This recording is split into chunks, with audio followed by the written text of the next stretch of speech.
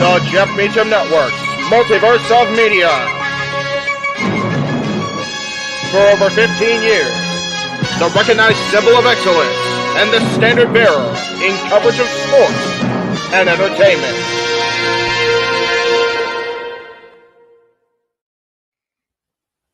JJ, Jeff, you want to kick this thing off? Because I'm still trying to process everything here. Yeah, it's like, who wants to go first? Well, come on in. It's open mic night with your host. you could maybe say there's really 4 topics, but it's split into 6. The Renegade, JJ Williams. The Sammy and Eddie Kingston thing, which one's the better smelling turd? And his panel of co-hosts. I am founder. We'll call me that for today since we're going with the Jeff Jarrett love theme here this week, according to JJ. The West Coast Professor, Jeff Meacham.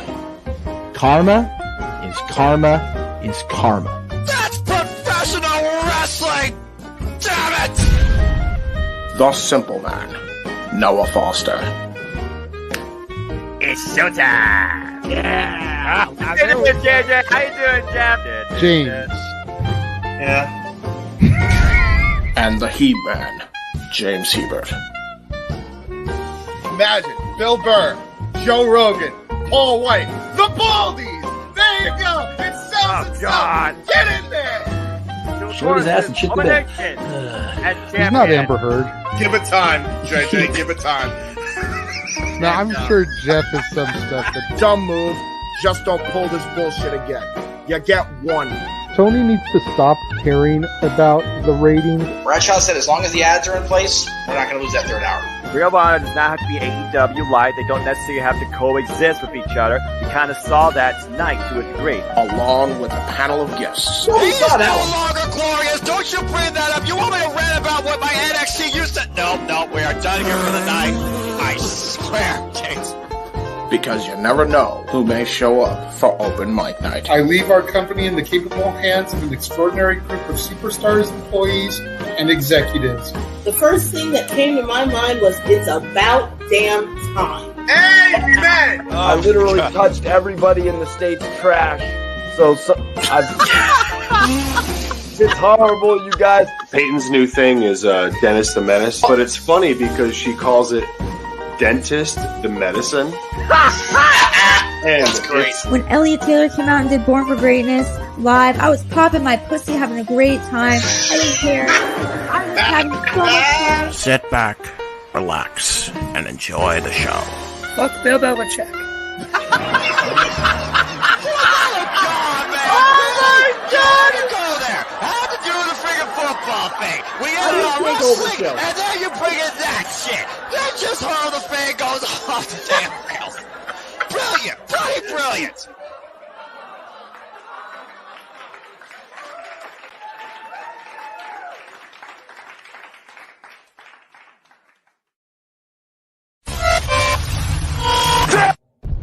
We're here.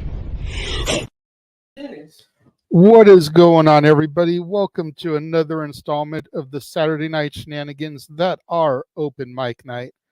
I, of course, am your host and moderator, the Renegade of Wrestling, JJ Williams. Hope everyone is having a fantastic Saturday evening. let's go ahead and start bringing in the illustrious panel. First and foremost, there is no Jeff Meacham this evening. He may be joining us a little bit later. He got called in to go to the hockey game this evening. So the first person we're going to bring in is the voice of the Jeff Meacham Network, the simple man himself, Noah Foster. Hello. How are we doing this evening, good sir? It feels weird not having no professional wrestling on a Saturday night, but that's all right. Doing well. You watch back WrestleMania 29, 23, and 20 for what they're worth.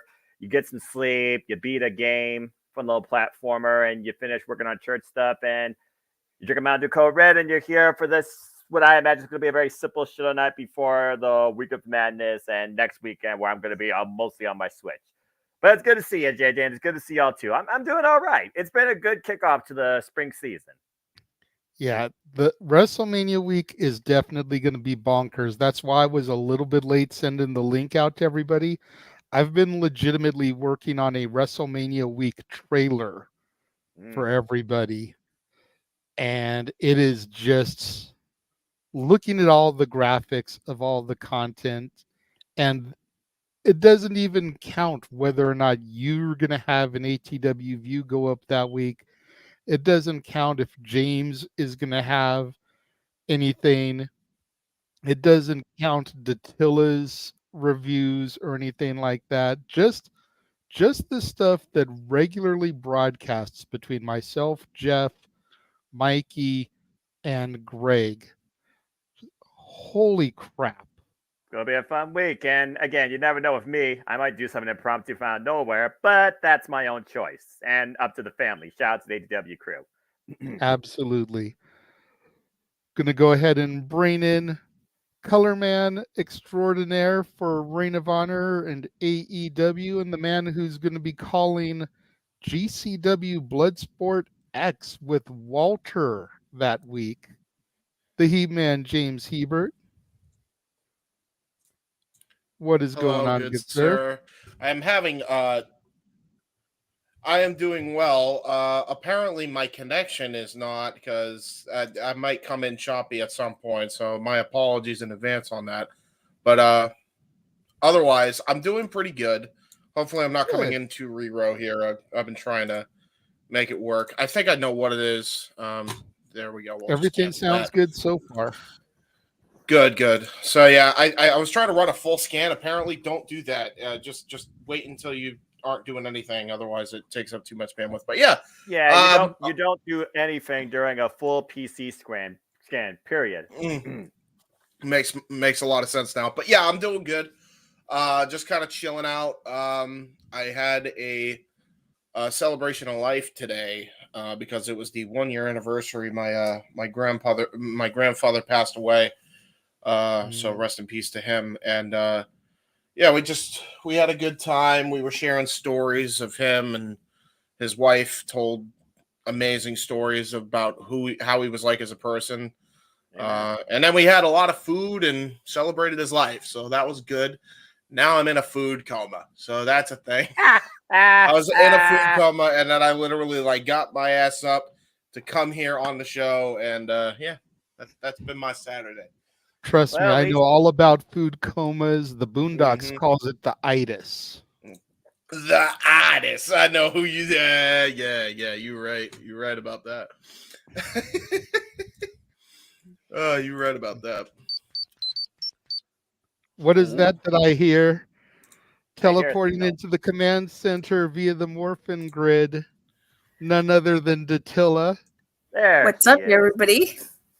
What is going on? I loved watching you giggle. Like, you still get such a genuine kick out of that announcing you coming in. Because it's funny. I like it. I really like it. I really added the little communicator tone. Gotta try and have something, to mix things up for people. Noah, James, Jeff, they all pretty much get a standard introduction. But, you and Walter, we've found a little gimmick that we can bring you guys in with, so let's run with it. You know what I mean? It's like, yeah, absolutely. It works. It truly does work, and it makes sense for her as well, being a Mighty Morphin person. So God bless it. Good to see you, Attila. Hey, and we getting love from both Darren and Mansfield in the comments talking about how much they loved that. Like, there you go. Hey, maybe we all need to get like some special intro. I need to figure out what mine would be though. Yeah, JR's got the freaking the Boomer Sooner. I don't need no intro. I'm simple. Yeah, you're simple, so you don't need an intro. Me, I feel like I don't know, maybe some animal drums or something like. If I wasn't the host, then would just be perfect for me. But you know, I'm the host. That would be perfect for you. Okay, I thought you were gonna say that's perfect for me because I'm as big as Godzilla. Like, listen, bro. Well, if you're gonna get summoned, someone would have to go like that and say, "We need JJ now." Yeah, that's true. Oh yeah, the little hand thing. Yeah, Too bad I don't have my dragon dagger. It's up there somewhere. Too bad I don't have it open. Otherwise, I would play it and be like, "Let's summon JJ." What the hell is this, Captain Planet? All the freaking elements coming together. All the freaking planets coming together. Stop it. Hey, listen. I know this is off topic, but my favorite Power Ranger is Spider-Man. That specifically the Japanese IRL show that literally spawned Power Rangers. That Spider-Man. Hey, mystery from hell, Spider-Man. Oh, I've seen the Japanese. Yeah. I knew somebody would get it. Yeah. We already got a super chat from Josh. Thank you very much, there, Mansfield. All the love to my fellow Code Lyoko gal. Lyoko. Okay. Yeah. Apologies, I'm not big on anime, so. Nah, you're fine. I totally get you. Well, anyway, I don't watch as much anime as I used to either, but Kolyoko was the absolute shit. It was. Way too damn short. 92 episodes, yet One Piece and Naruto still going on. Bullshit. We gotta do. I've never seen Naruto. I've seen One Piece. What? I've seen One Piece. Legitimately, like the three of us and like who else like got into that whole debate. I remember there was like a whole debate on the Christmas show. It was his daughter, Natalie. It wasn't it might have been my daughter. Like we all need to get on like some podcast, even if it's just a one-off, to talk about like our favorite cartoon shows from back in the day. Hamtaro? Anybody watch Hamtaro? I remember Hamtaro for a little bit. My sister and I used to enjoy that. No, sing it. Not copyright. All right. Well, we still have somebody waiting. Yeah, we do have somebody waiting. Yeah, okay, sorry.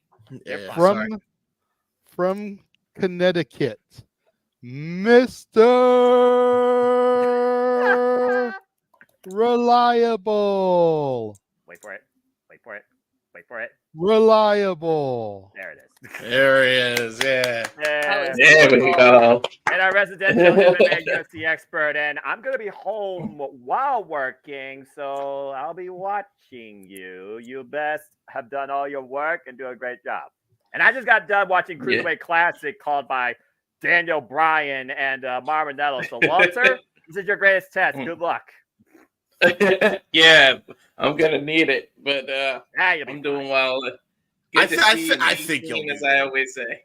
Well, think of it like this, because like you got the best show to start out with, because you got an MMA crossbreed type show, and I think you do the best when it comes to MMA commentary for sure. So, like, you add that element, you're the play-by-play man just as a result of that, and the fact that you're like, for those who don't know, right? And I've been keeping communication with this man. He's been doing like legitimate research on everybody on the card for that GCW show. So like, I am perfect as the guy for color and talking about the moves, which is what I'm good at doing anyway, as you are well aware of, Noah. So, and especially when it comes to the grapples and the strikes and all that. And if it's as MMA-esque as I think it's gonna be, dude, Walter and I are gonna have a blast with this show. Yeah, like, I'm actually looking forward to the show like a lot. But, good deal. I'm happy. I'm very happy to hear that. And I look forward towards watching and listening back to it while I'm working from home. I'll be literally right here while working while watching you guys next door. So there you go, man. Good stuff. Good stuff. Right. Good stuff. Yes. I'm looking forward to it all too, man. Like we touched on a little bit, you know, there's going to be so much stuff going on. Of course, we'll get to that later on in the trailers and everything. But for those that don't know what's being talked about, this right here, which we are doing the watch along for, 12 p.m. Pacific, 3 p.m. Eastern, Thursday, April 4th. Yes. Freaking Masha Slamovich versus Shayna Baszler. TNA versus WWE and GCW. My life is complete. Mm-hmm. You talk about the crossover that TNA could have had with WWE. They're testing it in another promotion right now. Yep. Thank you, Josh Barnett, a great friend of Triple H. True that. That's exactly what's going on. And an MMA pioneer. Yeah. Like he's probably like one of the most underrated MMA crossover stars, Josh Barnett, for that reason. A fair assessment considering how few actual matches he's had in his, when you look at pro wrestling versus MMA career. I mean, again, the last time he was in the four-sided circle, as we always call it, it was against Claudio Castagnoli during a kickoff. Yeah, and that match ruled. It was incredible. You know what's the shame is that Dan Severn and Ken Shamrock were too ahead of their time. Can you imagine them now if they were young guys and doing what they did? Because they were the pioneers of the crossover stuff. And Tank Abbott. Don't sleep on Tank Abbott. Tank Abbott. Tank Abbott too. Yeah. Dude, I'll be real with y'all. Like, I even now, like, just with that style of show, give me Nick Gage versus Ken Shamrock in the main event of one of these shows any day, bro. Like, think about it. Really, the baddest MFer versus the baddest man on the planet. Yes, please. Sign me up. I mean, you're not wrong. That's fair. I just got done watching a Wrestler Revolver match with Marina Shafir and Speedball Mike Bill. You want to talk about Shafir at her strength? What a great concept. Yeah, for sure. Gentlemen, look at Josh's comment. All I have to say. Go do your homework, bro. Oh, my God. To be young again. The residential young boy. Dan Severn, you should know Ken Shamrock. And Tank Abbott. I think he's talking about WCW so didn't know what to do with Tank Abbott that they had him dance to 3 counts performances.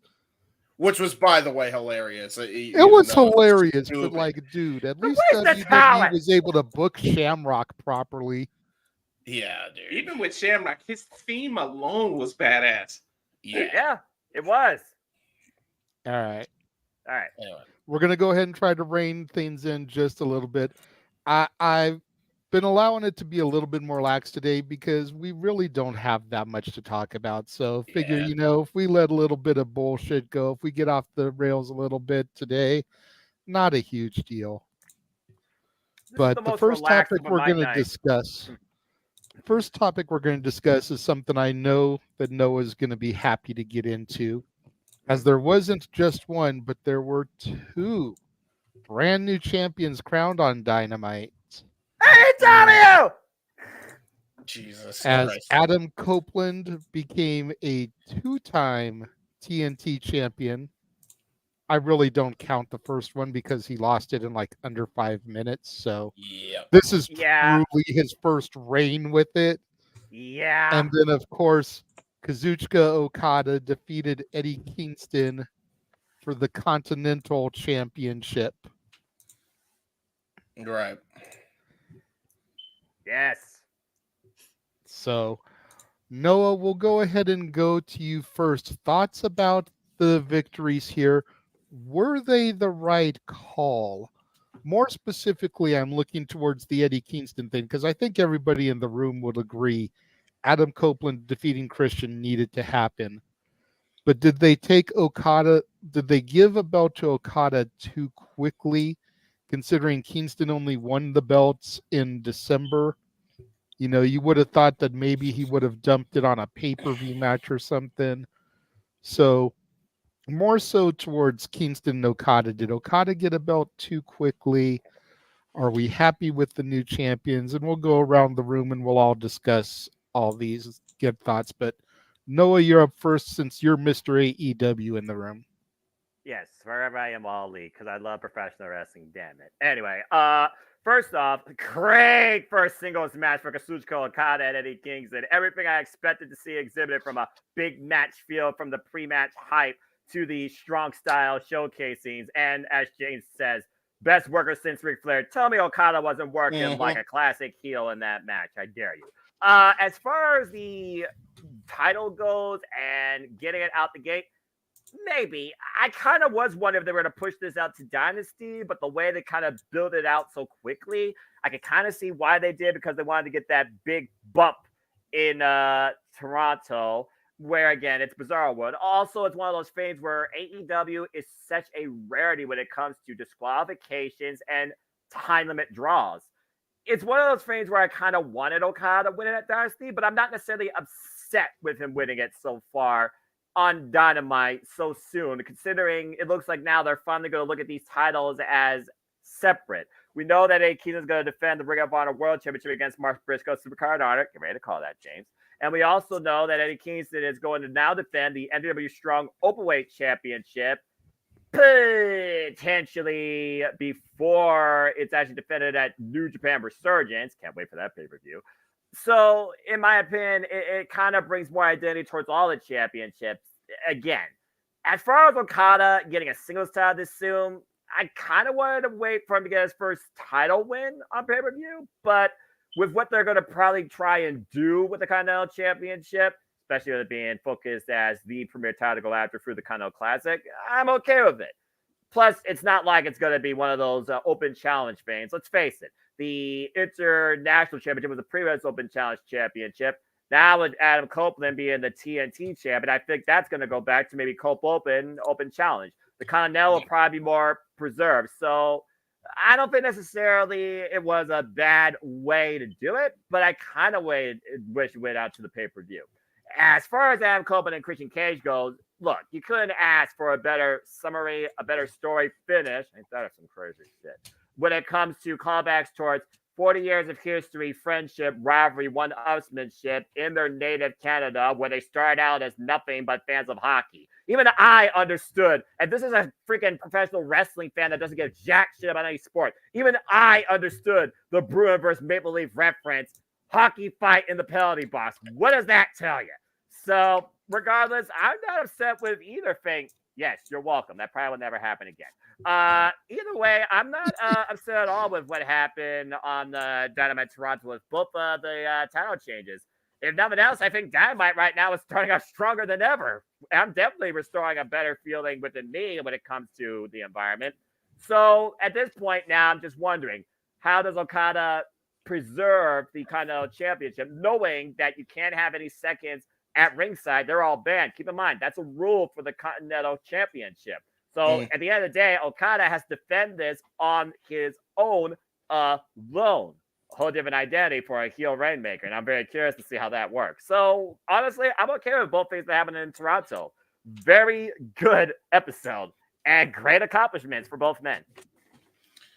I know that the Continental Crown is supposed to be defended no seconds or anything, but I feel with who Okada is currently running with, I feel like they could have found a way to do some kind of run-in schmozzy thing so that we could have pushed the storyline to Dynasty. I think that was my thing as far as that goes. Well, and especially cutting to the back and seeing those two jagoffs on camera fist bumping each other sitting next to Tony Khan, like well, at least they didn't cut the lights out like a House of Torture running in New Japan Pro Wrestling, and force the match decision due to a storm that happened during freaking Sacrifice that still exists. So I do understand where you're coming from, but for me, it's Okada being heel. I know how great he is already as an in-ring competitor, as a champion. Now I'm really curious to see how sneaky he can be as a worker. And so far, strong first impression. See, everyone knows that I'm not the biggest on Eddie Kingston. But this makes me wonder if Tony has maybe lost a little bit of faith in him. He's dropped the Continental Crown now. Super Card of Honor, he's got Mark Briscoe. You know, almost a year after losing his brother, finish the story. The championship that Mark Briscoe has never had. He's got the opportunity to dethrone Eddie Kingston for. Is Eddie going to lose that belt too? On the heels of this, and then just have the New Japan title, whichever it is. Forgive me for not keeping up with that. And NWW Strong Championship. But I understand what you're saying. And according to this, maybe he wants Eddie Kingston to just focus primarily in one company. Do you want him to represent Ring of Honor? Do you want him to represent New Japan Pro Wrestling? Because if you watch Ring of Honor, Eddie Kingston says, humble in victory, humble in defeat, to hell with that after Homicide called me a pussy. He says that he's going to literally fight for everything that's worth because he doesn't want that feeling of losing again. For all we know, we might be going back to the old give no shits Eddie Kingston. And it might just be one focus. So I think it's just more so reshaping rather than losing faith. Because again, Eddie Kingston's been at people's choice for how long now? Since winning all 3 of these titles? Going back to the first title he won in Corrigan Hall on Independence Day, July 4th against Kenta. So Eddie Kingston going heel, focused in one company. If that's the end game, then I'm okay with it. But it does leave me a lot to think on suspension of disbelief if Mark Briscoe is going to win the Ring of Honor World Championship. Go ahead, James. You're next. I just wanted to, get a little banter here with Noah because I figured if anybody would be able to answer my questions, it would be him. So go ahead, bro. Anytime.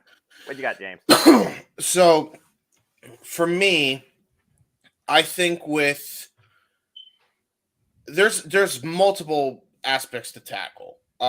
We don't even need to tackle the Adam Copeland thing because, as you said, JJ, that had to happen. It was calling for it anyway. It was a great moment. I mean, think about that. Christian Cage, Adam Copeland, main eventing in their hometown, in what really is arguably the second biggest scope right now in the professional wrestling industry. Yeah. So as far as Okada goes and Eddie Kingston goes, because I'm going to tackle this as like a part A, part B here. That's fair because they were part of the match together, so that makes sense. And I think both are going different directions. Yes, going forward. With Okada winning the Continental Crown Championship or the Continental Championship, I'm just going to call it as it is, just to make it easier on myself. Go for it. You could argue it's too soon. But I counter your point with a little tidbit that Okada picked up from one AJ Styles. So I'm going to give you a little bit of a history lesson. Please do. When AJ Styles... And I'm only off camera here because I just finally got served dinner, but I'm still here, so go ahead. You're good, brother. So AJ Styles came into New Japan Pro Wrestling, literally. And I mean right out of the gate. Bat out of hell. Inserted himself into the Golden Star Bullet Club. Everybody confuses him as the leader. He was actually just a prodigal child. Carl Anderson, the new leader, actually picked up for Bullet Club. Yep. He knew he was the future, so he put all of his eggs in that basket. Right? That was the whole story going in. AJ came in, wrecked shop, Pearl Harbored Kazuchika Okada from behind. They had the match 3 weeks later, and AJ won the IWGP World Heavyweight Championship. In Dontaku. Dontaku, yes. So AJ did that. Why did AJ do that? Because AJ Styles, outside of WWE and even within WWE, at that time in 2014, there was nobody better on the planet than AJ Styles. Nobody on the planet better than AJ Styles. And you can make that same argument because AJ Styles and Kazuchika Okada at that time were 1A, 1B. Kazuchika Okada, to this day, is still 1A. He's still at that top echelon of professional wrestlers. Has been for a while. The amount of times he's won Pro Wrestler of the Year awards in Pro Wrestling Illustrated, the Observer Awards, although we've fucking shit on that. all sorts of different awards, right? This guy gets number 1 or is at least in the top 5, if not top 10. He's that damn good. That's a universal praise that he has gotten. So for you to come in and not have him win his championship almost, the third weekend, that would be an insult to Okada. It absolutely made the most sense to give Okada the first championship. In fact, much like how Christian Cage put prestige back into the TNT championship, I think this is going to add a great layer and great prestige to the Continental Championship in AEW. And, the fact that, you had 2 major title changes that really completely shaped the face of AEW like overnight, the way they did. And they did it in such a way where it made Okada look strong. It didn't make him look weak. It made Eddie Kingston look strong in defeat. And Okada can prove that not only can this guy work face, he can work like a prick heel too. Yeah. If you like Kazuchika Okada, if Kazuchika Okada and MJF does not happen at some point during this run, I will be shocked. Because we're talking 1A, 1B of AEW here. Take my money. Seriously. Look at the champions you have as a result of that. Just look at the championships in AEW as a result of these 2 wins, right? The world champion, Samoa Joe. The TNT champion, Adam Copeland. The Continental champion, Kazuchika Okada. The international champion, Roderick Strong. The AEW World Tag Team Champions. To be determined. But you imagine one of the 2 teams that have been feuding for the last few months, have probably FTR or Blackpool Combat Club, are going to win that. Hopefully FTR. But before that, it was Sting and Darby Allin. I'm going to say it right now, bro. Don't say it. I know I'm gonna say it. I would bet every penny. Let's hold off. Let's hold off on it. I'm just gonna say it. I would bet every dollar in my bank account that the Massey brothers are gonna get it. No, no. If I was a gambler, they had the title shot anytime they wanted. They lost it to Jericho and Omega, only for Omega to go out with diverticulitis. You rewind it back and you get it back to them. I hate it, but it's fact. And if you don't think now that they're leaning into this heel EVP bullshit, that the EVPs aren't going to give themselves that gold with Okada with his championship, you're crazy.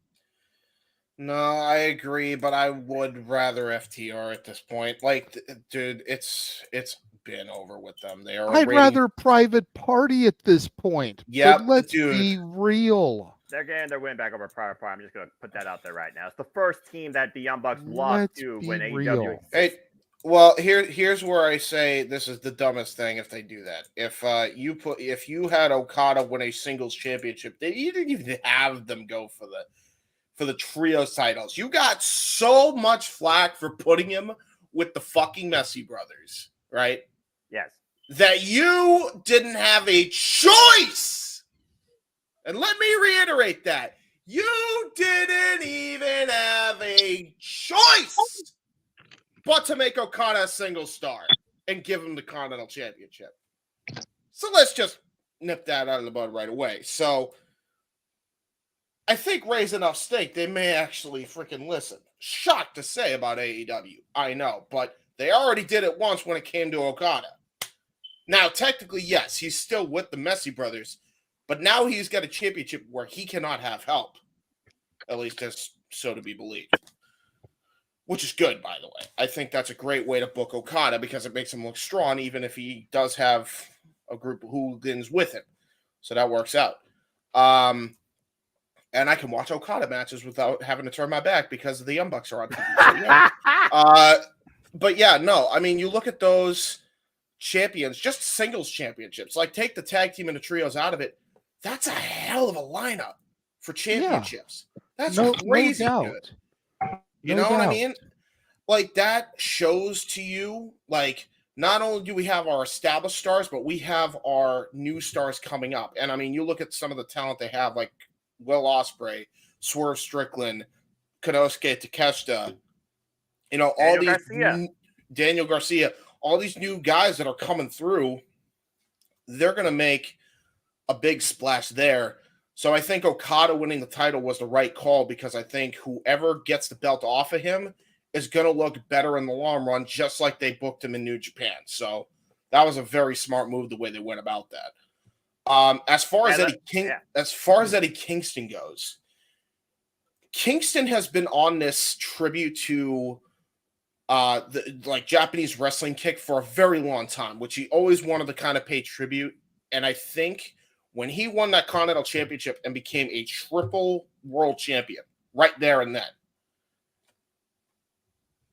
mission accomplished. He gave tribute to his idol in Mitsuharu Misawa when he won the Triple Crown champion in Japan, all that time ago. So that's already done. He doesn't need to keep defending the title. Plus, he had a great match for that championship, all 3 belts with Bryan Danielson.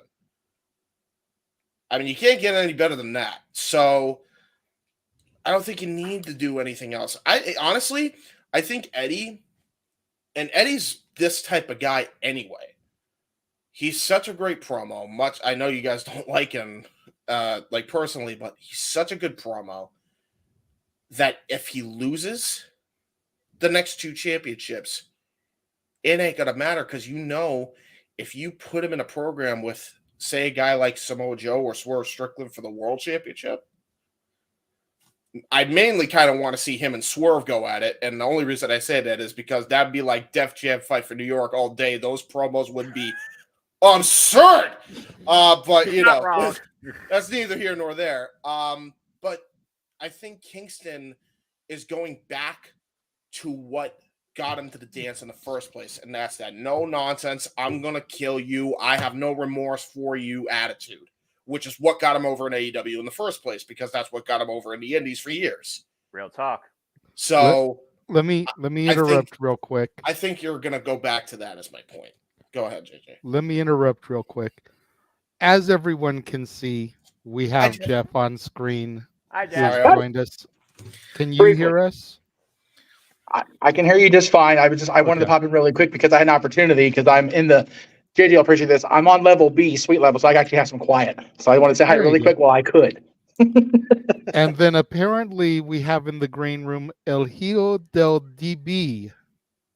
Oh no! Oh, he's back. Hola, ¿qué pasa? Hey, what's up, bro? Hi, Matt. Oh, okay. I'm like, what the shit? Okay, I got you. Hey, what's good? Hopefully Mansfield is still watching. Hello down there. Hello there. So like I said, it was really brief. We're at intermission. We're almost going to be not at intermission anymore, but I wanted to say hello quickly. I will be back at the end if we're on till 12, which hoping for y'all say you're not. And JJ, again, thank you for steering the ship as you do in my having to be tagged in tonight. So love you guys, miss you guys. Everybody's been told the next 2 Saturdays, unless somebody's dying or my kid's in jeopardy, everybody in this room, everybody else besides the folks in this room and watching can go fuck off for the next 2 weeks, because I will be here. There you go. So have fun, guys. Yes, sir. Thank you for popping in real quick. Yep. And James, also, let's not exclude the women. Julia Hart, homegrown talent. Toni Storm, established Stardom, former champion right now, with protege Mariah May, who had 99 matches in her just last year run in Stardom. So AEW truly is cultivating a lot of promise for the future, not just of their company, but of the wrestling industry. And it's a beautiful thing to see. And they have great names, like you said, great status quos, great standards to help build off of it. Yeah, I mean, I'll be real with you, and if they can get their booking right, which, with Tony Khan can kind of be a crapshoot sometimes. Although I will say it sounds like he's finally started to grow some balls, because he's really had no choice, or else his company's in the pits. So I think he really has to now. I think Okada winning the title, the Continental title by himself, was gives me a little bit of hope that that's actually the case. Literally everybody but the Messi brothers. Let's not even kid ourselves. If you don't believe me, by the way, look at WrestleNomics, folks. Everybody on that roster is over for the most part. They have one of the most talented rosters ever assembled. Like, probably the most talented roster assembled, only up to when they had Punk, Cole, and Danielson. That entire roster when those three signed. That's probably the only one that rivals it. And even then, there's a lot more promise longevity-wise with the three names they got now, with Mercedes and Okada and Will Ospreay. I mean, by the way, you know, we are talking about Kingston and Okada and the championship title changes with Adam Copeland and you know, Kazuchika Okada, but man, Ospreay. I mean, what an underrated freaking promo, man. Like, this guy might be one of the best, like, mic workers in the business. And I'm not just saying pro wrestling. I'm talking combat sports, period. We're talking this guy who's got Conor McGregor levels of, like, charisma. That's saying a lot, by the way, because that guy drew 1 million pay-per-view buys. He's got that level of energy. Now, I'm not saying he's going to, like, draw 1 million pay-per-view buys right out of the gate because of his promos, but, like, just him alone. Danielson hasn't even had to say a fucking word. And I'm like, take my money for this match, because he literally put this over as, like, the biggest match of all time. Yeah. Like, it like the biggest match of his career, the biggest match in AEW, all the jazz. He has made this. That's how you sell a pay-per-view match, man. Like, seriously. MJF, Will Ospreay, Okada. Those are like the three people that you have to look at on how to sell a match. And I say Okada even though he speaks a different language. But if you see how he sells matches, oh boy. That's why I say that. So those are great names to sell your pay-per-view. Absolutely. Man, they got a great roster. They really do. It's very promising. Yeah, I will not sell short AEW's roster, because they have got Tony Khan has basically assembled the New York Yankees in wrestling form. How fucking dare you? I agree. It is what it is, bro. But I have no comment. I don't watch any sport but pro wrestling. You couldn't say the Atlanta Braves. Come on now. Dude, how many championships have the Braves won as compared to the Yankees? Listen, they're still everybody at least respects the Braves, all right? Come on now. That's debatable. You could have used the Patriots. I'm not a football guy. I'll never use nobody will I'm not ever a use football Patriots guy. but us, bro. But the bottom line being is the AEW roster is an all-star team. Yeah. Who in the But at the same time, you know, to Emmanuel's point in his super chat, thank you very much, Emmanuel. How do you put over people in AEW? Because something is missing. The biggest problem that I see right now in the roster is it's overbloated. Yeah. Yeah. There are more people on the roster than there's TV time to showcase. And that's one of the things I'm going to get into when I do my next Inside the Mind of the Renegade. I'm trying to wait until after Dynasty to see how that plays out before I pull the trigger on that show. But I'm going to be talking very directly to Tony Khan about what he can do to right the ship. I'm not saying that it's sinking, but there's definitely a lot of areas that could use some improvement. I think we all could agree on that. Yeah. And I'm going to be directing that to him. Yeah. So we say all the same thing. Again, we talk about it's not just an AEW thing, but we know AEW has so much promise. We want to see it thrive. WWE has always had that problem, and that's why I talk about IKEA for certain things. But the industry is the industry. The problem right now with the industry, and I don't know if it's a problem or a great thing, there is so much quality, but there's such an overwhelming level of quantity that not even the two biggest companies in the world know what to do with it. Yeah, exactly. Anyway, continue. To answer the other question, the chat room from the real Wyatt, El Hijo del DB is our good buddy Matty Laws, who you can see Wednesdays on the Greg Cherry Show and on the Raw Ball podcasts. He is a good He's a good man. Real Wyatt's got his breaking kayfabe. Don't y'all be trying to talk me up as something I ain't. He pops in here every now and again when he doesn't have anything better to go and do. What's up, Walter? I see you with your hand up very patiently. You talked about AEW's roster, and it's like they got a nice roster, I can say, but you got a few nice cars, but you keep it in the garage all day and nobody sees them. What's the point? If you just let them sit in the garage collecting dust. You got to showcase these people. That's true. Yeah, for sure. Yeah, you're not wrong about that. I get that. That's why they had like Dark and Elevation for a period of time that did that. And by the way, I still have my skepticism about AEW. Like, let's not kid ourselves. We all need to have that after what we've seen in the past, whether it comes to twat activity on the internet or it comes to foolish decision making. Yeah, I mean, either one, the way you look at it, for sure. Like, as long as Tony Khan gets the wax out of his ears and his head out of his own ass, or out of the Messi brothers' ass in this case,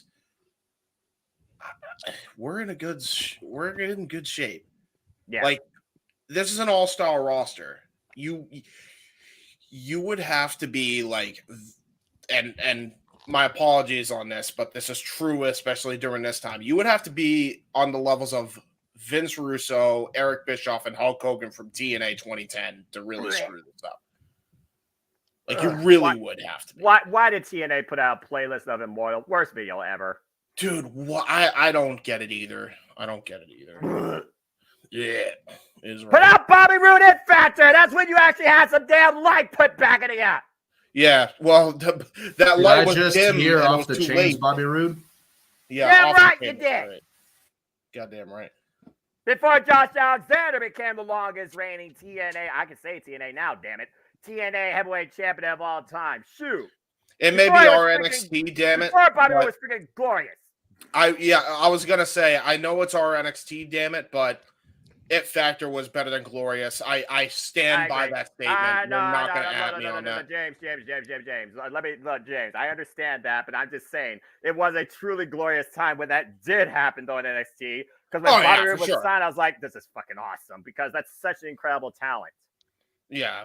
And I'm glad he got to where he wants to be now, finally. A producer. Let's all be 100% honest here, though, and say that Beer Money Bobby Roode was the best version of Bobby Roode. That I agree with. Yeah. Anyway. Datilla, did you have a question? I thought I saw your hand up. No question. All right. Moving on to Maddie then, since he wasn't here when we first mentioned the topic. We're talking about Adam Copeland and Okada winning championships on Wednesday. Okay. So, especially when it comes to Okada over Kingston, was it the right call to do so quickly?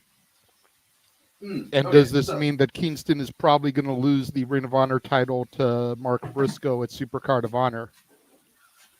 The answer to both of those questions can probably be answered with yes. I apologize, I'm still cooking. The man has to cook. El Hijo, we have to cook.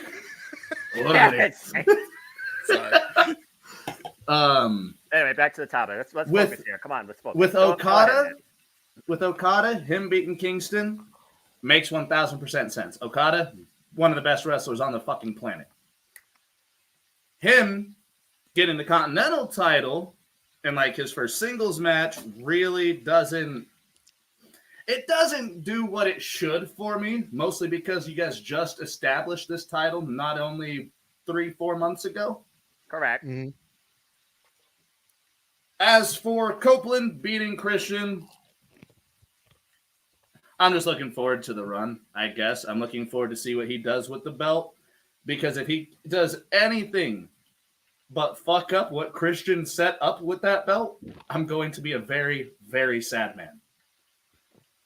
As for Okada, yeah, I just feel like if he's going to win a title, it should be a title of a higher caliber as opposed to a title that they just implemented less than a year ago. If I can counter your point on that, though, if you wouldn't mind. Of course, go ahead. Okay, so hear me out as you cook. I actually argue against that because what established title are you going to give him? Yes, you have too many titles on AEW. You can make that argument all day long. However,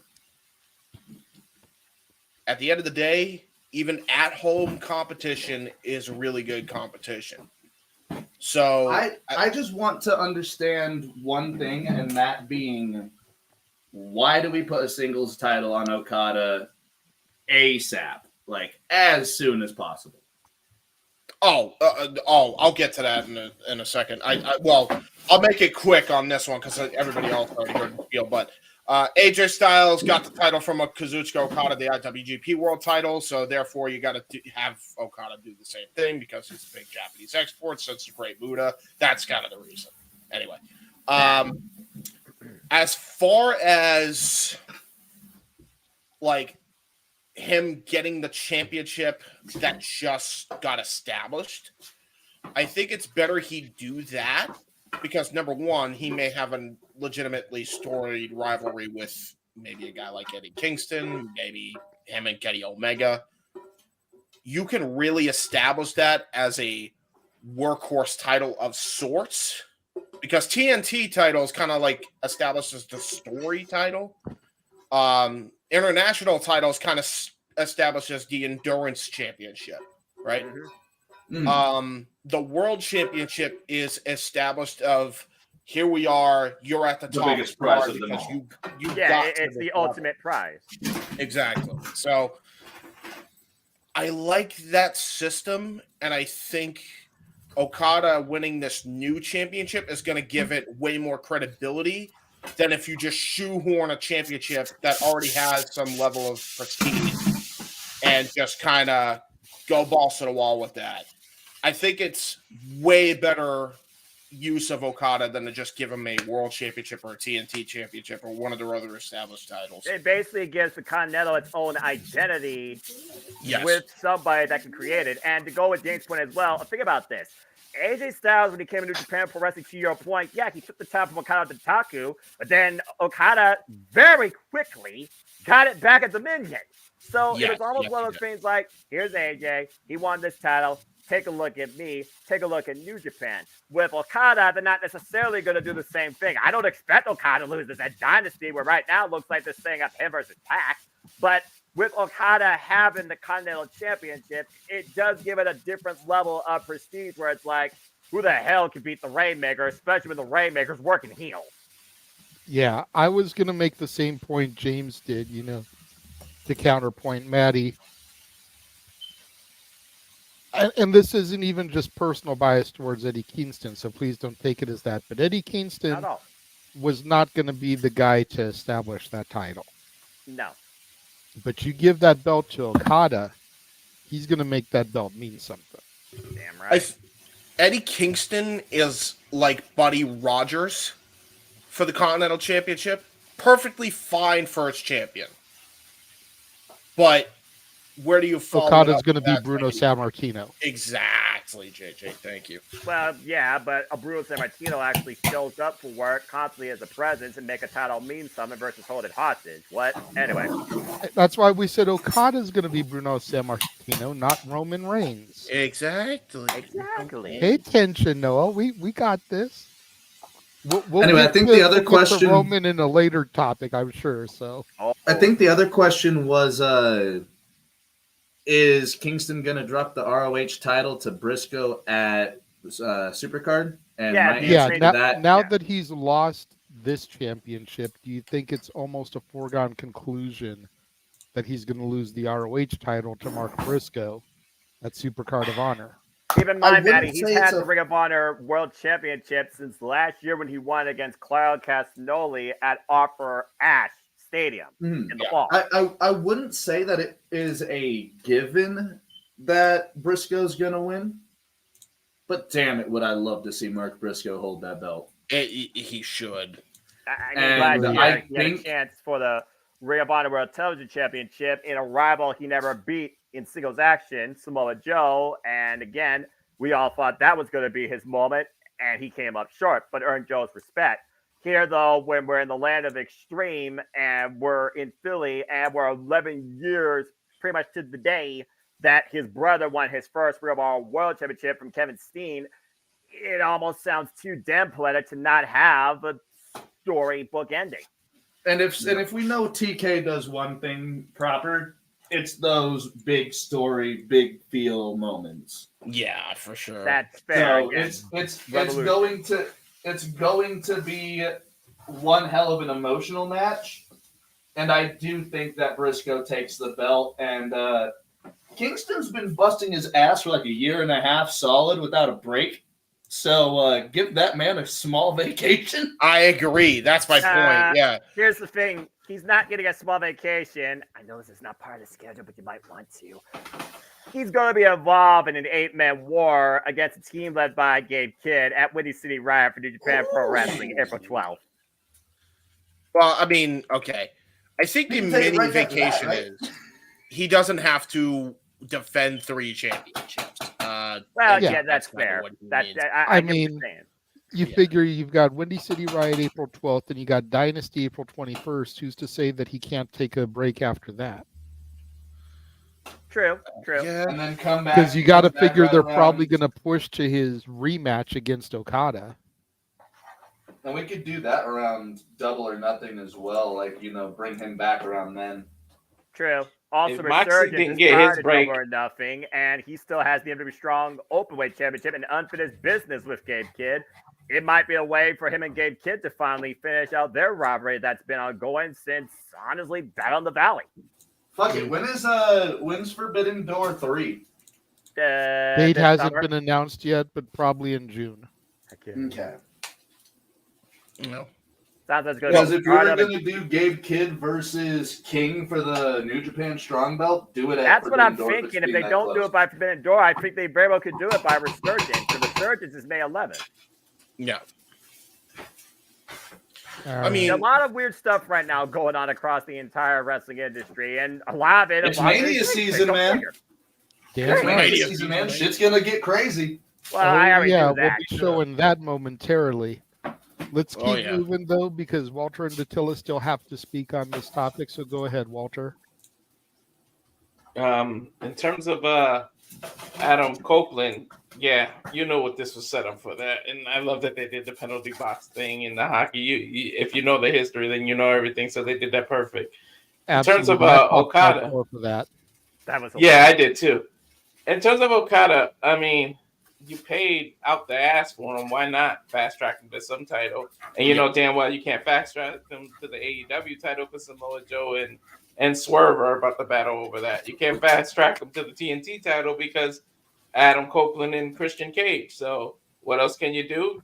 Fast track him to the Continental Championship and now establish that as a major title under Okada and establish that under your AEW brand and make that maybe top 3 to 3rd best title.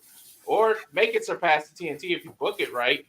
So if you're gonna, what was it, 10,000 yen or whatever you paid this guy, like millions of dollars, fast track this dude. You might as well get your money worth and make him happy. Give him all his wins, give him all his titles, give him accolades, and let him have a undefeated year or something, and keep defending that title and make it actually mean something. As long as he keeps putting on good matches and worthy contenders challenge for that title, you can easily establish it as one of the top ones in your company. So I understand why they did it. I mean, I understand our arguments, but if you're gonna pay this much for somebody, use them. If you're gonna pay, $75,000 for a car, you're gonna drive the motherfucker. You're not gonna leave it in your garage. Like, how much did Okada pay for that Ferrari? Use what the fuck? Yeah, like I'm just saying. Yeah, I mean, the only other title you could have really fast-tracked him to would have been the international title, and that would have killed the momentum of Roderick Strong. Yeah, exactly. And what little bit of momentum the Undisputed Kingdom has going, which is already on fucking life support with the way they did Wardlow. It's hanging on by a thread, which is why. Honestly, I won't go off on a rant, but they should have never pulled the trigger on that story if Adam Cole wasn't healthy, because we all said that this was going to happen.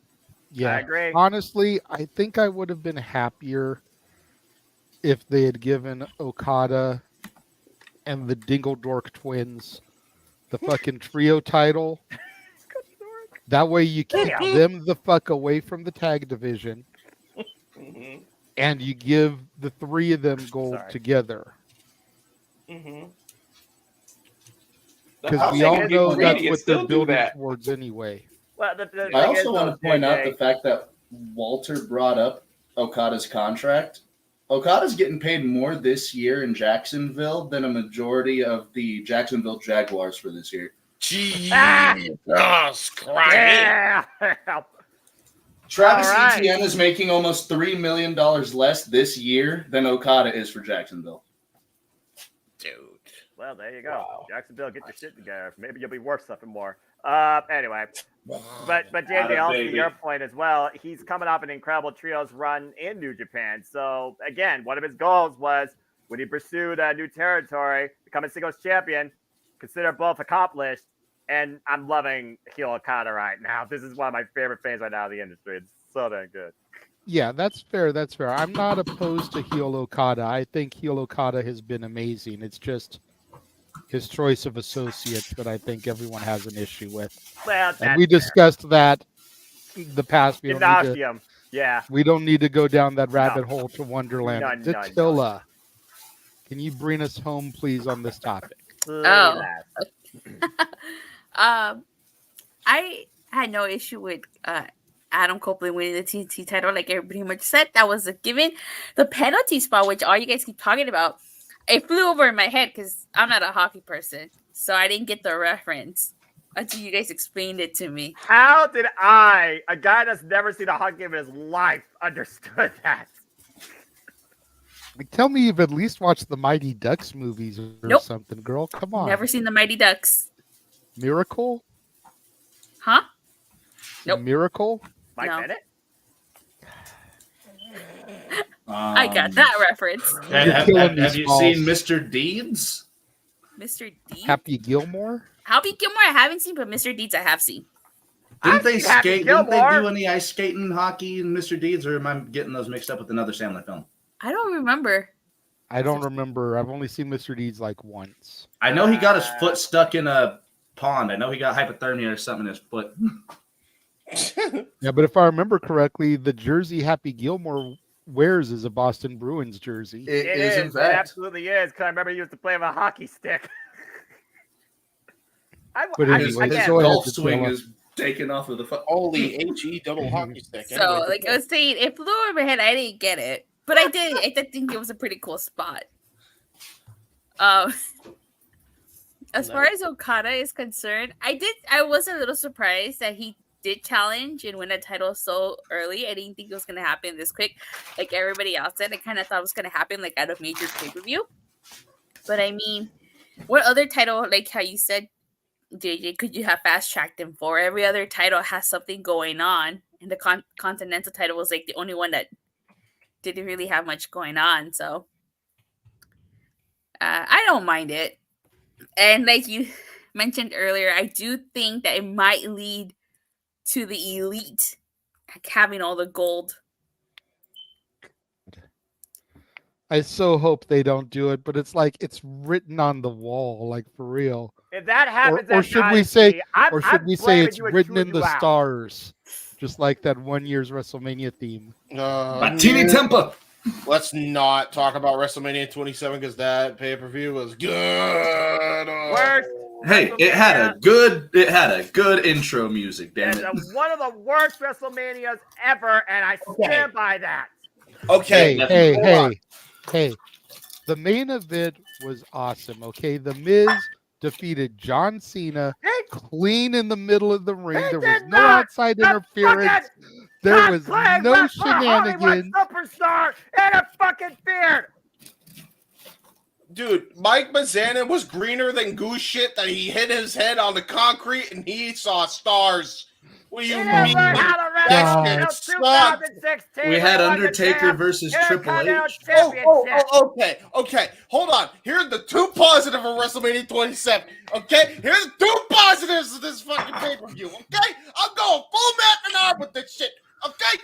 The two positives with this fucking pay-per-view. okay, were the goddamn theme song that you just mentioned and the lowest common denominator of the best trilogy in wrestling. The worst match of the 3 matches that they had. Oh, great. Oh, great. Fucking, I hate that thing.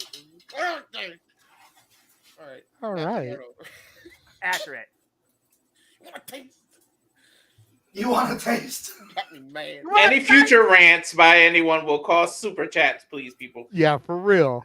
Hey, I had that was your free sample. If you want more Matt Menard rants from me or James, super chat, as simple as that. Otherwise, I'm going to try and make tranquilo.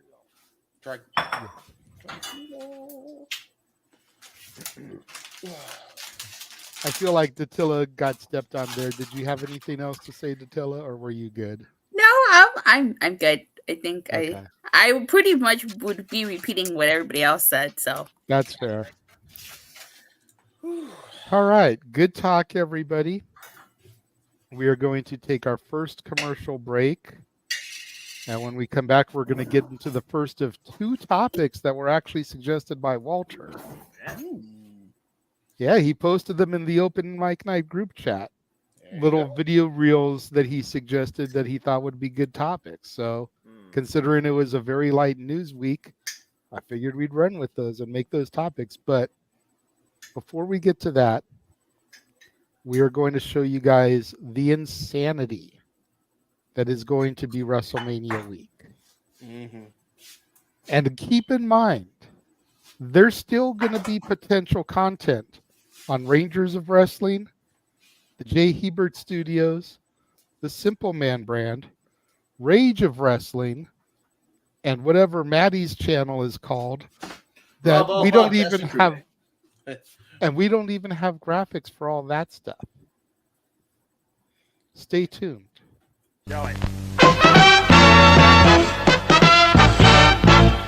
And now, preview time.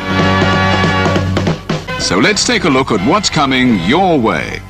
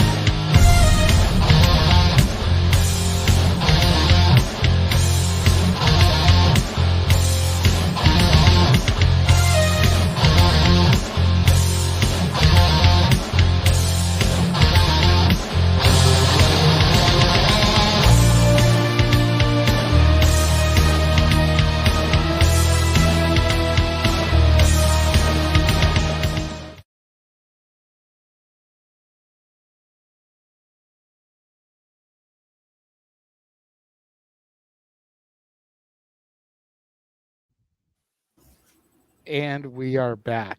That's a lot of content for a single damn week, and who knows what else we're all doing. Dig him. Right? Oof. It's a lot of stuff. That's a lot. Well, also, if you're following anything else, professional football, the week after is the draft, so no rest for the wicked. Well, yeah, and this weekend is the kickoff of the UFL, the USFL XFL combination. Let's go. More things for me to gamble on. Superman don't gamble. Also, yeah, 26.2. Thank you for your support. I'm not monetized. I'm just happy to be part of the fun and support friends that are. So there you go. I'm not monetized yet either. I have got a long way to go. You're very close. You got the subscriber milestone. Now you just need the time. The watch hours. I'm gonna let you know, these raw ball boys, we ain't never getting monetized. The raw ball. I gotta get on one of those shows. By the way, I heard those are knuckin' futs. Oh, depending on the week, yeah, we go off the rails. Yeah. Well, I mean that's typical with open mic night, but you know.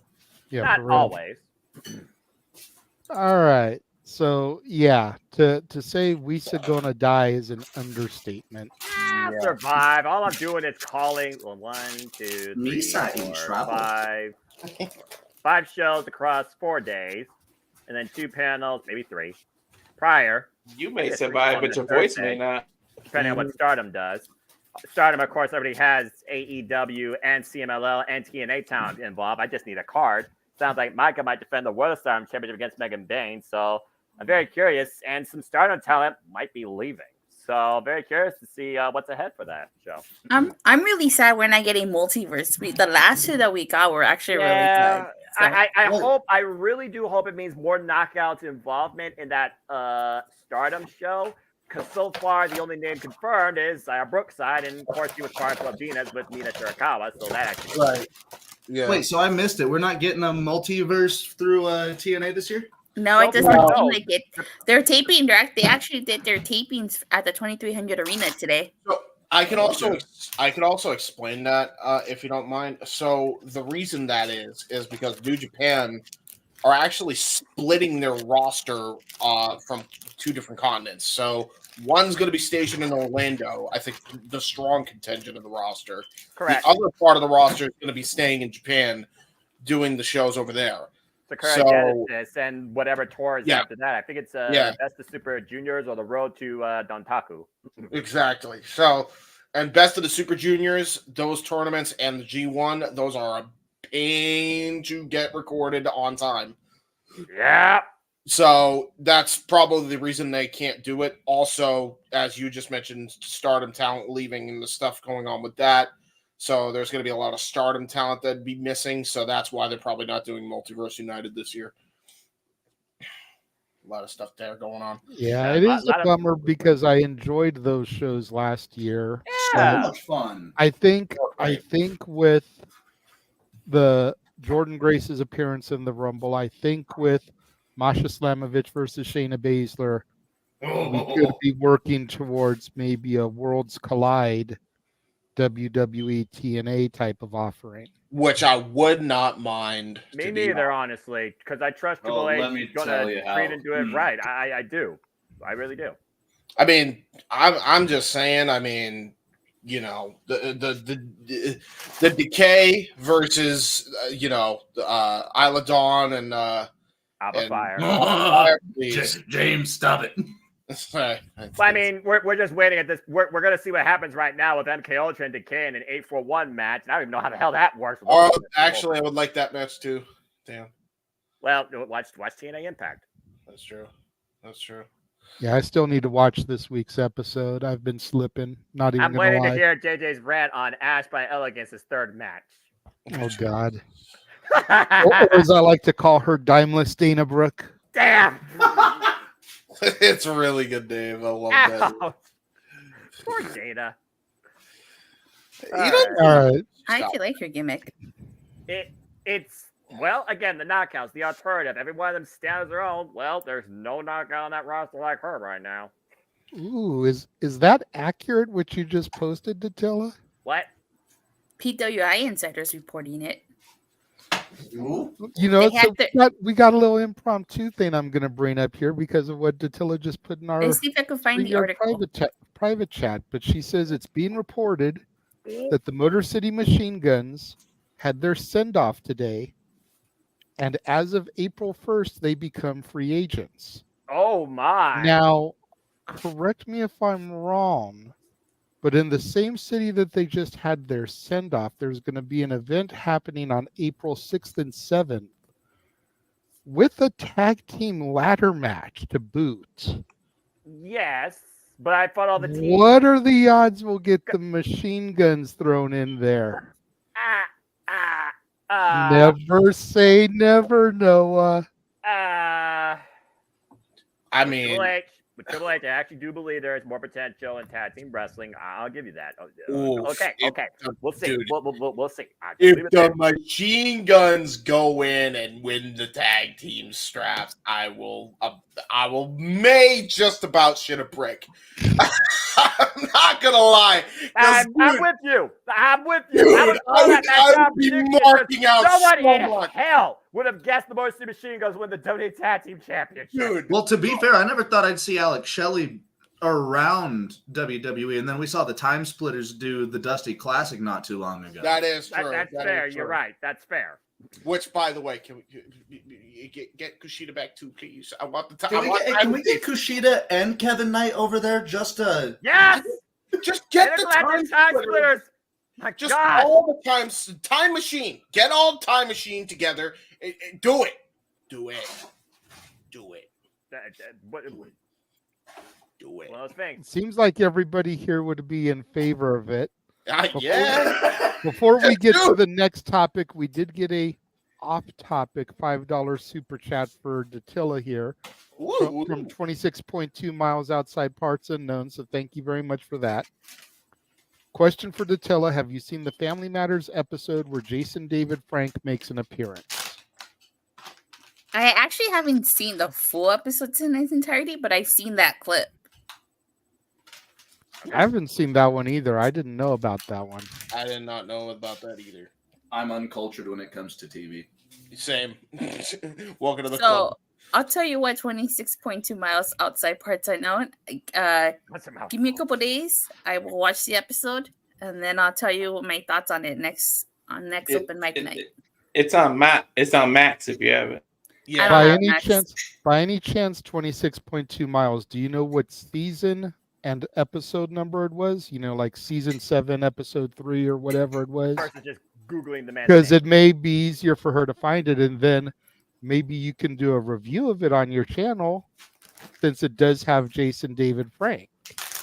Granted, it's not a Power Rangers review, but he will forever be our green, white, red, black Ranger. So, you know. He'll be the multicolored Rainbow Ranger, as far as I'm concerned.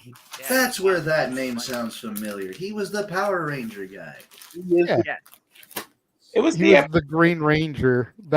He will always be the Green Ranger for me. I don't care what other colors he had. He's the reason I like the Green Ranger. That's because you didn't see the epicness of the Black Dino Thunder Ranger. He was really good as Black Dino Thunder. That's fair, but what I always loved about the Green Ranger, especially the way he was brought in, is he was one of their own. Yeah. And that's what made him a bigger threat than Rita, Zed, the Flavor of the Week monsters. He was one of them. He had the power. He was able to go into the command center. He was able to infiltrate their Zords. That's what made him so dangerous and why I loved him so much. Fun fact. I don't know if you guys know this. I don't know if you guys know this, but in the Japanese version, Jew Ranger, Tommy's Japanese counterpart, Borai, he actually dies. So the storyline, his story, that's why the green candle, when it was disappearing. Yeah. That was me. That oh he yeah, he actually dude, died. I love that episode where the White Ranger and Green Ranger fight. That was so dope, dude. I love that episode. So in Jew Ranger, the Green Ranger actually dies. They weren't going to kill off Tommy Oliver, obviously, because of his popularity. So, because they had no more footage for the Green Ranger, they had to make they chose to use the White Ranger footage from the other season, Dia Ranger. Mm-hmm. The more you know. Akira Toriyama, creator, of course, and writer for so many incredible animes, including Dragon Ball Z. Great name. Oh yeah, yeah, for sure. But no, that's an anime I could talk about all day. Yeah, dude. By the way, 26.2 miles outside of parts unknown or unknown rather is a funny ass name. Like marathon outside of parts unknown. Jeff has had him pop into his chats before, and he said that's like his favorite name. Dude, it's a great name. It's a great name. I love that. But anyways, that's hard. Let's get back on track here. All right. The first topic that was suggested by Walter from a reel that he shared in the group chat. Who is the most overrated wrestler? And I went ahead and made it male and female. That way you don't have to just pick one overall. If I may go first. Oh, go ahead, Maddie. I see your hand there. Go ahead. I was just going to say the man called Gorg. The who? The man called Gorg. Who's Gorg? The man that kicked Bret Hart into retirement. Oh, I was so confused. What's Gorg? He doesn't even deserve the full name.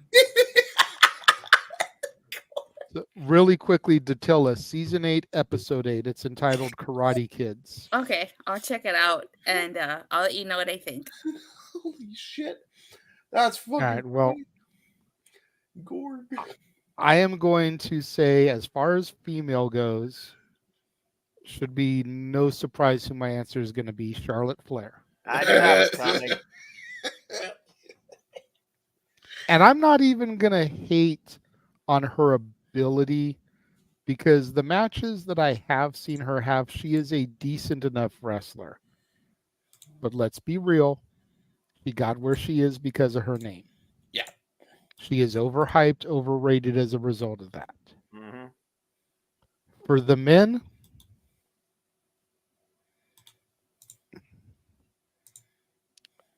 I'm going to take a cop out. It's the Massey brothers. I'm not surprised either. I mean, you kind of stole my pick, but yeah. I mean, again, if they had never hooked up with Kenny Omega, would they be where they are today? They might still be. Or would they still be wrestling in Reseda in a fucking freaking armory? Yeah. Let's be real. If I could add to your point, JJ, real quick. Name every person that has ever been with the Young Bucks, and once they split away from the Young Bucks, have gone on to do better things since. Cody Rhodes, CM Punk. Who else? I'm missing one from. Technically, Hangman is out of their whole story. I was actually gonna get the Hangman. Because he's doing his own thing too. I'm not surprised Emmanuel put John Cena. We all know how much he loves John Cena. I probably would have gone with Cena, but he's not wrestling full time anymore. That and Cena was. I'll get to Cena another time, but he was a victim of the system at the time. Let's get the order going.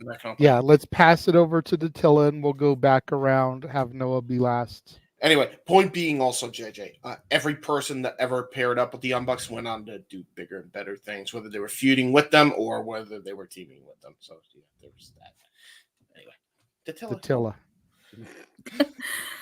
For women, I have to agree with you, JJ. I think Charlotte Flair. She's not saying that she's a terrible wrestler, Yeah. But I will give her flowers as a performer, but. Yeah. As for Mel, oh my God. Okay, for Mel, let's see. Someone I think is overrated. Oh God. Let me see. I don't know. That's a tough one, honestly. for me, anyways. Can I get back to you on the male one? Yeah, Where I think we can about it a come little back bit more. to you after Noah. Okay. Or if you come up with one, just raise your hand and we'll come back to you. Go ahead, Walter. Okay, so in terms of females, I say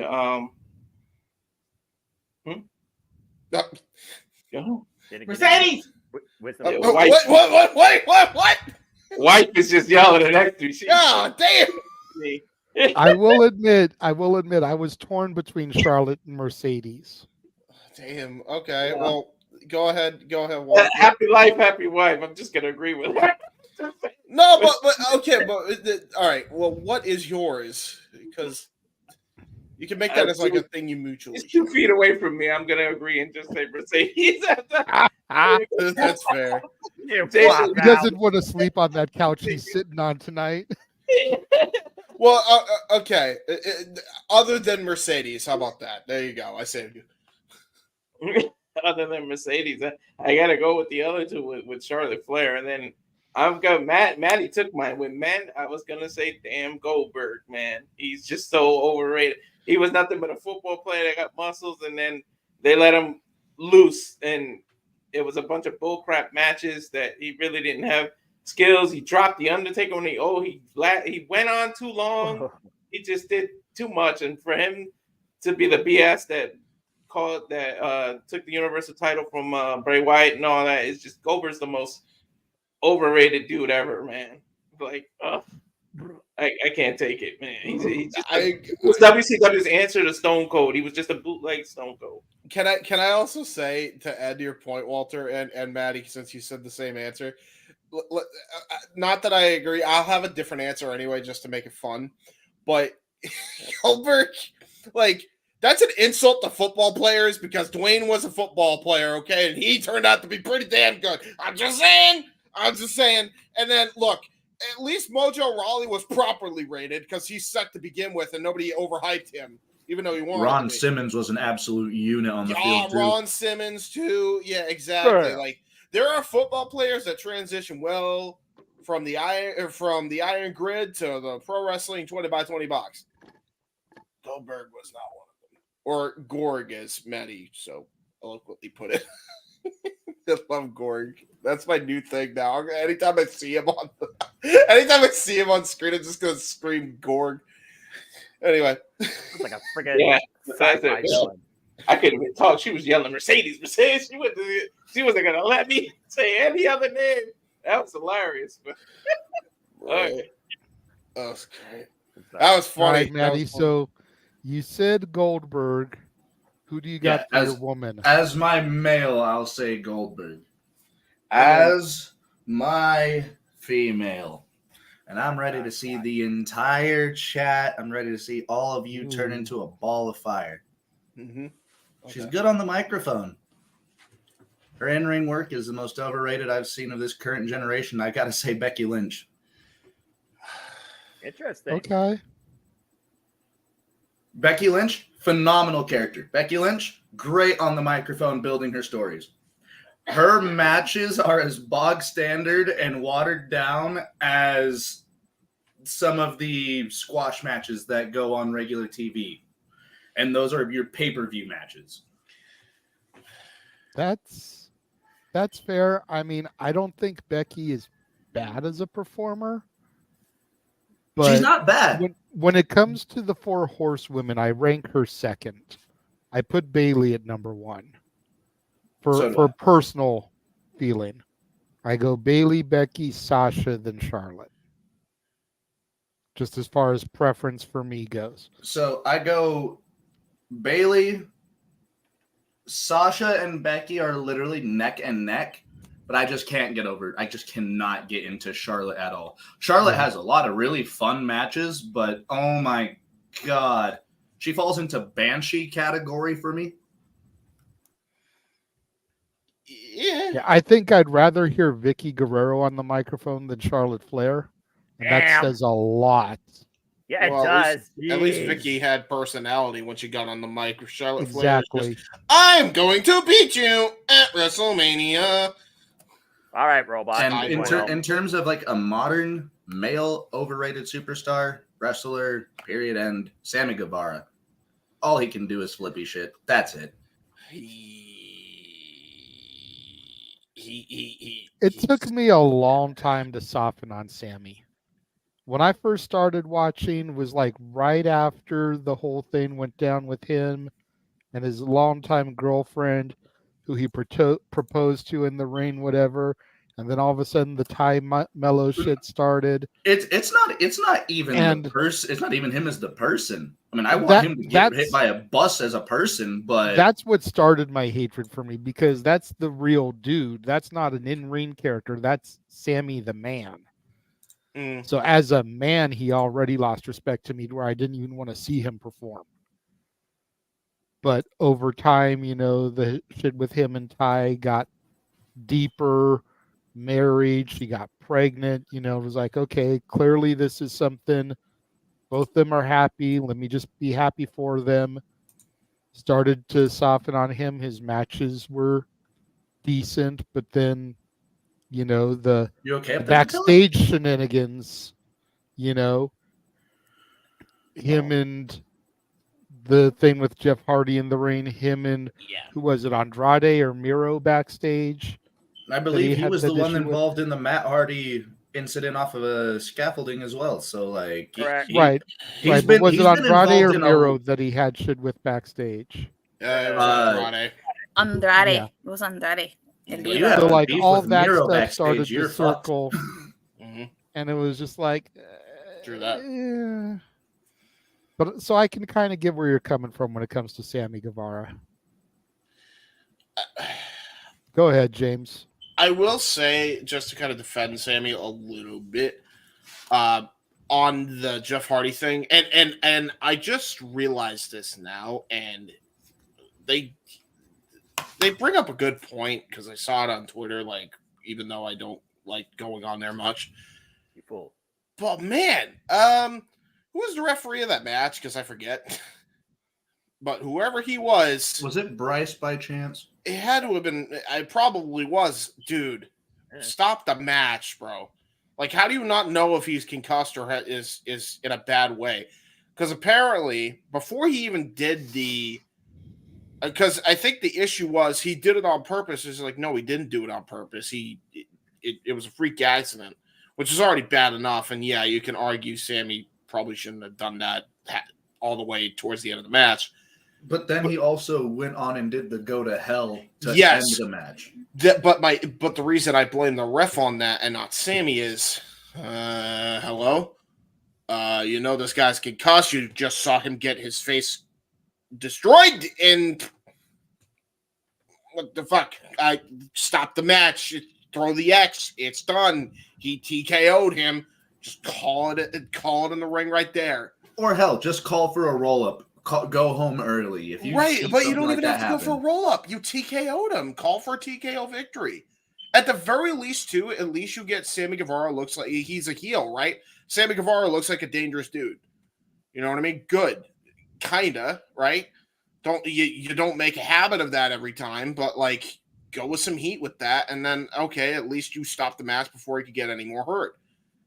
Is he a heel though? Because he fit flats like Big Show. I don't know when he's a heel. Dude, he's the face. He is the Big Show of AEW. But yeah, anyway, I said my piece on that. I just wanted to kind of defend Sammy a little bit there. That's kind of the ref's fault. Because I originally blamed Tony Khan for even putting the match together, but the more I think about it, it's whoever ref the match, just throw the X, dude. Anyway, my point stands on that. Overrated wrestlers. Okay. So I have two answers for the women because one's rated by the industry, the other one's rated by the fans. My first is Charlotte Flair, but as a mic person. I think in the ring, paired up with the right person, man, if she had some classics. I still think to this day on night one, the best match of the night, and it's really against Sammy and KO versus the Usos. But for me, in ring wise, Charlotte and Rhea stole the show that night. Like for real, that was dope match. Like, I love that match so much. Even with Charlotte in there. It's a damn timeless classic.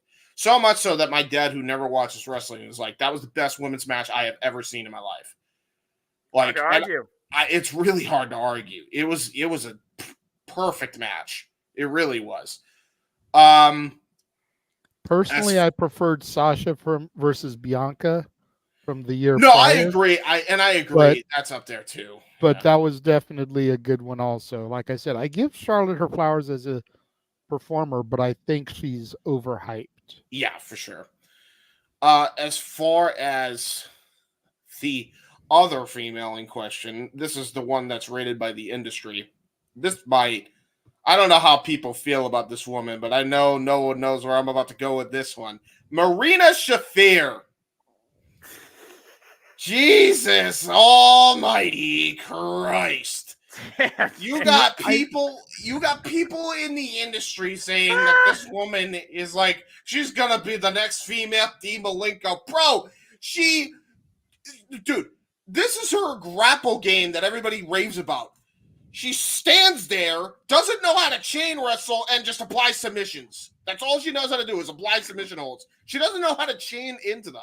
Like, nothing clicks in her head somehow of throw a suplex, then go into the Gucci Katami. Nothing like clicks to chain wrestle like Dean Malenko. And people are calling her the Dean Malenko. The industry people are calling her a Dean Malenko. No, she's not. What? What are you doing? This is the same promotion that employs Dean Malenko. Right? Like, that's an insult to him. And you got people on not just AEW saying that, but you had WWE people saying that and Impact people saying that. I'm like, what are you smoking and where can I get some? Like, what are you talking about? You smoking some of Walter's shit over at Cal Fire Ferns? What the hell? Cheap plug. Cheap plug. There you go. Dude, it doesn't make any sense to me. So that's my overrated woman done. Overrated men. Gorg, love Gorg. That's my favorite overrated wrestler of all time, brother. Okay. See, at first, when he said Gorg, I started thinking of Korg from freaking Thor. Yeah. So if y'all don't know where that comes from, it is actually from one of Goldberg's most negative matches received against The Fiend. As he's coming out, the stage was separated in a way that one half said G-O-R and the other just had the G. So it literally just said Gorg as he's standing there like this, walking to the ring. That's funny, you know. Oh my god. So from then on, he has been Gorg for me. He is Gorg. Absolutely Gorg. Okay, so there is that. Okay. Overrated male wrestler. Boy, that is a tough one. But if I really had to like say who the most overhyped, overrated wrestler is of the modern day, probably Damian Priest. And that pains me to say it. I don't. And the thing is, like, it's not his fault. I like Damian. You talking bad on my Puerto Rican poppy? Yeah, I like. Let me just reiterate. I like Punishment Martinez, which is his indie name before he got to the WWE. Right. I like Punishment Martinez. I even liked him when he was Damian Priest in NXT, kinda.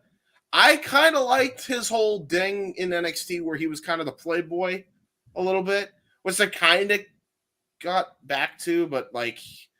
Not really. Not really. It's not even close. No. I'm at a point where I'm looking at it, I'm like, dude, like this dude used to be a killer, and this dude used to be like, I'm here to fight, I'm here to make money, I'm here to get women, and I'm here to just be a brooding menace and ruin your day. Like this guy was a killer and a chick stealer.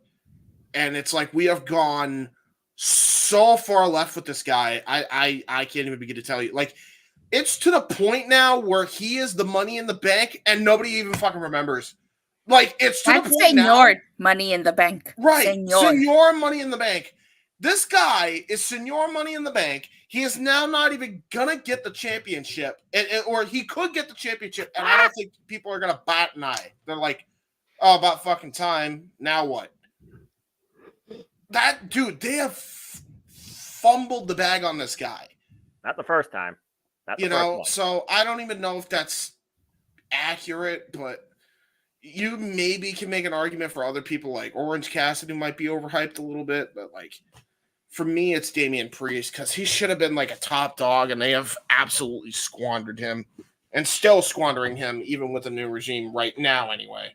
See, I feel Priest is underrated personally.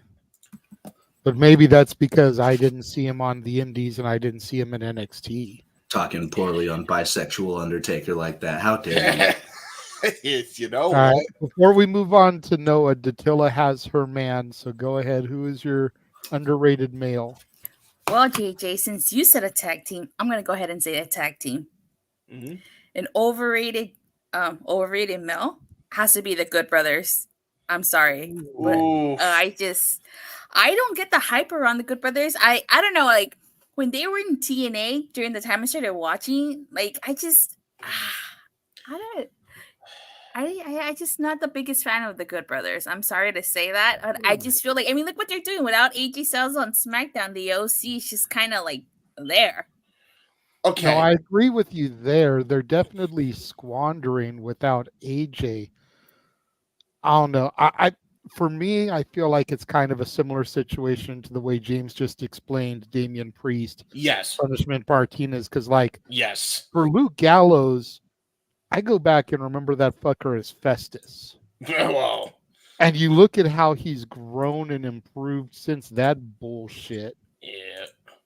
And then Carl Anderson, I actually saw in the indie scene. I've got a picture with him as one half of the NWA World Tag Team Champions when he was in the Real American Heroes team with Joey Ryan. Belts in hand, Carl, there's something about Carl that I never really thought got over with the fans on a mainstream level, but if you see it, you realize he's special. He's just got that little something about him, that je ne sais quoi. And especially when he hits that Anderson spine buster that all Andersons seem to have, whether you're an Anderson by birth or just by taking the last name. That spine buster is an Anderson signature. There's something special about Carl Anderson, though. And again, going back to Festus with Gallows and watching how he's improved and watching the way they work as a team. Yeah. I think they're criminally underrated, and that's why they're floundering without AJs, because we have been conditioned to believe that they ain't shit without the phenomenal one. And also, just want to point this out. That's just my personal feeling on it. I get it. I'm not trying to say you're wrong. It's your opinion. Everyone's entitled to their opinion. But for me, they're criminally underrated. Can we to add to your point, JJ, also, and to tell it, do your homework on this, because I'm going to direct you to a place that you will absolutely have a different tune, similar to what we have. You have not seen the peak of this tag team until you watch their first run as IWGP Tag Team Champions in New Japan. That was fire. They were the best team at that point. There was a reason why they were so touted to come to WWE. And the funny thing is, too, they originally, New Japan wanted to give that spot, the main event spot, to Carl Anderson. That's how good they see him. And he is that damn good, by the way, when he's, actually just given the ball. Like, they were going to give him the main event. And he's one of those performers that's like, nah, man, I don't feel like I'm that good. Give it to somebody else. Like, he's one of the most selfless people in the wrestling business. He gave it to AJ when he first got out of TNA. And he was perfectly content. He was the leader of that stable. Everybody forgets that. Everybody thinks AJ was the leader of the Bullet Club at that time. It was Carl Anderson. And he was content being a world tag team champion with Doc Gallows. He literally basically inducted AJ into Bullet Club as the leader. He's like our new leader. Yeah, oh yeah, that's People true. claim That's that. true. Yeah, because originally he was the leader and then he gave it to AJ. So originally he was the leader and he gave it to AJ and he was fine being the tag team champion.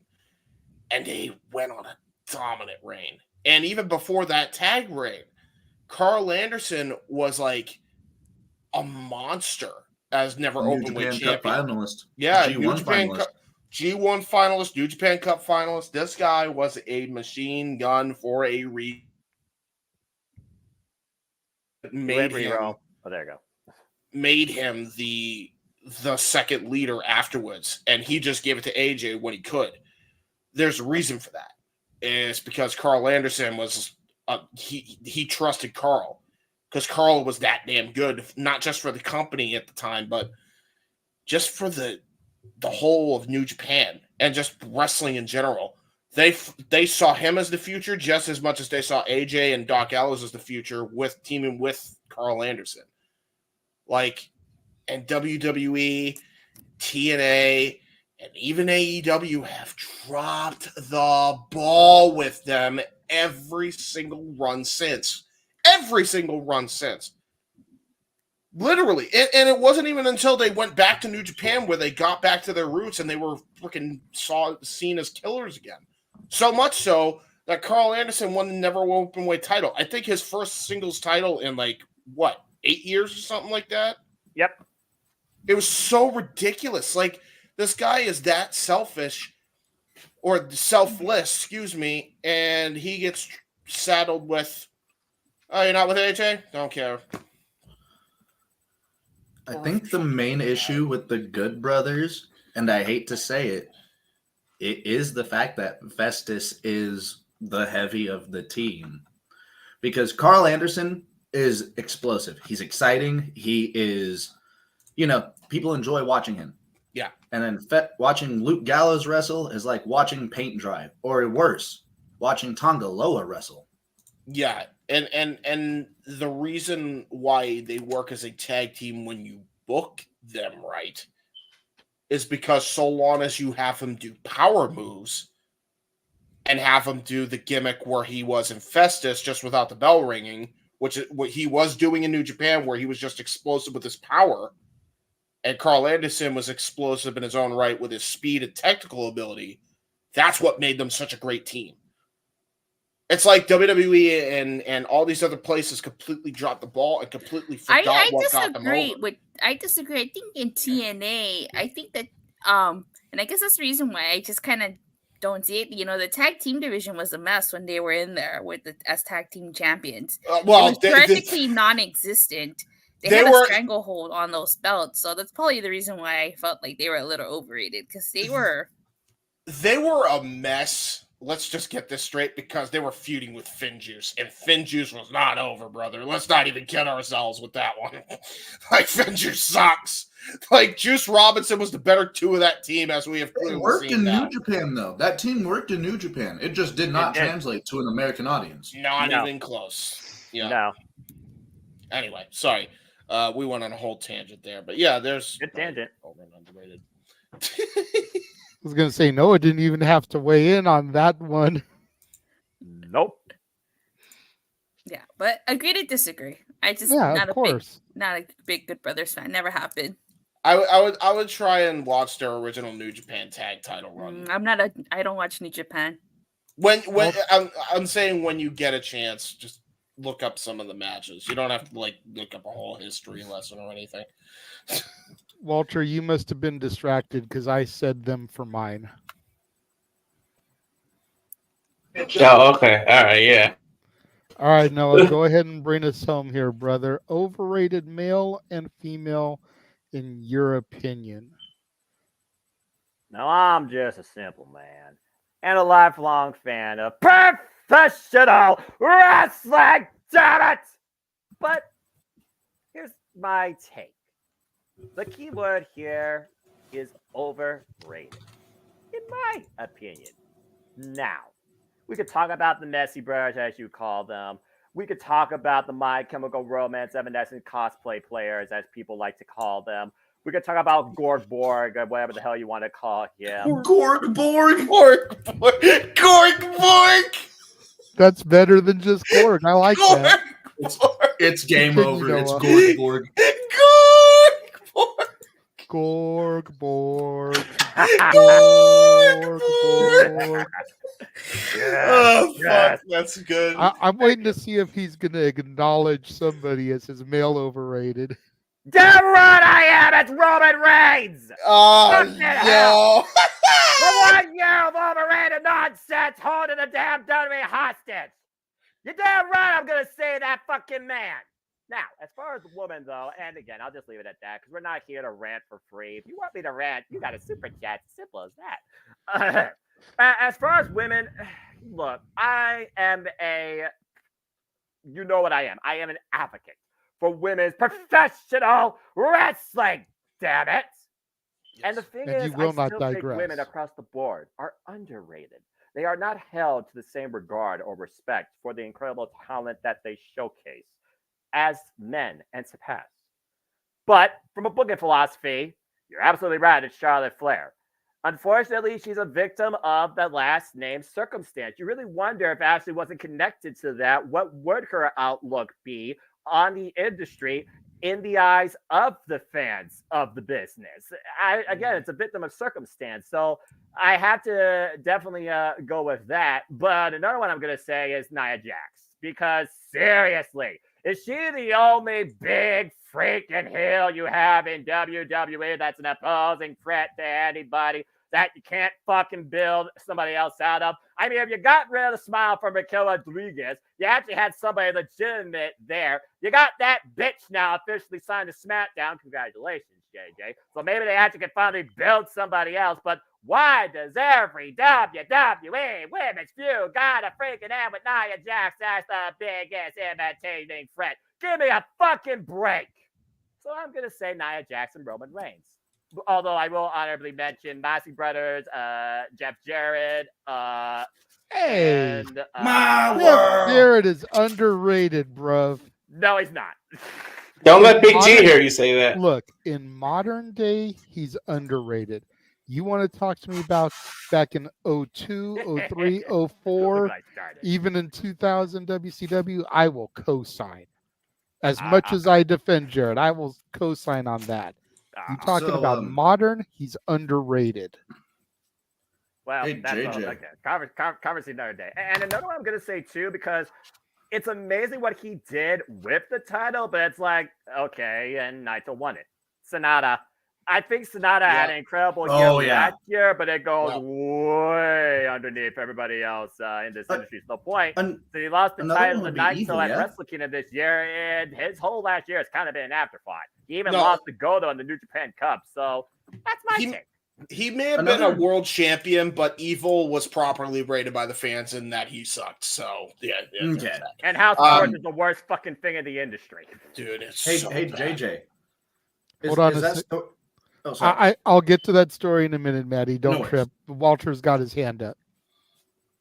I just want to throw another one out there that I just thought of, but JBL, he's overrated. That's fair. That's fair. That's a fair take. That's a fair. Little to no substance for him. No, not even once. And everybody's like, "Well, JBL, he like people." He got cheap heat because he was racist. That's true. And there's also he's not wrong. Let's be honest. There was also that time where here's the thing though. I will say this. Everybody harps on that, and I hate JBL. Right? That was Eddie's idea. People forget that a lot of those. With him, 20. Just look at the outcome afterwards. I will say that. I'm just going to say this. When I hear wrestling god, there's only one wrestling god, and that's Nature Boy Ric Flair before I learned Moose called himself that in TNA. Yeah, that's true. How did you not know Moose called himself that? Because Ric Flair was here in the industry before Moose was a freaking thing outside the flip-flops, Attila. Remember, I know, but like Moose has been calling I himself had to a wrestling survive Immortal. You did not. Oh, Immortal and Fortune. Those are dark times, my friend. Tell me about it. Please don't go back to 2010 today. I was literally watching Bill and Doug reviews on how bad that time was. Since I started watching in 2020, Moose has been calling himself a wrestling god. Yes. Yeah, that's true. But by the way, again, Ric Flair's always called himself God himself. I will say also, if they stuck with the Cold Skull gimmick, I think Sonata could have been over and not 100%. Like, I don't know why they just Cold Skull worked better than just bad guy. Yeah, by the way, like that got so memed on. And by the way, what was the purpose of Five Guys? That they liked fucking burgers and fries and they liked Fast and the Furious? Because like that's all it was. That's all people memed them for. It was literally the logo was inspired from Fast, and they and they also like Five Guys. Everybody said they like Five Guys because they're just Five Guys. It's stupid. What the fuck? All right. Sorry. Let me go ahead and take a moment to address. Thank you to everybody out there watching. We have people watching on every channel we're streaming on right now. Almost 30 viewers currently. There you go. So thank you to everybody out there. And then we are going to go off topic a little bit because Maddie shared this news story with me, and it's too rich to not discuss. Yeah. It's somewhat wrestling related because it took place at Ford Field, home of WrestleMania 23. Mm-hmm.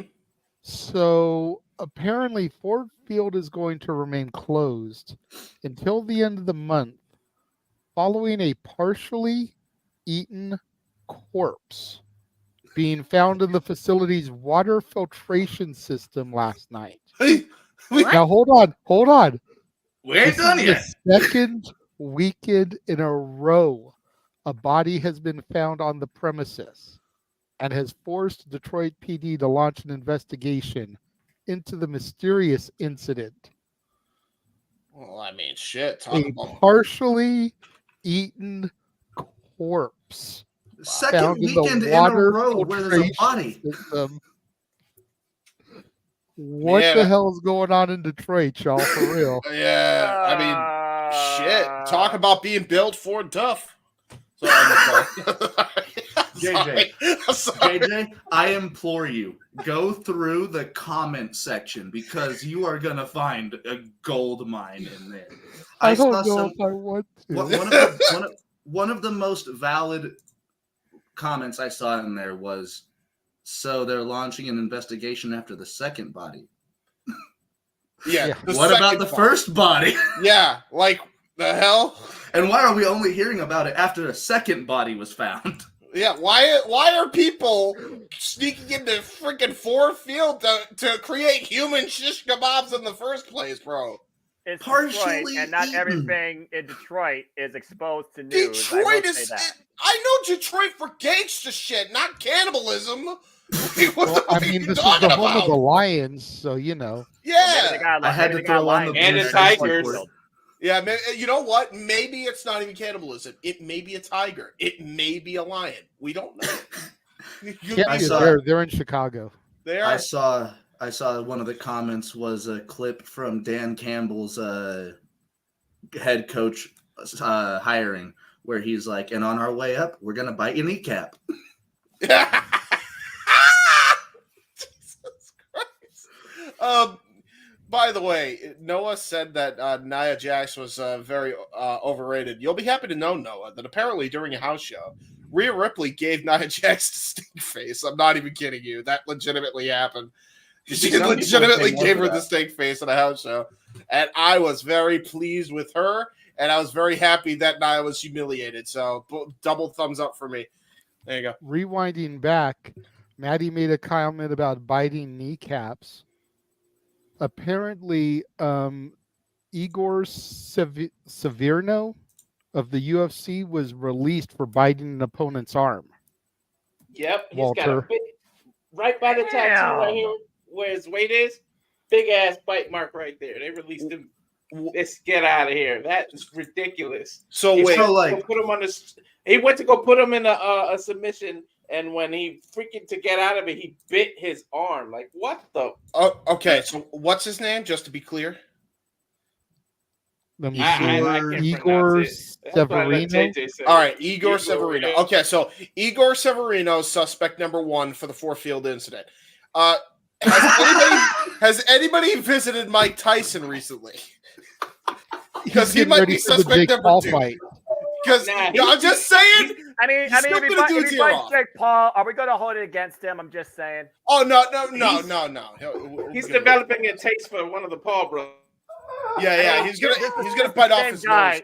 This is the same guy, Mike Tyson, that once said, "I'm gonna eat his children." So I mean, it's one of those things. I'm gonna eat your children. Yeah, bro. I mean, I wouldn't be surprised by it.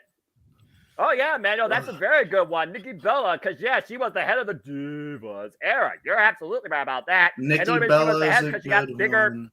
Never mind. Let's go to commercial. Oh my God. We'll be right back after these very important commercial break. Yeah. Yes, as we take a look, I forgot to upload the new one, James, so it's the original trailer. But yeah, honestly, don't upload the new one because the new one has Bruno Mars in it. Honestly, okay, good. You don't want to get copyright dinged. Yeah, let's not get dinged. So we'll take a look at James's uncle's documentary trailer here real quickly, and we will be right back. There you go. And now, preview time. So let's take a look at what's coming your way.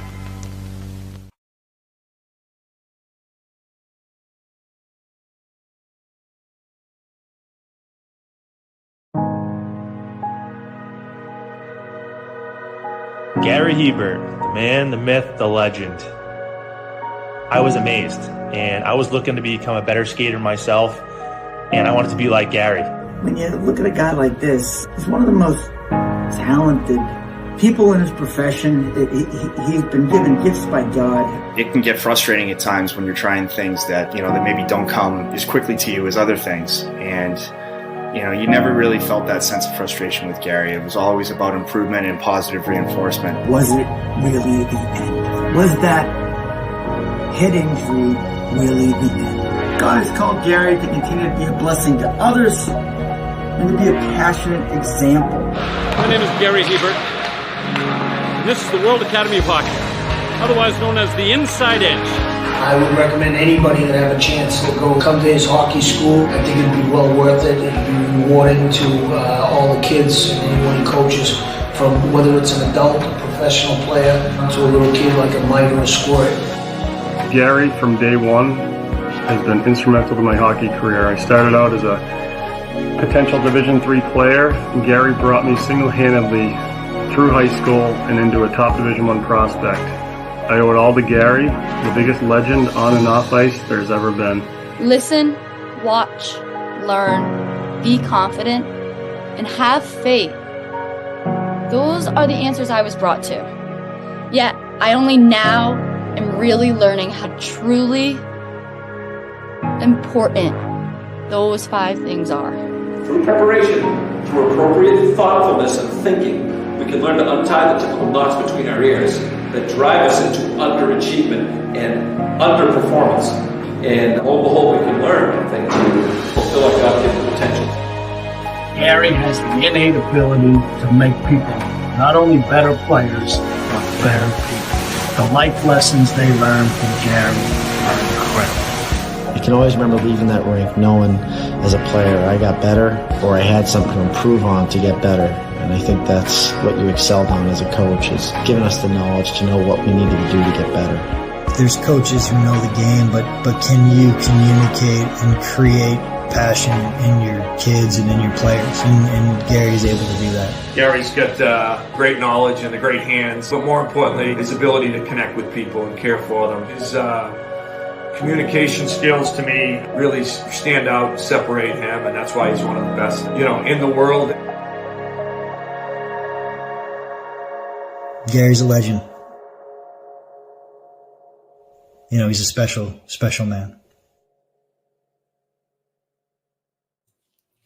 It is coming along really good, folks. Be on the lookout. Week and a half, it drops.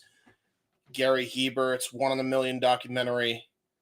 It's going to be a doozy. And if you want a little bit more hype in your life, here's the QR code for the second trailer. Go and check that out right now if you want to see him deliver an impassioned speech doing what he does best. It's probably one of the more powerful speeches you will hear in the history of sports. He's delivering this speech, the number one. He's delivering them like a speech 2 games before they win it all and become the number one team in the state. So, like, that's how powerful this was. It's an incredible speech too. As somebody who's been in many locker rooms for, championship game speeches, for just, game day speeches, that is without a doubt one of the best I've ever heard. Yeah, and by the way, this is coming from a guy who's watched a lot of sports and a lot of documentaries as well. And I mean, he's up there with some of the best coaches in the world, and there's a reason for that. Go check out the reason why. There you go. Respect. All right, before we get into our final topic, we were super chatted a question from Emmanuel. Ooh. And I had completely forgotten about it. So thank you very much, Walter, for reminding me about it. Oh. Sent a $2 super chat asking the best NXT champion of all time is my NXT and why. Damn, Emmanuel, you posed a crazy question. Disadvantage because I haven't seen that much NXT, especially Black and Gold, to be able to go back that far. Which order are you going to go in? Literally, the only champions I have seen are Ilya Dragunov, Carmelo Hayes, Braun Breaker, and Dolph Ziggler. Yeah, fair. So that is my lineage of NXT champions. And yes, I've seen title matches. I've seen stuff get defended on the DVDs I've seen. But that's a title defense. It's not the entirety of their reign. Yeah. Out of the I've seen, I've probably got to go with Braun because he had it the longest out of all of them. He had a really good run, that second run, when he took it from Dolph the night after Raw until he lost it to Melo at Stand and Deliver virtually a year to the day later. Like, that was a solid, he was a fighting champion. Unlike our tribal chief who freaking defends the title and disappears for 7 months and then defends the title again. Overrated. And yet you want him to retain at WrestleMania. I'm just saying. I'm gonna chew your ass out during instead of predicting in our call. I'm telling you that right now. And I welcome it, good sir. I welcome it. I enjoy our witty banter back and forth. I know you and your passionate rants, and you know me and my business-minded booking. The fact, going to Datilla's point, the fact that Cody Rhodes is paying more attention to The Rock than he is to Roman Reigns is all Roman needs to be able to defeat him on night 2. Because he is so focused on The Rock, he's forgetting all about the end game. But my answer would have to be Braun Breaker. Did you have a question, Maddie? More of just like a surprise update coming from the world of New Japan, as I am wearing a Bullet Club shirt. Alex Coughlin has just announced that he is retiring from professional wrestling. What? I believe he's 26 years old? Yeah, he's one of the youngest. Yeah, he literally was a young lion 2-3 years ago, and he is announcing that he is retiring. Wow. I knew he was going for some family stuff prior to going into New Japan and being part of Bullet Club War Dogs, but man, I hope that for whatever reason he's okay. And nothing but the best to Alex Coughlin. Yeah, one of the most insane physiques I've seen in professional wrestling. Dude, Coughlin Open Challenge prior to freaking Excursion. That's such a shame, man. Seriously, if you people don't know Alex Coughlin, you gotta watch a match. That's a huge blow for the future because he had a killer match on DPW with Calvin Tankman, where and I'm not shitting you. Like, if you've seen Calvin Tankman, he's a big boy. Big boy. Deadlifted him into a gut wrench suplex. Yeah, I was about to say, Coughlin threw Tankman around like he was nothing. Dude, it was absurd. The whole crowd went ape shit, and it was like their first set of tapings. Like, he's nuts. That's crazy, man. Seriously, nothing but the best to Alex Coughlin. Because I remember still to this day when it's very similar to when Marcus Corfon retired, and like it was very similar reasons. You know what I mean? That was a good one too, man. Because he was a star. He was going to be a star in the business, man. No doubt. He had a huge upside. By the way, you're going in and out a little bit on your mic, and oh no, sorry. It's all right. And with that being said, wish the best to Alex Coughlin, but let's go ahead and get back to the Super Chat. We could probably talk more about the future of that young, let's call it young prospect of the business, done before he really got started, it seems like. Man, that sucks. But anyway, back to NXT. So JJ, Pip, Brom Breaker. Until I believe next, but I see Walter has his hand up, but let's go ahead and let the moderator moderate his show. Yes, go ahead, Datella. Oh, best champion? There's only one. The longest reigning NXT champion of all time. Adam Cole, baby. Baby, you pick mine! For my NXT, our NXT, damn it! Noah. My NXT! Well, our NXT. I'll talk at our NXT champions. Don't worry. I'll still have something when it comes to me, but thank you, Datella. Yeah, Adam Cole, baby, and the Undisputed Era. Oh my God, such an incredible run. And I feel like they tried so hard to replicate the Undisputed Era, and it just didn't work out. So there's only one. Baby. Yeah, to be fair as well, I mean, Kyle O'Reilly, like, that guy went through the ringer, like, the last year and a half, the poor guy. I mean, it really is just kind of a victim of circumstance thing. True that, and now he's got a second chance when he thought he wasn't even going to have it. He's already been endorsed by Katsuyori Shibata backstage, who, again, another wrestler that came back from the brink of death in the business. All right. Go ahead, Walter. All right. Well, first of all, damn you, Emmanuel, for this question, because this is hard to think about it. Because if you go back to the original NXT, I'm going to sound like Noah with the history lessons. You got Seth Rollins, who was the inaugural champion. Correct. Then I think it was Big E. Correct. Bo Dallas. Then you had Neville. Correct. Who's that? Sammy. KO, you got all these people, and I think KO really put it on the map because when he went up to the main roster as the NXT champion to go up against John Cena, a lot of people got to see that big gold NXT title and got curious as to what that is, and maybe followed after that.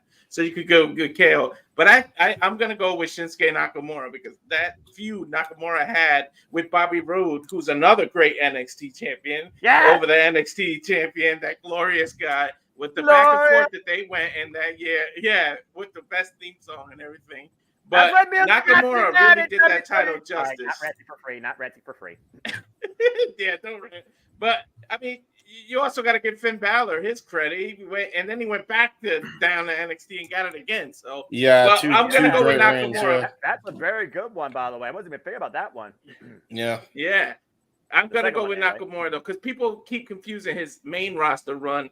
Go back and look at that NXT run. Nakamura was like the effing man in NXT back when it was Noah's NXT and my NXT. It was all about Nakamura from the fucked song him up in entrance.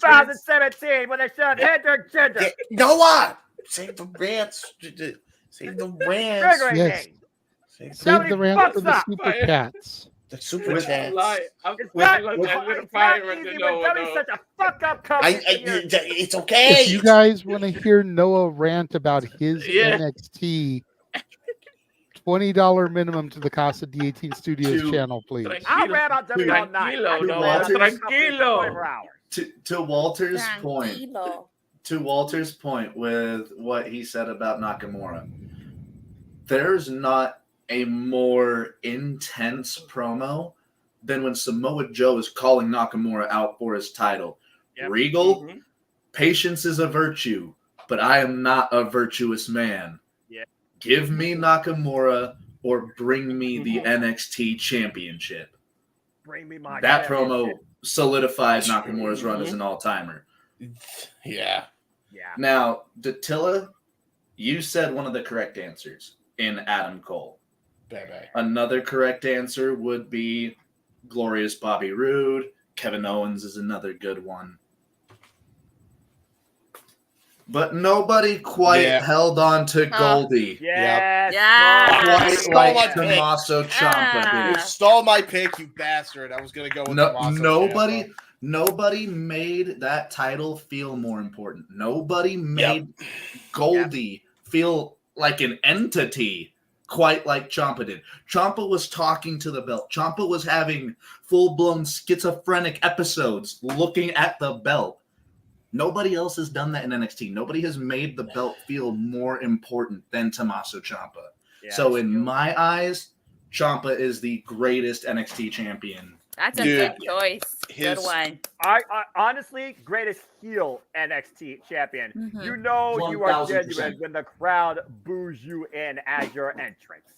He didn't even need theme music. He was the longest entrance music. Yeah. He's the longest tenured NXT person. He stayed in NXT when everybody was like, he needs to be in the main roster. He just kept staying down there. Him and Johnny, the longest tenured people there. Yeah. Him and Johnny both of them, like for real. And his story as NXT champion led to at least 3 other outward stories going on. It led to Alistair versus Johnny Gargano. Dude. It led to the Undisputed Era going after other people. Like, dude, he screwed up the entire NXT. And Regal just sat there. Regal just sat there pissed off, like, you're not touching anybody, though. Dude, I miss that era of NXT. That was my favorite era. Dude. Hang on, guys. The moderator has his hand up. We got Go ahead, JJ. And correct me if I'm wrong, but didn't Ciampa lose the belt to Braun? He did lose the belt. He actually no. He lost it due to injury. Relinquished. Okay. Yeah. Right. So he relinquished the belt due to injury. The second reign, he did lose at the Brawlbreaker, yes, but that's what I meant for Braun's first reign. Yeah. So and you could even argue that, even though that era, the Rainbow Bright era, fuck the Rainbow Bright era, oh my God, fuck the Rainbow Bright era. Don't talk about that. You can make the argument that he is and I say seriously, the most important, period, the best NXT champion of all time. Because not only did he have the best heel run of all time with that belt, like, bar none. Like, before MJF, there was Tommaso Ciampa. That's how damn good he was. Accurate. Before MJF got mainstream, that is, by the way, because he was around when Ciampa was around. Tommaso Ciampa is the greatest because he also held the belt twice. And he ushered in the new era of NXT that we have seen today. He has been around that the entirety of the eras, pretty much. He was there in the Dusty Cup. He trusted the process. He trusted it. Yes. Like, even up to the bitter end, he trusted that process. He is the most important NXT champion of all time. The best NXT champion of all time. And I include his second reign in that as well. Because, like, again, it's like this guy he's a workhorse, dude. He really is. He's a freaking workhorse. Yeah. So you two are in agreement then with Ciampa? Yeah. Oh my God. Yeah. Yeah. Now Ciampa all the way. Before Noah goes, we got a $2 super chat from Keen Mike. Thank you, Keen Mike. Said the Limitless one. Oh, no, wouldn't even include. Keith Lee. I will say I liked him I'd say his North American title run. That's yes, what I was thinking. Great. His NXT run, no, we can't even count it. It sucked so much. It was a ass. window. It was literally like it was here, and then TikTok, he lost Dude, it like Karrion Kross. There was no reason, especially at the prime of Keith Lee's career at that point, where Keith Lee and Transitional Champion should have even been in the same booking. Let alone him winning both belts. Yes. Yep. To Strap Lee. Yep. Adam Cole. I think that was the point I stopped watching. Yeah, because you knew it was all Vince. You knew Vince was already getting his grubby paws on this shit. That's all it was. Yep.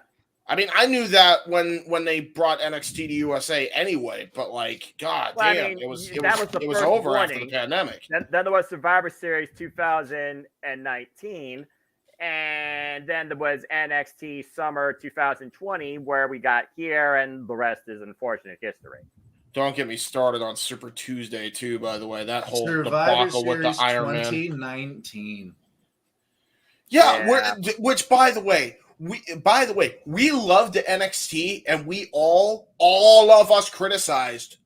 Why is NXT going over the guys from Raw and SmackDown? Are you stupid? Are you trying to make your main roster didn't look have like a single stupid? point that night. Yeah, Raw didn't have. It was so dumb.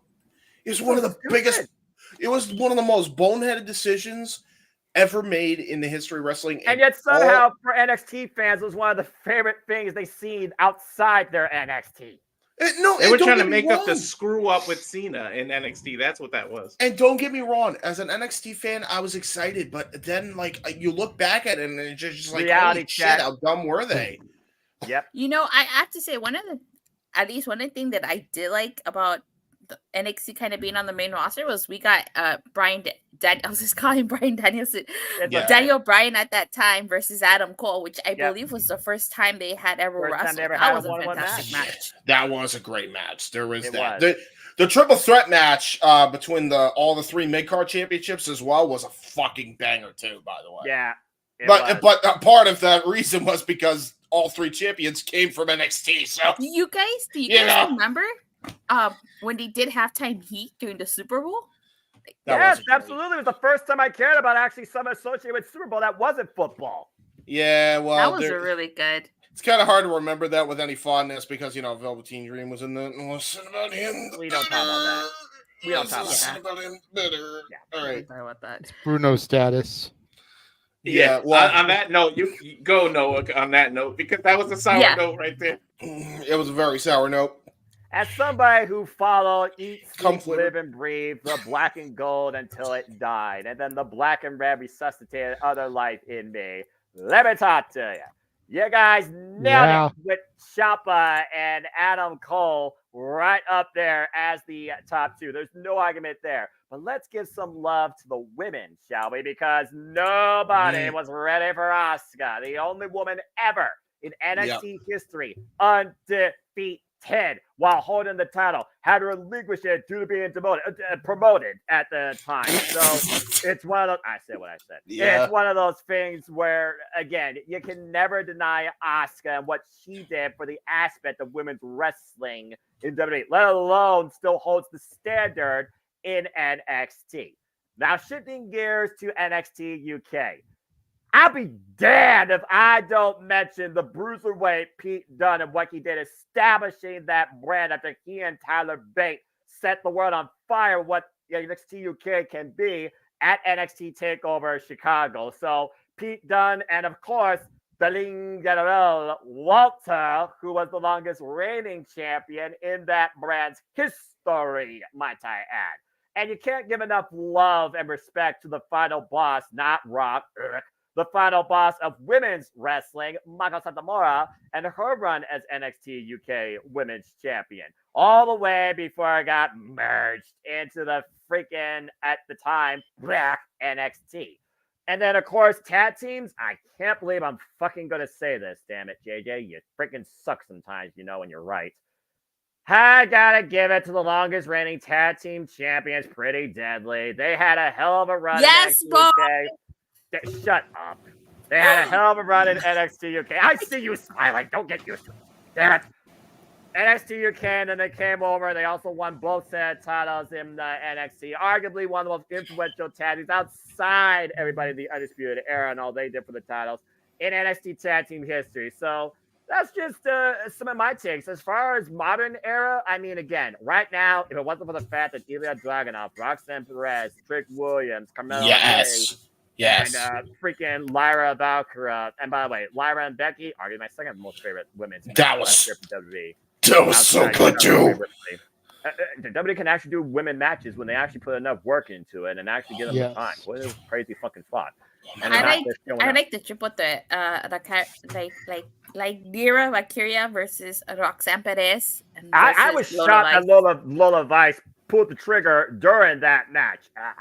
I'm just saying, wise strategy would have been when the champion was at the most vulnerable. So I think she screwed herself, but whatever. For that. Incredible match. So right now, there's a lot of good in the white and gold. Never will be black and gold, but at least I care more about this NXT. It's better than what it used to be. So you guys nailed all the greatest champions, in my opinion. I just added the women because, again, you cannot argue that no one has done what Asuka did. Not even Mandy Rose. And she was the longest reigning in this hybrid eras of NXT. So there you go. I see a lot of people raising hands. Just a second, because Noah got a little bit ahead. We did get another super chat from Emmanuel from Arlene. Best women NXT champions. And there you go. Noah already laid some out there. For James and Datilla, do your questions have to do with this? Were you trying to bring attention to this? Okay. Go ahead then, Datilla. Well, since Noah mentioned Asuka, if the whole situation with Mandy Rose hadn't happened, do you think she would have broken Asuka's records? And she was, I think, a little past like 400 days as NXT Women's Champion. 400 days, and if Vince McMahon had his grubby mitts still in the NXT environment, absolutely. Because at the end of the day, Vince was always going to overshadow what Triple H started. How long was Asuka's reign? Like 526 days. Yeah, it was ridiculous. Okay. I'm going to say no then. I don't think she would have. I think she would have come close. I think the plan all along was for Mandy to lose the belt to Roxy at Stand and Deliver. And then the shenanigans came up and they had to pull the trigger sooner. Yeah. But I think the plan originally was for Roxy to go over at Stand and Deliver on WrestleMania weekend on the biggest stage in the company as opposed to just a random NXT. So you may have been able to add another 90 days on her 400-something day reign, so it would have come close, but I don't think she would have passed it personally. And Mandy Rose is my answer based off of who I've seen. Yeah, How could that get you? Yeah, not anything against Roxy. I do love Roxy. I thought her reign as champion was awesome, but it didn't last long enough for me to really rank her up there. Tiffany Stratton is a close second for me because she completely changed my opinion about her during that reign. I'll give you from that. Just being some fucking fake plastic Barbie doll. Dude, to she being would have somebody who proved that they belong on the SmackDown roster with the heavy hitters that they have there right now. She would have had heavy hitting matches with the women of Black and Gold NXT. She's damn right. Seriously. If they don't go with Naomi, Bianca, and Jade versus Damage Control, then I can definitely see Bianca versus Tiffany at Mania as being something that they do. True. Yeah, and that's going to be major for her, considering just a year ago she was someone who wasn't taken seriously and wasn't even champion yet. Yeah. Yeah. Also, Mandy Rose, I will say Mandy should. I'm only going to say this. I don't think she's the greatest of all time in my personal opinion, but I do think that Mandy Rose absolutely should have came in 2 years earlier before the Rainbow Bright era. Because, dude, imagine that toxic attraction gimmick going everything against, and I think, Noah, you and I even had agreed on this, going everything against Triple H's philosophy of what women's wrestling should evolve into and going back to the old days and going the opposite. Man, talk about heat. And you add the fact that Mandy could go in the ring. I mean, she could have been a heavy hitter for sure. I think if it wasn't for the Vince era, she absolutely could have been in contention for her. Just the booking was god awful. I will raise you Shayna Baszler. You mean the only actual singles title she's had in her entire WWE career? Yes. The thing that should have put her on the map, but Vince did not see anything in her. So much so that I think there has been irreparable freaking damage now. So much so that she's in a random tag team with, what's her damn name? That team Zoe Stark. Zoe Stark. And don't get me wrong, they're actually making it work, but dude. It seems like they're having fun with it because their characters mesh so well. Yeah. Right. No, I agree with you. That's why I'm saying great team. But I'm thinking to myself, this is Shayna Baszler. Like, this woman, when she was in NXT, like, was a menace, dude. Like, so much of a menace. Like, I put her up there with Ciampa. Like, she was that much of a menace. She was the menace of the women's heels, right? Yep. She was a menace of the women's division. Tommaso Ciampa was the menace for the men, right? And they altered everything in the ecosystems during that time in NXT. They did. Yep. And now, granted, her matches weren't as good most times. In fact, sometimes they put them in the dead spot, which made me sad. But, man, the 9:15 time slot? Damn it! Might as well be, kind of. No, it got me. Well, but her story, like her matches were the reason I appreciated Shayna as opposed to like most women. Very character driven, like Maddie, Noah, Tatilla. Remember when her first title win came at? She legitimately had her shoulder popped out of socket and whammed the post to push it back in to win the match, win the title. From Ember Moon. Ember Moon, who, by the way, as we have seen on Ring of Honor and how she's defended her title, she's crazy, right? And she beat her and showed her, I can out crazy. So, like, bro. That's and right you know away. something, and I agree with you, and I keep mentioning this on my post show. You know who beat Shayna Baszler for that NXT Women's title? Rhea Ripley, and yet they never did a story with them on Raw when the story was right there. Well, I mean, they had a chance, but they've got a couple stories that they're looking at that they're just not doing.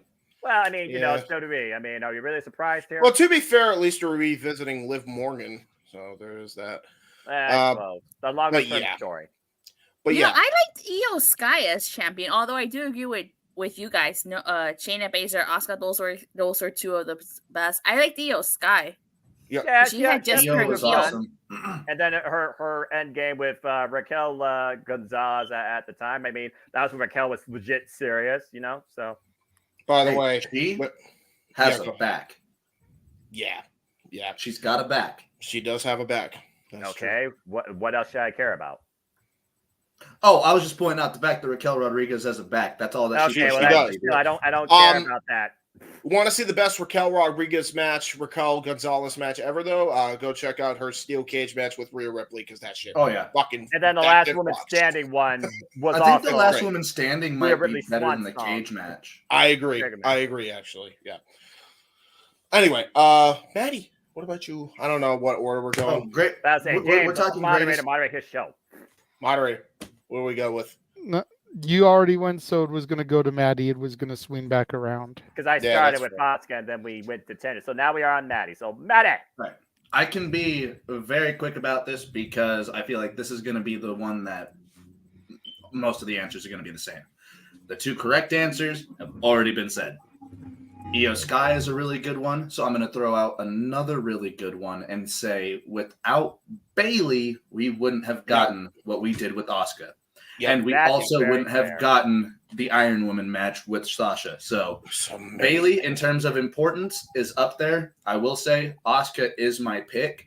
And favorite match of that was the last woman standing match, her versus Nikki Cross, where they tried to fucking murder each other. Yes, bro.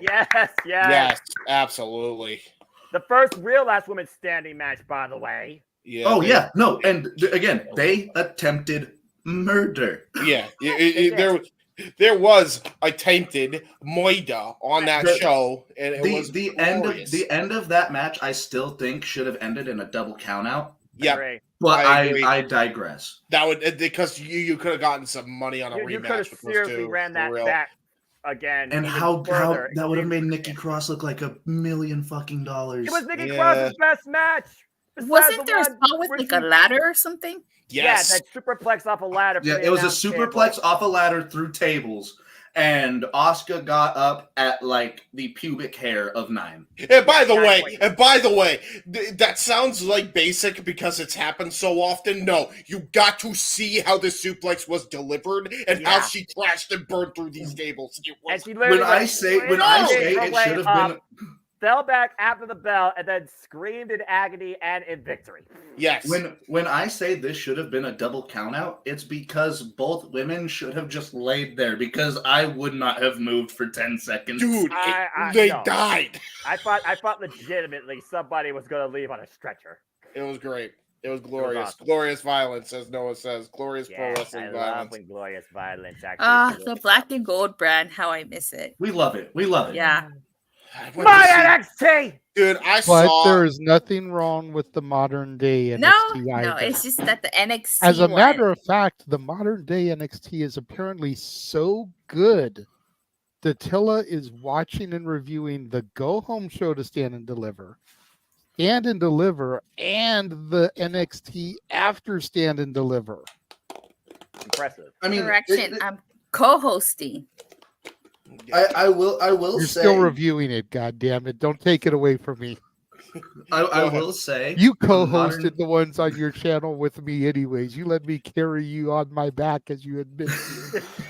So don't try and make it sound like this is any different, girl. That's you were true. still doing 3 NXT shows in the span of a week.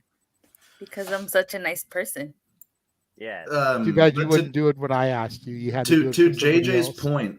To JJ's point about, modern NXT being pretty damn good, there was about, and I think Noah might be able to help me timeline this a little better, about a year, maybe year and a half from where NXT 2.0 launched to where they kind of cut off the 2.0.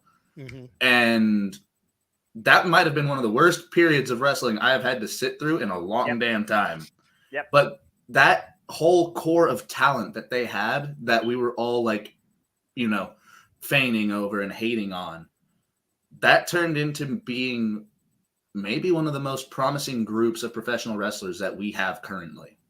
Yeah. Tony D'Angelo, Carmelo Mello, Hayes, Trick Williams, Braun Williams, Breaker, Tiffany Stratton.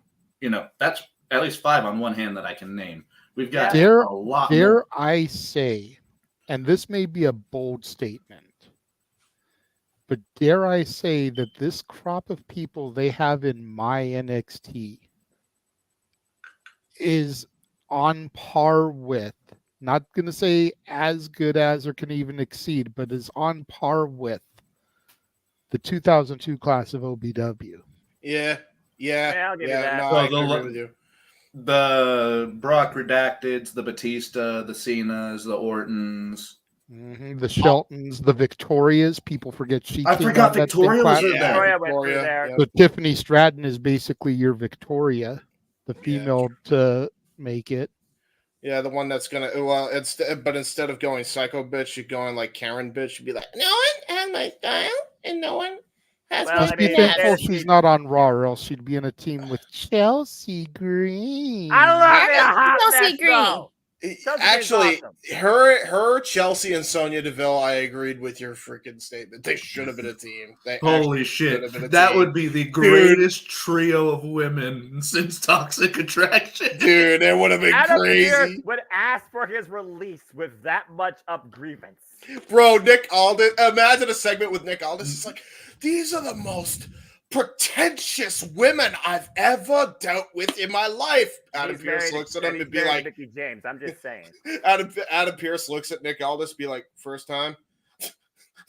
But yeah, I mean, take a coffee. See, and to your point, Maddie, I started watching almost at the birth of that Rainbow Bright 2.0. So again, I started watching then, and while you guys who grew up with the black and gold are like, oh my God, what the fuck is this shit? Put me out of my goddamn misery. Yeah. I'm like, okay, this is entertaining. It keeps me coming back for more. And to the point that I made with Noah a few weeks ago, who would have ever thought that the Tony D'Angelo that was on at that point would be a legitimate threat contender to someone like Ilya Dragunov? It's the same thing with the Tiffany Stratton there as well. Who would have thought that the mommy's girl or the daddy's girl, billionaire coming in would have turned into what we got with Tiffany Stratton after her enhancements? But ever since she got those, she put forth the amount of work in the ring that was expected of someone who was supposed to take forward that Trish Stratus mantle. So what you're saying is she put in just as much work as the doctors did with her breasts. Yeah. Yes. And let's her doctors put the same amount of. That's true. Let's not overlook Noah's favorite tag team of my NXT. Chase University, baby. I love Chase U. Thank you. Thank you. Boom. Okay. And your NXT has like one of the best women's rosters like NXT has ever had. Aside from the Horsemen, this is I will it. give Shawn Michaels, Triple H, and this NXT that much credit on the potential of the women's division. It is certainly up there, higher than I've seen since the Black and Gold's death, and arguably rivaling what Ring of Honor has and what TNA has been. But TNA still is the standard. Yeah. NXT is the second best women's division in the States. Fight me. Yeah, true. I from what I saw, I will agree. I will second that. TNA is still number one, but NXT has the second best women's division. Yeah, for sure. Now, if we could I'm not taking anything away from TNA's. That's why I adamantly say number 2. Dude, now, if we could just take away Shawn Michaels' access to Instagram models, that would be fantastic. Yeah, I don't know, man. Well, I don't know, man, because that's how we found Tiffany Stratton, and she became a pretty good wrestler. So there is that. Yeah, but it's not gonna translate that way every time. No, not every time, but as long as Tiffany Stratton goes the way of Trish Stratus and not Stacy the Cat Carter, we're good. I don't think Jerry Lawler's around to make that happen. So they got Corey Graves though to be the guy that talks. Oh, son of a bitch! Oh no! Oh yeah, that's true. Because then again, he has to now. Rose and Carmella. He has to now try and be the head play-by-play guy. Or excuse me, he has to be the play-by-play guy now in SmackDown because they got nobody else, bro. I'm sorry, but I could be wrong, but I heard that a while back Corey has actually been cleared to where he can compete if he wants to. He just is choosing not to and to stay on commentary. Can somebody please give me fucking Graves and Sean Spears as a tag team? Yeah. Oh, that would be awesome. I think they would be fucking amazing together. Yeah, let Gravy go back to NXT team, hook up with Tilla's perfect Ken, Sean Spears, and let them wreck shit down there.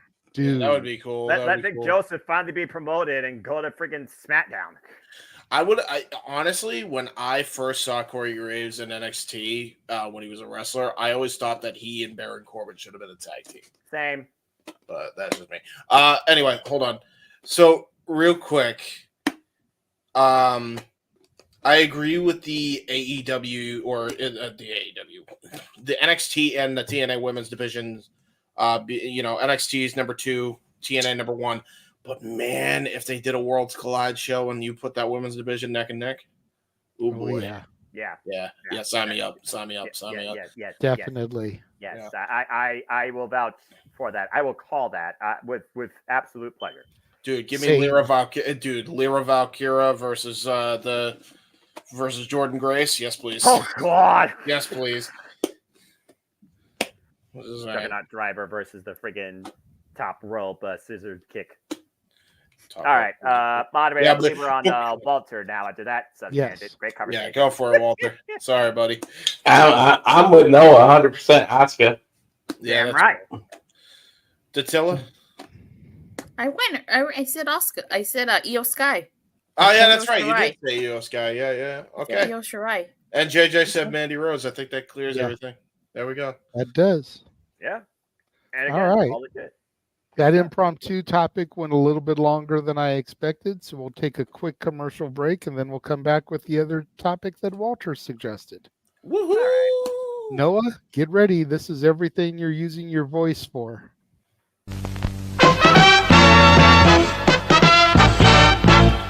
And now, preview time.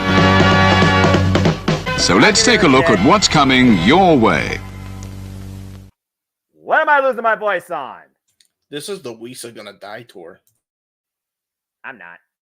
3, 2, 1.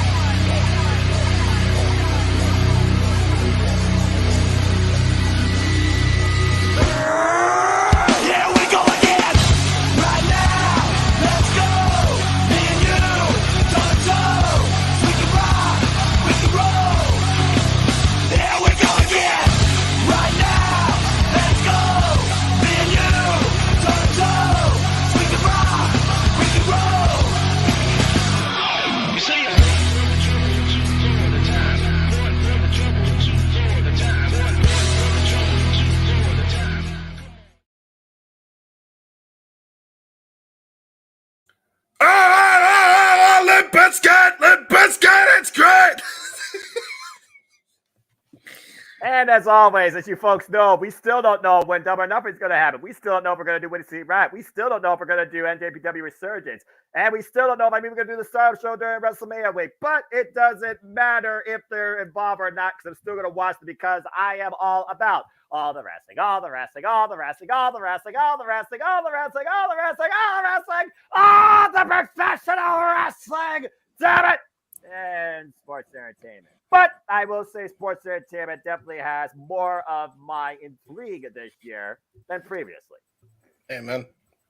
Although that could very well change if the tribal chief retains at WrestleMania. Please, not a second year in a row. Please. No, why are you putting that evil out there, Bobby? I'm letting you guys know I've been dealing with this with my co-host since last year's Mania. Yeah, I will literally ghost this room with a destruction wall of debris if that happens, and I will not come back on screen. You are coming to us from the void. What are you causing destruction to? Oh yeah, that's fair. You can't see his backdrop, can you? Yeah, you can't see my backdrop. Oh, you'll find out. You'll find out of that overrated son of a. Noah does look like he's coming from like Bray Wyatt's campground. I will say, like it's just in the void. I've survived many a century. Well, Jinx something's finishers into the void of the WWE. I've seen tyranny. I've seen dictatorship. I fought it all, man. You know what I'm saying? Anyway, continue. God damn. Dig what I'm saying. That was pretty good. That was really good. Wait, what were we talking about? Let me mix gimmicks. Okay. Yeah, with Vincent. Bro, Vincent's just like every hippie, bro. It's a bunch of guitar strums. Bro, Vincent's just like... Where do we go when we die? He's just every hippie like ever, dude. Like that's what Vincent is. He's just like that. He's like that dude that's friendly, but also has this weird cult-like mentality to him, and also is like, "Hey, you want some LSD?" Hey, Vincent is cool as fuck. That guy is agree. awesome. I like the Righteous. I think the Righteous Lance Archer has a very unique dynamic. The Righteous with Lance Archer is like those two guys that are trying to draw you into a cult, and that big guy that's gonna force you into the cult. Whether you or not, because everybody dies. And by the way, they got two big guys. Don't sleep on Dutch now. Oh no, dude, big Dutch. Dutch is the Righteous have interacted with Crew Day. They've interacted with every member of us so far. So we are big Righteous fans. Oh, okay. Well, get them on open mic night. Hey, I will try my damnedest. damnest. Colonel we've ever seen. Do what you can do, Maddie. But anyways, Death walks. Our last topic is another one that Walter suggested. Another reel he posted in the open mic night chat. This should be fun. And it basically came from a Not Sam podcast. And they were talking about the modern era of wrestling that we are currently in. And they were trying to pinpoint what moment kicked off this era. Like you can say that Austin 316 or the double turn at WrestleMania 13 or the Montreal Screwjob kicked off the Attitude Era. You can say that, the Rock's Get the F Out promo or the Cena Kurt Angle moment defined and kicked off the Ruthless Aggression era. But what moment kicked off the era that we are in right now? What's this era even called? I don't know if they've defined it yet. Maybe the Bloodline era, because it's the been Triple H era. The last era was the because- Reality era, was it not? I think so. Yeah. So yes, I think so. I remember something about that because that really drove me away for a long damn time. Yeah, Reality. 'cause I they don't want to said- think about reality when I think of my wrestling. They said that the Bloodline storyline is definitely the defining story of this era. Right. But what moment, whether it's a Bloodline moment or whether it's something completely different, do you think kind of kicked off the era that we are in right now? Interesting question. James had his hand up first, and then I'll go to you, Datilla. Go ahead, James. Got the easy answer when Vince McMahon got the boot for being a perv. Damn. Stop me when I tell lies. It's hard to argue. SummerSlam 2 years ago. So that's fair, but you don't think that this era jumped off prior to that? No, and I'll Because tell you, you got to think there's a few storylines that are still going on that started before that happened. yes, but here's why I say that is the turning point entirely, right? When the Attitude Era started in canon, it was when Vince McMahon came on television and said, quite frankly, we are sick of thinking your intelligence needs to be insulted. How ironic later he would insult our intelligence multiple times after the fact. But yeah, that's when he came on TV. That's when the Attitude Era officially kicked off, right? And the whole creative direction started changing rapidly. Literally, it was right after the Montreal Screwjob. You could probably lump them in as like 1A, 1B. But around that time is the official mark of the Attitude Era actually truly beginning. Because you got to remember, during the faction warfare crap and the Bret Hart with Team Canada 1.0, like that whole thing was still a part of the new generation, technically. Austin and Bret going up against each other at Mania 13 was still a part of the new generation. Sid winning the WWF title in what do you call it? The Rumble in San Antonio and turning heel and becoming the cool bad guy still happened in the new generation. So all of that was new generation type stuff, technically, even though it was very Attitude-esque. But it didn't really kick into high gear until Vince made it official, and they had no choice but to change creative plans or else they were going to die. It's very much similar in this case. You had really good storylines coming in. You could even argue there were better storylines that were coming out of the Bloodline stuff, especially from last year's Mania. You can argue that maybe there are points where the stuff officially began, but truly the new era kicks off when Vince McMahon gets the boot for being the person that he is, which we will not get into. And as a result, because of that bad publicity, they had to change plans and forced their change in creative.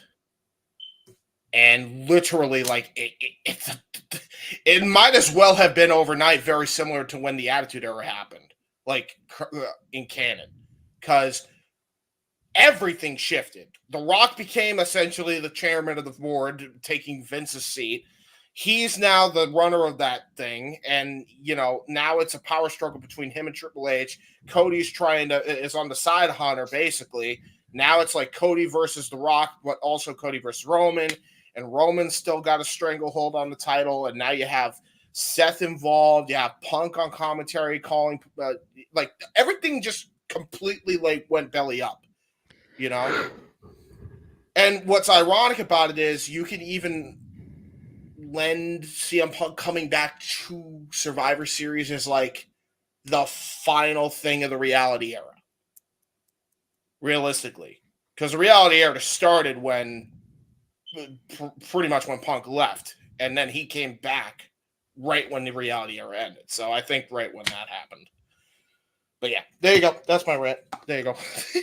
All right. So Vince McMahon leaving. Datilla? Yeah. Definitively. I would say Roman Reigns turning heel. I say that was the moment that really defined this era that we're in, because he needed a character change, because the whole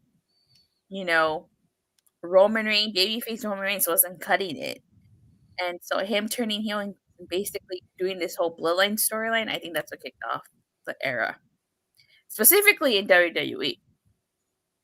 Okay. Walter?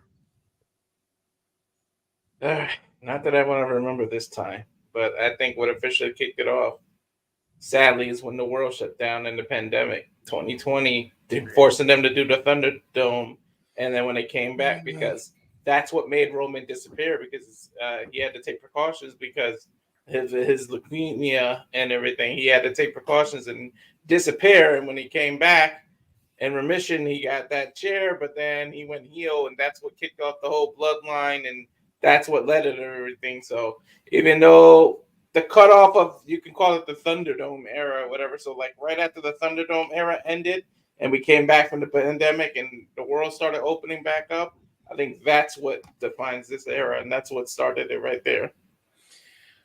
Can you really count it though as a different era, considering it was still reality sucking, and we just established that the reality era of WWE sucked, and pandemic also sucked? I mean, I'm just saying. Maddie? So I completely forgot that I feel like the reality era ended about 2019, right about when the pandemic hit. Did it? So I lump the pandemic era, Thunderdome era, that's all in one. But the thing is, Datilla's right. It starts when Roman Reigns returns and spears the Fiend, spears Braun Strowman, leading to their match, and then eventually aligning himself with Paul Heyman. This really should be the Bloodline era, because it's defined the last 3 years of main roster storytelling.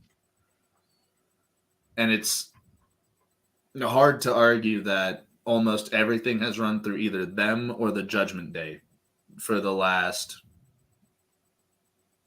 2 years now? Yeah, 2.5 years. That's fair. So I'm 100% with Dattila here. Even though it happens during the pandemic era, you can say the Bloodline era starts. with the Roman Reigns heel turn. If you really want to pinpoint it to Hell in a Cell match with Jay Uso and Roman Reigns. Would that mean you are separating that as its own era then? Because I feel like that this is still a whole new era after Vince getting booted. Yeah, Vince getting. I do feel like we did hit a completely new era, like about that. The minute he got booted, like officially gone. Yeah. Well, here's the thing: is he wasn't officially gone. Like he still had his shit in there, running things how he wanted it ran, and then eventually he got brought back. Yeah, no, yeah, I'm talking about like when this year. The Triple H era, if you want to call it that. Yeah, I guess you could say that's a completely different time, and we can kind of pinpoint that to SummerSlam of last year. Well, yeah, but that was also a lot of that was dominated by the Bloodline. Yes, although the forklift spot was still gnarly. Love that spot. Farmer Redacted was one of the craziest things I've ever seen. Farmer Redacted. That's good. I like that. Noah?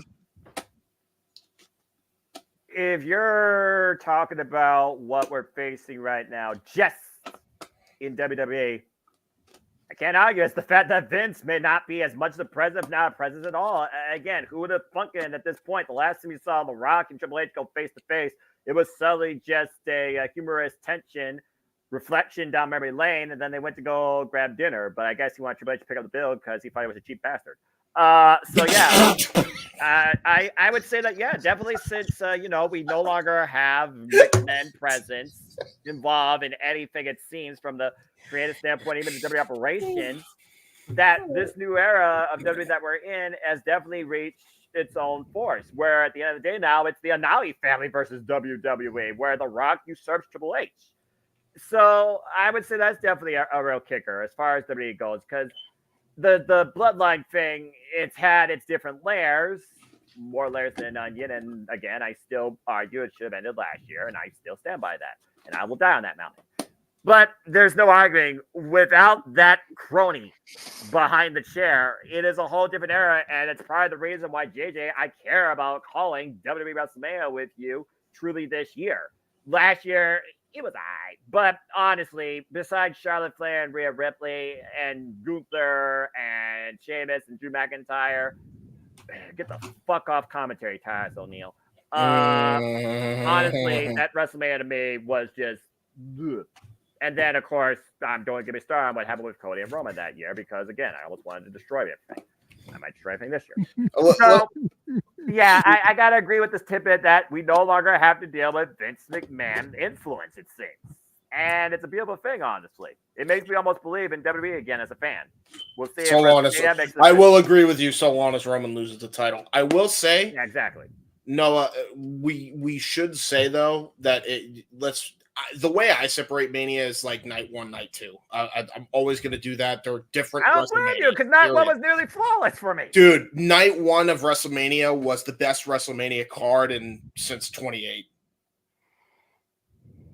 Honestly. Actually, I'll even go further back and say from top to bottom, best card since 24.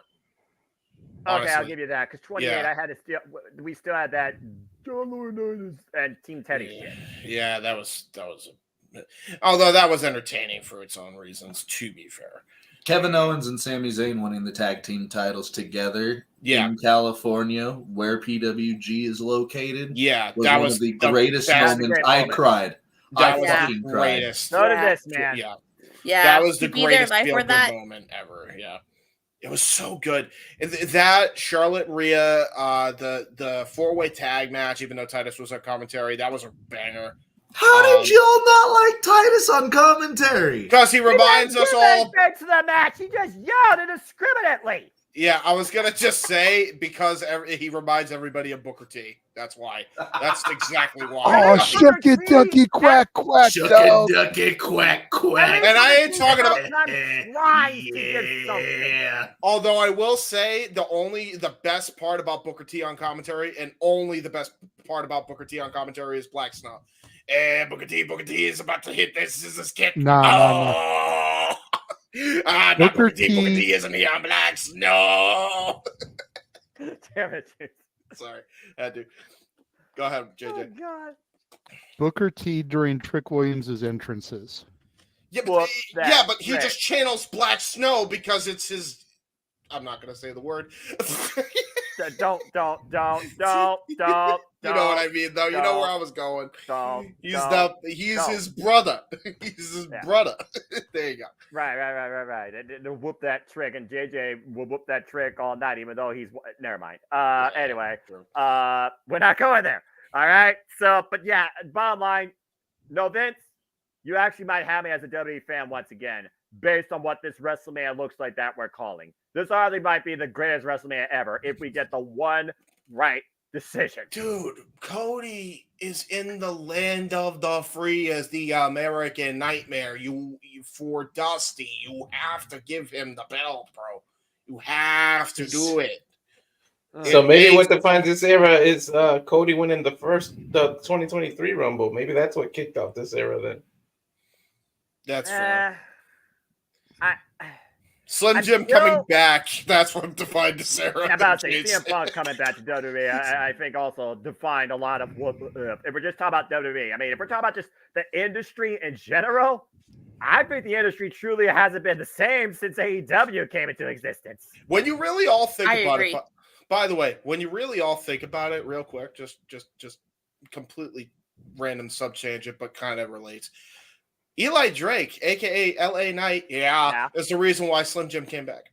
Just saying. In canon, in kayfabe, they came back. So am I to expect LA Knight to ride up in WrestleMania in the Slim Jim car? Yes! Oh my God, yes, please. So AJ Styles and LA Knight's going to be brought to us by Slim Jim. Logan Paul, Randy Orton, and Kevin Owens going to be brought to us by Prime Energy Drink. What the hell other sponsorship shit am I supposed to If this was Detroit, it would make sense for him to pull up in the car like Cena did. I agree. Are we going to get Cinnamon Toast Crunch again? Bodies right now. JJ, stop it.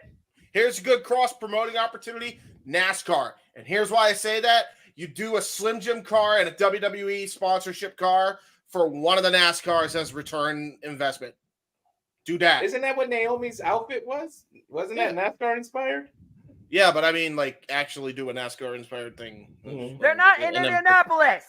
They could be. Shush. They were on SmackDown. That's why she dressed like that. Exactly. There you go. They're making a left turn for 500 laps. What the fuck's gonna happen next?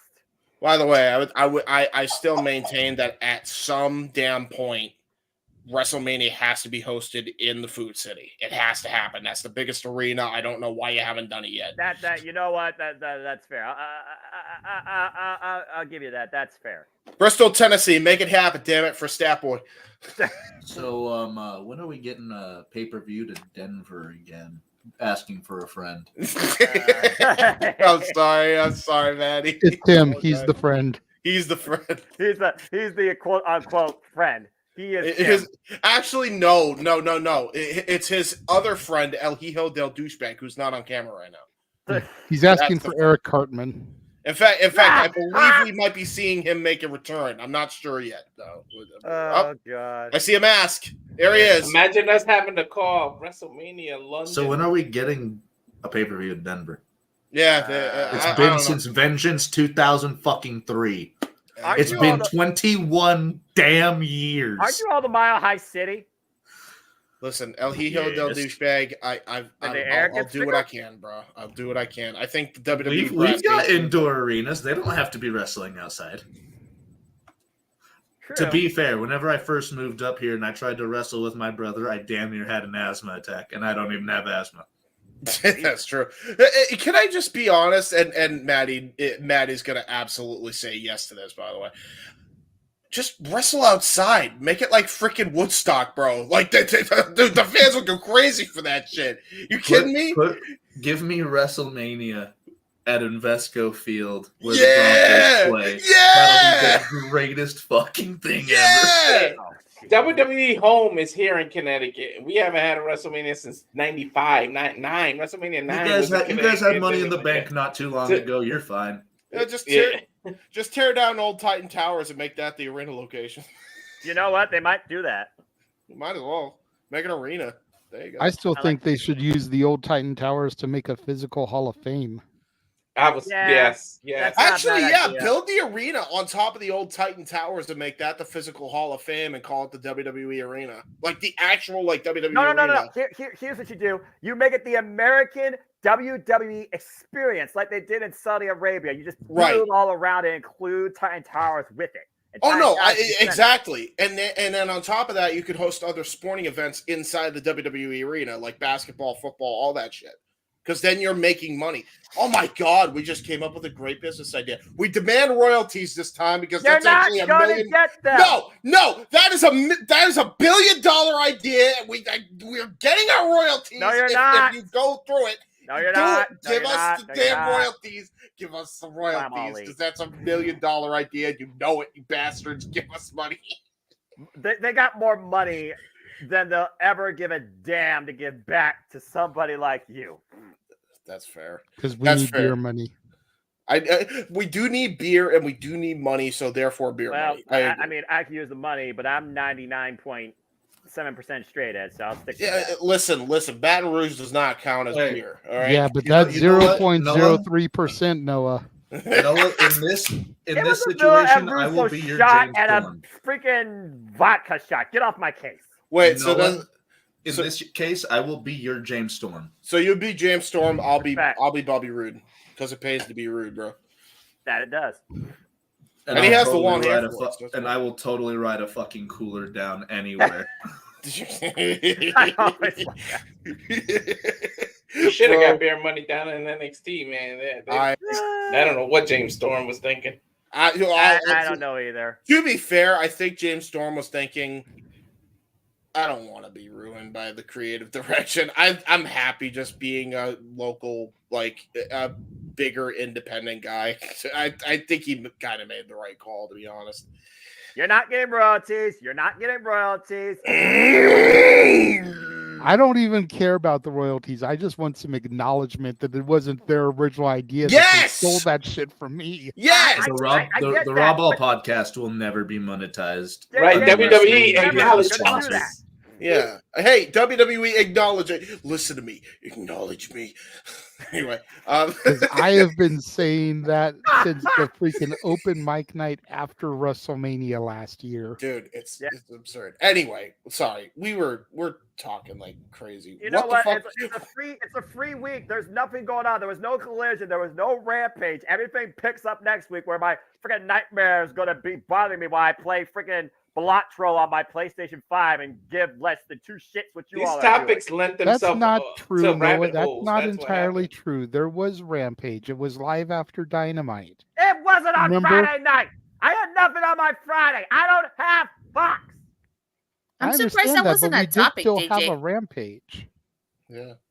What, did they have a 3-hour like rampage? Oh, so it was like Yeah, it was Dynamite and then Rampage was live afterwards. on TBS or TNT? Same channel, TBS. They did it all on TBS. Okay. Yeah, I'm surprised you didn't make that. You didn't make that a topic. AEW testing the waters for a 3-hour show.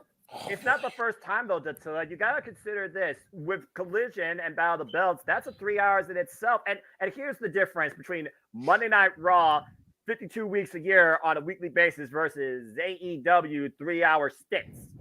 They're two different shows back to back, not the same damn uniform thing that gets boring to try and draw you in to the end. I will agree, but to Dattila's point, yeah, they're saying that they did it to see if 3 hours of Dynamite could work on Wednesday night. No. I will. Well, let's. Can I just say, I think all of us, realistically, would not mind 3 hours so long as you actually book the 3 hours correctly with a shit ton happening. That's the big problem. They don't book enough substance for the sauce. Yeah, I don't want 3 hours. No. 2 hours is fine. 3 hours. 2 You hours barely make the ratings now. 2 hours is the perfect balance time for a weekly wrestling show on a night. Go ahead. Can I ask one quick question to everybody here? Go ahead. Go for it. What the fuck? Aside from Dattila, because I will never ask a female their age, how old is everybody here? 32. 28. I know where you're about to go with this, I bet. 40. 47. I'm 25, by the way. So when I was a little kid, When he was a young warthog. When I was a young warthog, I was around as a kid whenever they went to 3 hours, and I was excited. I was like, yes, this is more wrestling. This is more that I can consume, because that's all I watched as a kid. It was that and sports. Wow, I never really grew up out of that. Anywho. How's it a reflection against yourself? But I digress. As I've grown through that, I've had to watch 3-hour Raws for what? 12 years now? More, maybe? Mm-hmm. Yes. It's too much. And they're not putting enough wrestling on there. They're not putting enough wrestling on there. And my worry is if AEW gets that 3rd hour, they're either going to not put enough wrestling on there, or they're going to put an hour of fucking AEW Dark on there, where it's just squash matches or short matches and segments. You're going to undermine your roster by trying to add so much more in without letting stuff breathe and build. Exactly. And with the amount of wrestling that there is out there, you can go watch New Japan. You can go watch MLW. You can go watch fucking AAA. You can go watch CMLL. You can go watch whatever the fuck you want. GCW. You can go watch your local indie promotion. Go support independent wrestling. That's an Revolver.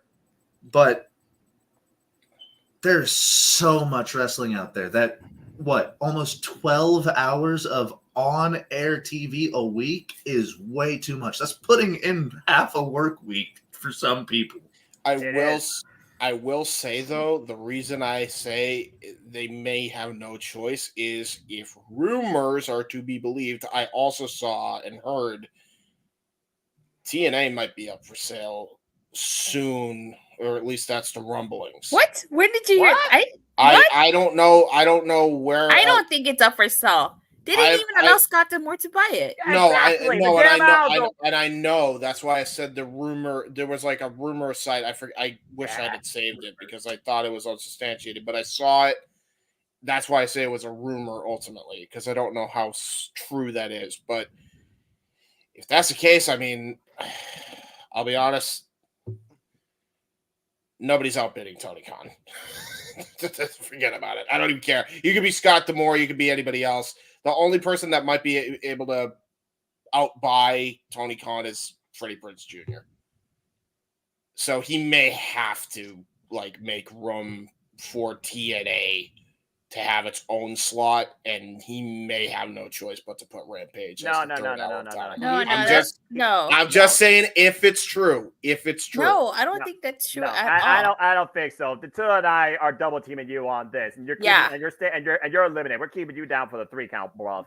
Tony Khan's got to freaking focus on building Ring of Honor to something bigger. He's already making it more affordable by putting the pay-per-views on other clubs. He needs to worry about his monthly, now seem to be building pay-per-view agenda for AEW and getting that shit off Bleacher Report, put that on Max. That's what I'm saying. Keep grooming his women's division. If he especially is going to incorporate Stardom now, because I guarantee you, Stardom's not going to sell for that freaking pigeonholed slot.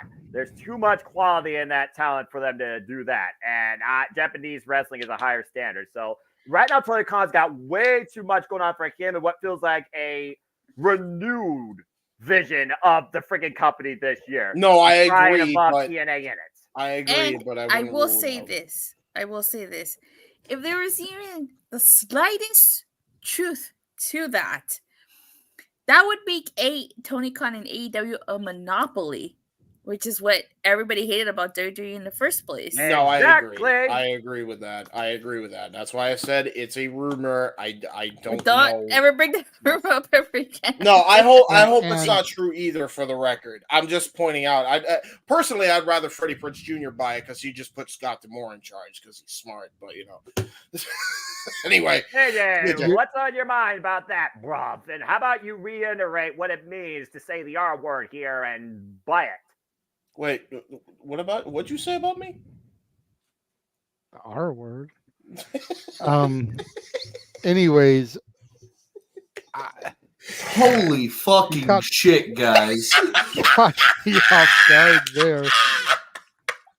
We're completely overlooking the fact that WWE, if this is true, may want to buy it, if for nothing else, but to get their access on all the DVD and the video footage.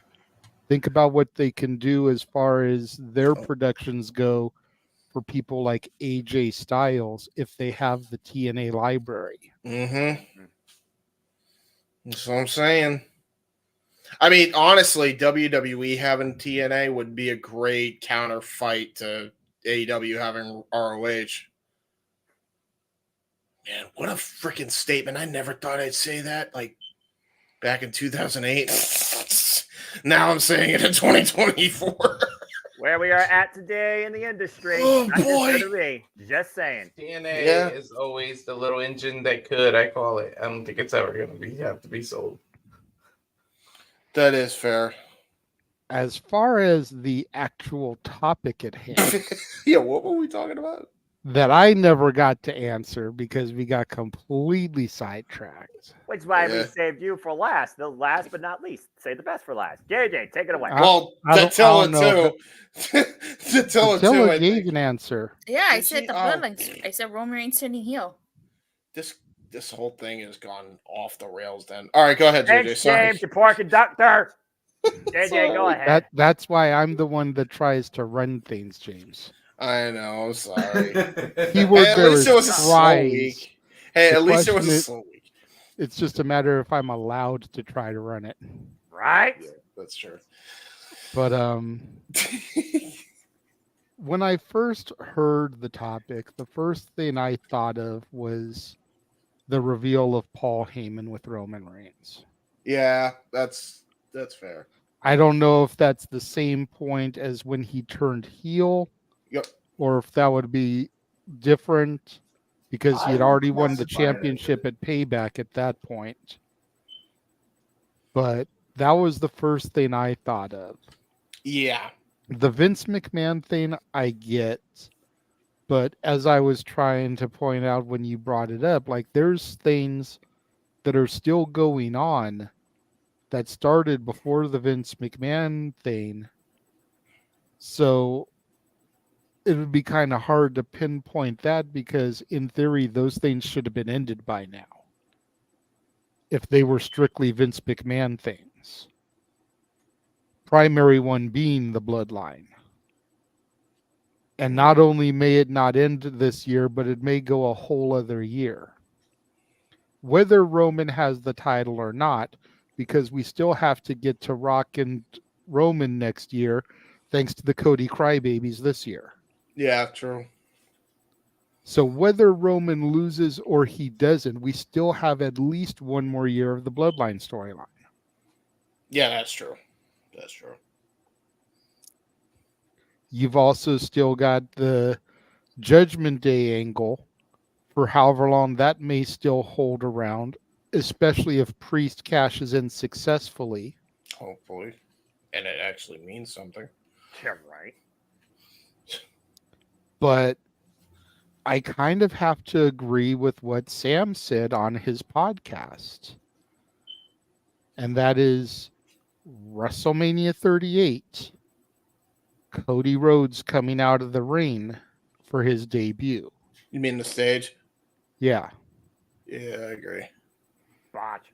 But yeah. Because that was an AEW presentation, an indie presentation, a self-made presentation being brought to the WWE. Yeah. No alterations, same music, same attire, same color scheme, everything. Yep. Same Homelander ripoff gear. I mean, what? Shit, the only thing that they did was add the whole wrestling has more than one royal family. Same name, same gimmick. No, they even brought that over from fucking AEW because that was there too. Yeah. I don't remember hearing it the couple times I saw him there, so. It was literally cut and copy what he was in AEW brought over to WWE. And what's insane is that it works. Yeah. Because as many people that criticized it while he was in AEW, it was a WWE style character in AEW. Yep. And it worked. Which, by the way, it wasn't even like that all the time. It just became that because the fans just turned. I don't like the fans in AEW sometimes. Anyway, no, and tribalist fans are horrible. I agree. Sorry. And since that, Jade has come over. Yep. With her same gimmick. Sean Spears has come back with his same gimmick. I apologize. Mm-hmm. Yeah. The only one who's really altered anything about them is Brian Pillman Jr. to Lexis King. Mm-hmm. And even then, still a member of the Nightmare Factory or was a trainer of the Nightmare Factory. So there is that. Also, Maddie, to go back to the R word thing that Noah said, even though I don't think he meant that R word, I have autism, so it's okay. Everybody's got the R word. I know you told me the other day. Oh yeah, that's right. Okay, we had this. Oh good lord, these freaking idiots! Rumor. Oh, gotcha. Okay. Golly, you guys are about as freaking slow buffering as freaking the IBM computer was when it said Toronto was in friggin' America. I figured you didn't mean that word, but dude, like the comedy gold when you said the R word and me saying, what the fuck you called me was priceless, dude.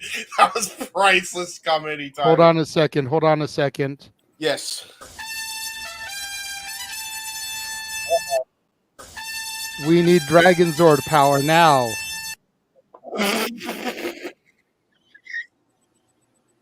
All right. Hey, how you doing, Jeff? Hey, Jeff. I'm good. Apparently, you got called a reaver before I came in. I'm just going to try again. There you go. Great. I'm at the center of the madness. As usual. You're the center square. Yeah. What the fuck? You're the center square. You got to do it right, Jay. You got to center square. Center square, Paul Lynn. You got here just in time for the main event topic. I always knew I was the bottom. I was the last one to go, and then you just got here. Like I said, it helps if I'm allowed to keep things on track, James. Go ahead, JJ. Don't mind me. I'm gonna mute. Hold on, JJ. Allow me to do it because I think it's been enough time of madness before you freaking give it back that he's finally earned it. He's reached that boiling point with us. Damn it, James! You freaking idiot! Yeah, thank you. There you go. Sorry. So the main event topic, Jesus. the current era of WWE that we are in. Yes. When did it begin? Yes. We've had some people in the room say when Roman Reigns turned heel. Mm-hmm. We've had some people in the room say when Vince McMahon left. Mm-hmm. The reveal of Paul Heyman with Roman was mentioned. Kind of the same thing, yeah. As was Cody's return. Okay. You can agree with any of those if you think that that is the moment, or you can completely pull something else out. You can have to read the super chat though if you want, because that's great shit. $2 from Emmanuel. I'll take Noah for the win for Hollywood Squares. And Real Wyatt says we're looking like the Brady Bunch. Well, we need 2 more for that. So yeah, that's we need 2 more. And if we had 2 more, we would definitely have the Hollywood Squares going. And I'm definitely going in for the block here. So let me try. Okay. Christ. Where did I walk into, you crazy people? Usual, Jeff. All the usual. That's it. weeks. Shit. So I was of the thought process when you introduced this, or actually when Walter introduced this topic to us. So thank you for that, Walter. Yeah. Oh, there goes my little filter. Jeff, I'm ultra bright Jeff now. There you go. No filter whatsoever. Is there ever a filter on me though? I had Squirtle looking at me. That's right. Why not? Everybody needs to look at somebody sometimes. Anyway, now I agree with the Roman categorization without a doubt, but I was also of the thought process that it also is unfortunately a side. Well, not unfortunately, because we've actually got some really good stuff here the last 4 years. The pandemic. Yeah. I really think that the onset of the entire world changing necessitated WWE to change. And they did. And they did right away. They immediately went, okay, we're in an unprecedented situation. We have to change with and adapt. WWE has always been that company that adapts because, as Evolution taught us in 2003, you either adapt or you perish. Or get injured. Yeah. I wasn't going to pick on Randy and Dave.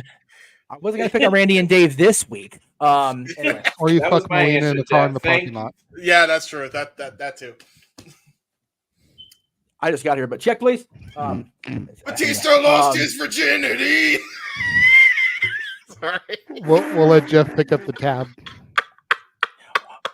I don't know about Dave losing virginity, but maybe Melina. Anyway, I love Melina. That was horrible. I apologize for that one for real. Like, I love Melina. Like, legitimately, she's a friend. That was fucked up of me. I'm sorry. My fault. It's my fault. It's totally your fault. Totally your fault. It's all my fault.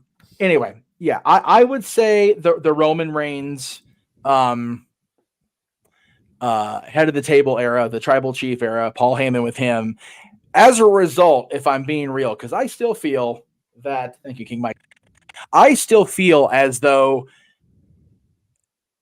him getting to that point was a indirect result of the pandemic. If you think about it, he missed WrestleMania because of the high probability of him having an issue with the contamination intermixing with his leukemia, which was in remission, yes, but leukemia is not to be trifled with. So you don't want to get into a bubble where you at, during Jeff? something like that. Give right? me some. That's exactly what I said. Where's your fist? Boom, there you go. There you go. Boom, there you go. Actually, no, wait, we're talking pandemic, so we'll do a fist bump instead of a high five because pandemic, bad. No. Keep 6 feet. Keep 6 feet. So I would say the last 4 years would be the current era of WWE, and whether you want to blame the pandemic or commend the heel turn of Roman Reigns and the pairing with Paul Heyman, which both of those things, WWE going into the Thunderdome and keeping going when a lot of businesses and genres weren't. Yeah. Like the guy and his personal shenanigans or not, those were both Vince-isms. Yeah. We all clamored for Roman Reigns to pull that trigger, and they finally did. Now, granted, the last 4 years, I would say the first 2.5, maybe 3, it was like, yeah. And then it's like, yeah, okay, now what? So I would say, yes, the current era of WWE, and by trickle down, because if we're being honest, WWE dictates the course of the entire industry. It always has. Yeah. Other than that, whatever it was, year and a half that the NWO was, cooking with gasoline, and they forced WWE to change the way they dictated the industry. That's been WWE. That's been what they've done. And if you look at, WWE kept in business, AEW kept going. They had their own football stadium at their disposal, so bally for them. But they did it. TNA went into the bubble and kept going. Impact went into the bubble. Gotta get my terminology straight for the moment. New Japan last holdout, but they went back to work at a fairly quick rate. Yeah. Not as quick as the American-based companies, because over there in Asia it was a little bit more crazy with the COVID. But but that's a whole other show, and we'll just leave that where it is on that other show. But the business was able to survive because WWE showed that it could. Yep. People were convinced that this is the end. We hit the point with Owen Hart's tragedy. Oh, that's the end of the business. We had the thing with Benoit. Oh, that's the end of the business.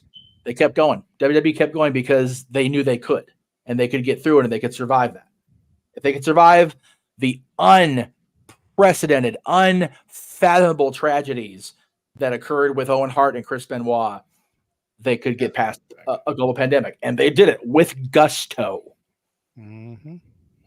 So, yeah, that whole period of March through whatever it was, September for Payback 2020, August of 2020, I would say that period of time that WWE had to go.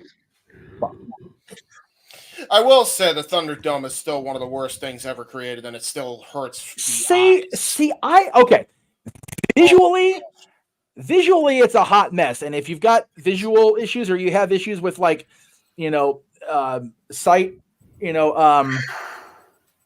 sight sensory, goddamn, don't watch Thunderdome Era. Oh my God, you will die. You will have a spaz. It'll be a thing. Yeah, it's bad. But out of that, could they have done it without, they proved they could. They just didn't have the ability to remain patient with it, and they wanted a full crowd. However, they got it. Now, again, AEW had the people pockets throughout their stadium. TNA ran empty. It was doable in a lot of different ways. WWE just wanted to be innovative. They wanted to be different. And if, they want to, sorry, Jay, if they want to give people onset epilepsy, hey, that's their decision. That's their choice. They're grown people. That is but, and I have chosen, I've had to, in watching back some of these, especially like WrestleMania or whatever. I mean, luckily WrestleMania was outdoors, and the one year it wasn't, there was nobody there. So that was nice. Watching that Thunderdome Era stuff, you have to really focus your eyes on the ring or it hurts. It's bad. Yeah. So other than the crowd, I think it's the resulting thing has been the major creative shift. Yeah. And maybe this is me looking a little too conspiratorially into it. Them having to consolidate and keep things more in-house opened up a lot of eyes to a lot of shit that hadn't been seen before. And they went, maybe we should look more into the corporate structure of this company and figure out where the problem is. Yep. And they found it quick. Well, not quick enough for some folks, but yeah, yes. but they yes. found it In quick. the last, they realized it was a problem. In the last 4 years, the creative direction has shifted upward, and the people power. Oh, I'm sorry. The people in power have been made to shift. So that was good. That was good. Ironically enough, the head of the table was the issue. By the way, Matty Laws, what were you trying to say? Because you came on camera for a second and it looked like you had something to say. I assume it was about the Thunderdome because you looked very upset. No, it was the fact that the Thunderdome may in fact be one of the worst periods of wrestling I have ever had to sit through and watch. Yeah. Did you have to go through 2010 TNA? Hold on. The issue I had with it is because I was in one of those Thunderdome watch-alongs. Oh God! Oh, and they gave us cues. Yeah, they did. For when to clap, when one. to act like we were entertained, and I'm like, this is not. This you guys are doing this without holding a gun to my head. Yeah, the problem with it is it was studio wrestling, but we live in an era that studio wrestling does not work anymore. Yeah. You can't can the laughter in wrestling in 2020 through 20. You can't. It's a different audience. It's a different time. And on every WWE show though. And even then, studio wrestling exists. If you were a fan of the NWA era, the last 10 to 15 years, they run out of studios. And as far as I remember, there was never anybody telling us when to cheer or boo. It was organic. So yeah, there was a lot that was wrong with the Thunderdome era, but I still, the question is what started this era of WWE and what started and the answer is the pandemic and the Thunderdome. Yeah, you're right. And Roman. So The only argument I have to that though is eras can be short. So we can have that pandemic era be its own separate entity and have it end the moment we have live fans introduced again? Yeah, I mean, I tend to believe, and like I said, I connected the dots Pee Wee's Playhouse style with the whole, having to do that opened up a lot of other cans of worms that weren't wanting to be opened up. Boogeyman style, or like? No, I mean, like I said, corporate structure shit. People running the show shit. And again, there will never be, and I don't care who you are in this room. There will never be anybody at the head of a wrestling company, running a wrestling company, that's ever going to be squeaky clean, going on the express lane of the pearly gates. It's not going to happen. It's not that business. Wrestling. How about any company in the world? Period. You got some skeletons in your closet to be. Well.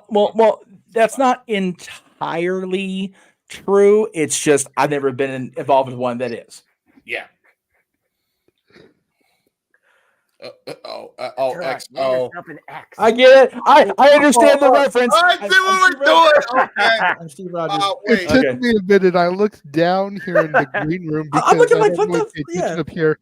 I looked down in the green room and I see Noah has an X, and I was like, this motherfucker really went Hollywood Squares. It's like, okay, let me make it mine. Hey, he asked for it. I don't know. What do we want? I missed that game show. Change wrong letter. Oh, am I supposed to be an X? I don't know. I can change it. All right, Maddie Laws, you gotta be a letter. I don't know. I went X, Noah. Unless someone takes the Jeff or Walter for the win and they become an O. All right. What is happening? We're playing tic-tac. Y'all ready? Mention that's over 7 squares. Is X gonna give it to us? X gonna give it to you. He's gonna give it to you. All right, and I'll do it again. There you go. 3 in a row. All right. Yeah, I deleted it. Yeah, W. Forgot that I deleted it. Oh, okay. Whoops. Oh, J for Jeff. He got 100. He got 100 uploads. Forgot to freaking cut that one. Damn it. But, no, because me and Jeff went through and we cleaned out the room of stuff we don't use all the time, and we weren't using it, so we deleted it. Oh, bummer. Gotcha. Oh well. Freaking Sesame Street X. Oh well. Here. Well, I mean. There. I mean, you know. Oh my. Yeah, Okay. The yes, iPad. Yes. Okay. So I'm fixing my name. This is silly. What the hell's happening?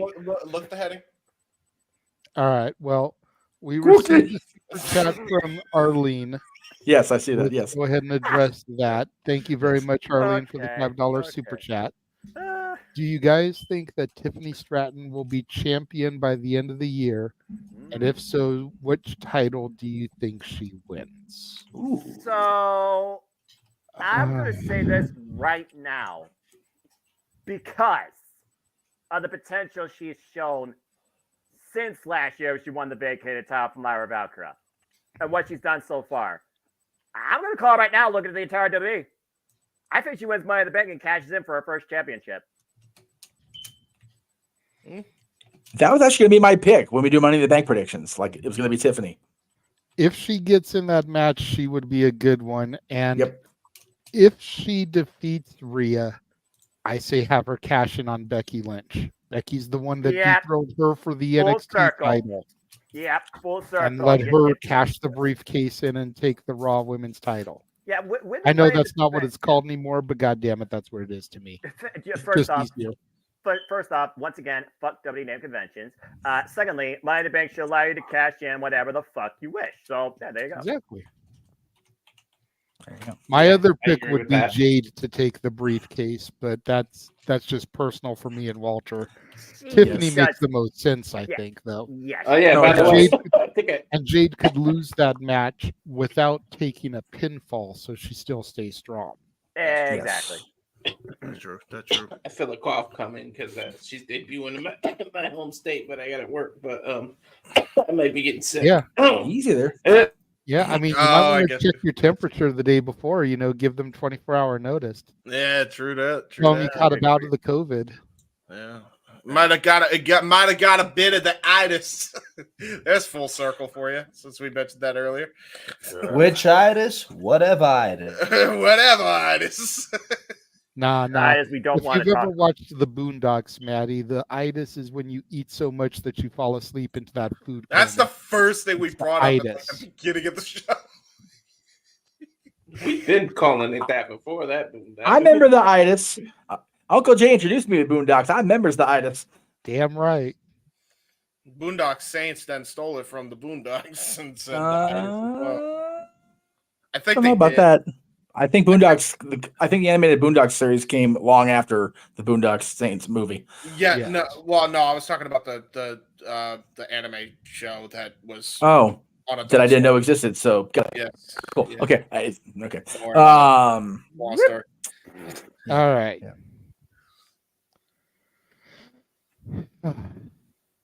So Chill that's time. gonna just about wrap things up for this week. Yay. I feel the need to run once again our WrestleMania week trailer now that Jeff is here and can actually see it. Look at him getting all excited sitting up Yeah, there. baby. And then we will come back and we will do our shills and everything and we will sign off. So even though we ran it earlier today, now that the man whose name is on the marquee is here, here is everything that you get to look forward to, not even counting the people that make the plus sign in the middle of the screen. On WrestleMania week. Aha.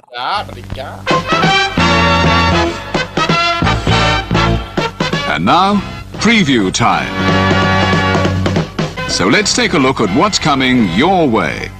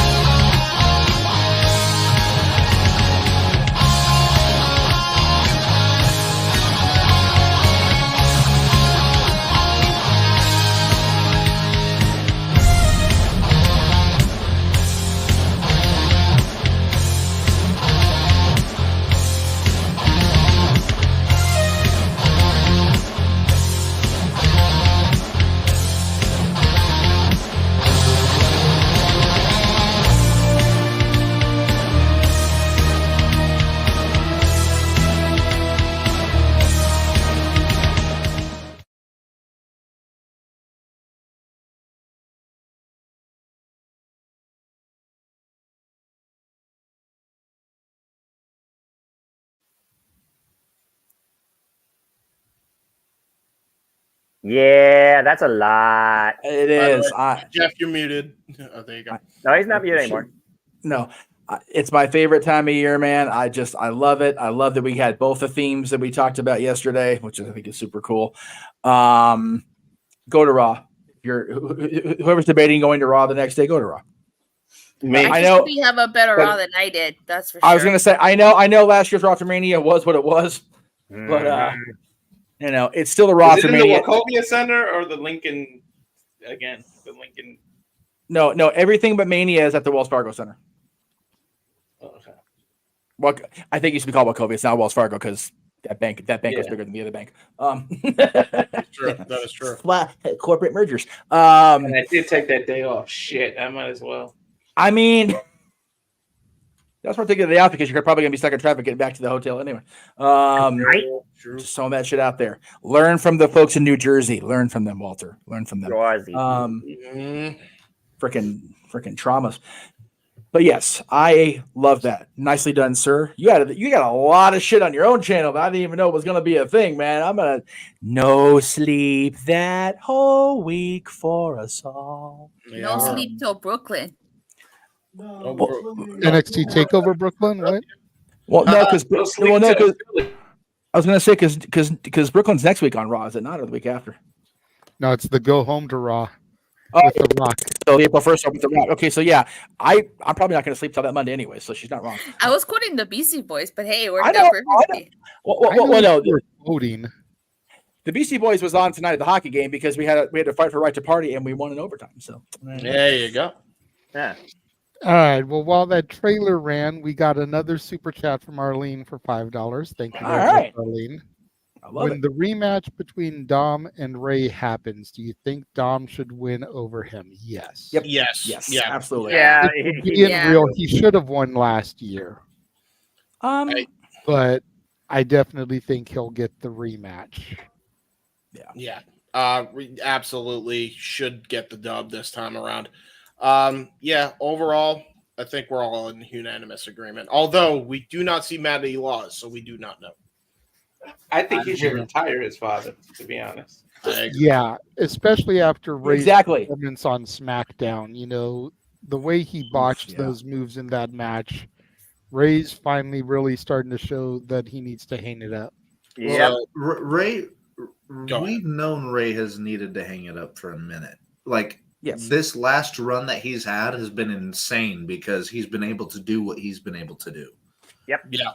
And all of us have been able to retain that memory of, hey, Rey Mysterio is still as good as he was maybe whenever we first saw him. Maybe. Yeah. Well, I mean, he's almost 50 fucking years old, guys. No, for real. For real. And he's been wrestling longer than I've been alive. That's fucking ridiculous. Yeah. Do you realize how many WrestleManias he's missed due to injury on top of that? Mother, can you get my Ovaltine and cookie ready? Thank you. Yeah. real quick, also, add to Maddie's point, also, like, he had a superb indie run on top of his WWE return. Dude, his matches in Lucha Underground were ridiculous. No, they were.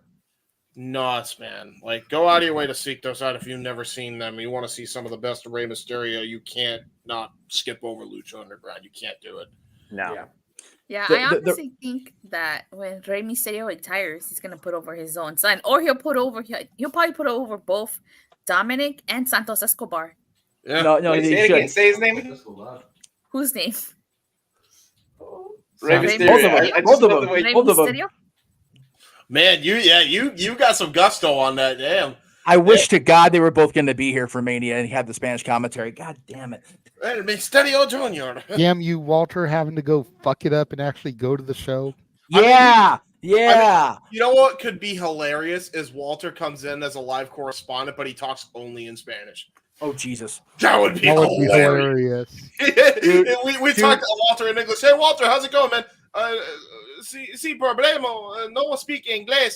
So right now, I'm just pissed at you for fucking up the Spanish commentary thing. If you get to see Jade's WrestleMania debut, I'm gonna disown you, fucker. Oh my! Wow. Yeah, I would. Yeah. I wouldn't go out JJ's way in June when you come out here. I would just go right through Victorville and just get straight here. Disown him. Just You know straight what? Do you know disown. any Spanish? Walter knows. I took 1 year of Spanish back in 9th grade. I'm lucky to know any Same. Spanish. Taquito, burrito, dos cervezas, por favor. Taco Bell. Taco Bell, no. JJ, only dos. Only dos. WrestleMania, baby. But if you're young and you fair, really that's want fair. to see the best of Bray, go watch Halloween Havoc, Bray versus Eddie Guerrero. Hey, Yes! Eddie Guerrero. Yes. Eddie. Dude, Yes. God damn. Right? Very good. Very good. I would say any Rey Mysterio prior to that first significant injury in early 1998, you got the good shit. Yeah. Because Psychosis in ECW and WCW, Malenko in WCW, Eddie in WCW, Chris Jericho prior to the injury. You know, like Rey Mysterio's first 3 to 4 years on mainstream American television, but other than the stuff in Mexico, because my God, obviously. But when he was brought to our global or American and then global attention from like 95 to early 98. And what I was going to say earlier was the trouble with Ray now is his brain's finally caught up with his knees as far as it's just not there anymore for him. And it's not that he's not trying. And again, I'm not going to sit here and say he's botched any moves because, I botched just trying to get to go to the fucking bathroom in intermission here on the show. Is what it is. I got the friggin' athletic ability of a sloth on a good day. But the thing is, at least you're not a McMahon tearing quads just trying to get in the ring. It gets close. It gets close, brother. It gets close. Both the male McMahons. Hell! If you want to go the whole family, 3 out of 4 McMahons do approve of quad tiers. They've done it. It's that fourth one that we're worried about. It's that fourth one though. Stephanie's holding out. Well, don't jinx it. Don't jinx it. Hey, she's staying home. She's staying home. She's relatively safe. Yeah, she's retired. She's the smart one. Listen, kids, you know this, Jeff. If they run around and she trips on something, quad tear. Could happen. Step on a Lego. I would tend to. Y'all that aren't parents out there, there are a few things in this world that are worse than stepping on a Lego.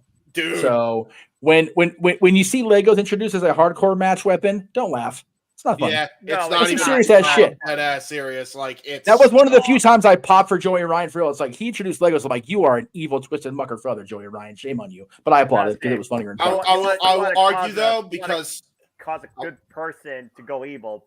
I will say this though, because I'm along with you, even though JJ doesn't agree with the fuck Joey Ryan trade. Michael Nakazawa did it better, and that's saying a lot. Sorry. Nakazawa is also an evil son, but dude, okay. I would like to appeal. I don't know who runs. I don't know if like Lego's like a subsidiary of somebody else, but I would like, if I may, to appeal to Lego to keep your product out of the hands of Minoru Suzuki. People will die. Oh God! They will literally die. Yes. No. He will create cities to destroy them as weapons. Yes. Go ahead. Yes. You talk about King Kong Godzilla, Minoru against anybody with Legos. Like we're talking like countries level. Just no. Yeah. I take your guys' Lego deathmatch spot and I raise you Brandon Cutler bringing out an entire bag of D&D dice, which is right. Yeah. I am not a fan of his. I have stepped on a metal D4. I am a D&D nerd myself, and that shit stuck to the heel of my foot, and I was yeah. I wanted to make somebody pop with a toy in a hardcore spot. I would use a bag full of jacks.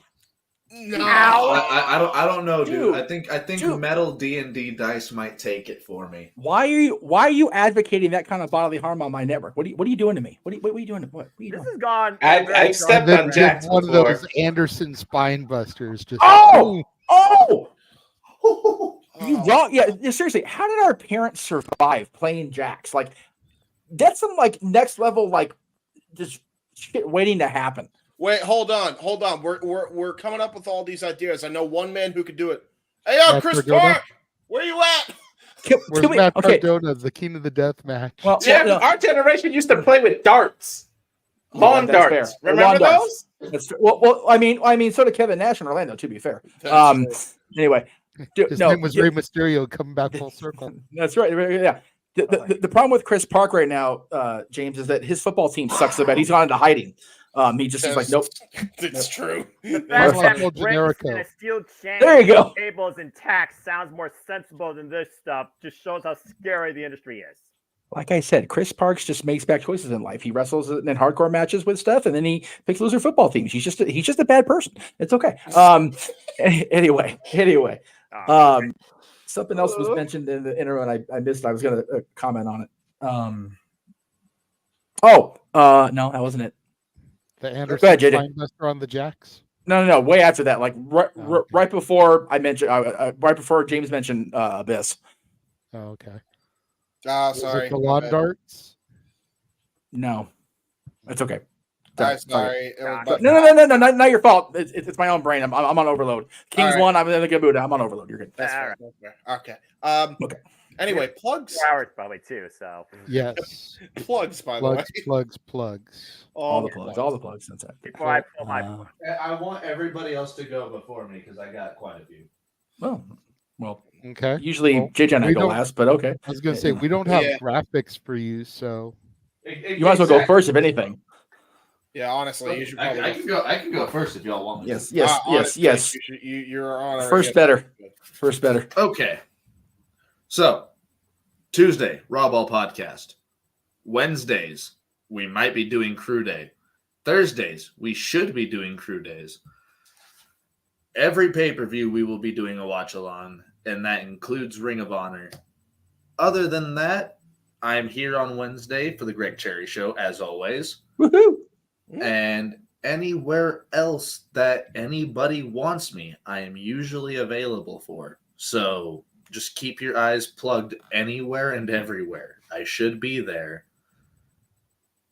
And yeah. Wrestling karaoke next Saturday. You down?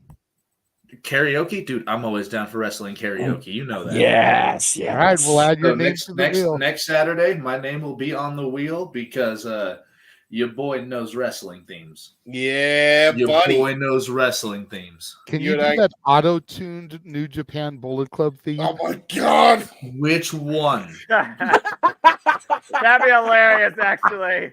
Wait, why are you vacant? No, I'm confused. Because I'm about to vacate this freaking thing. He's the winningest champion of all time. That's right. He's the GOAT. Oh no! Not this guy again. Oh no! Now it's back to unknown. I don't know. How dare you go away from Yano? Hey!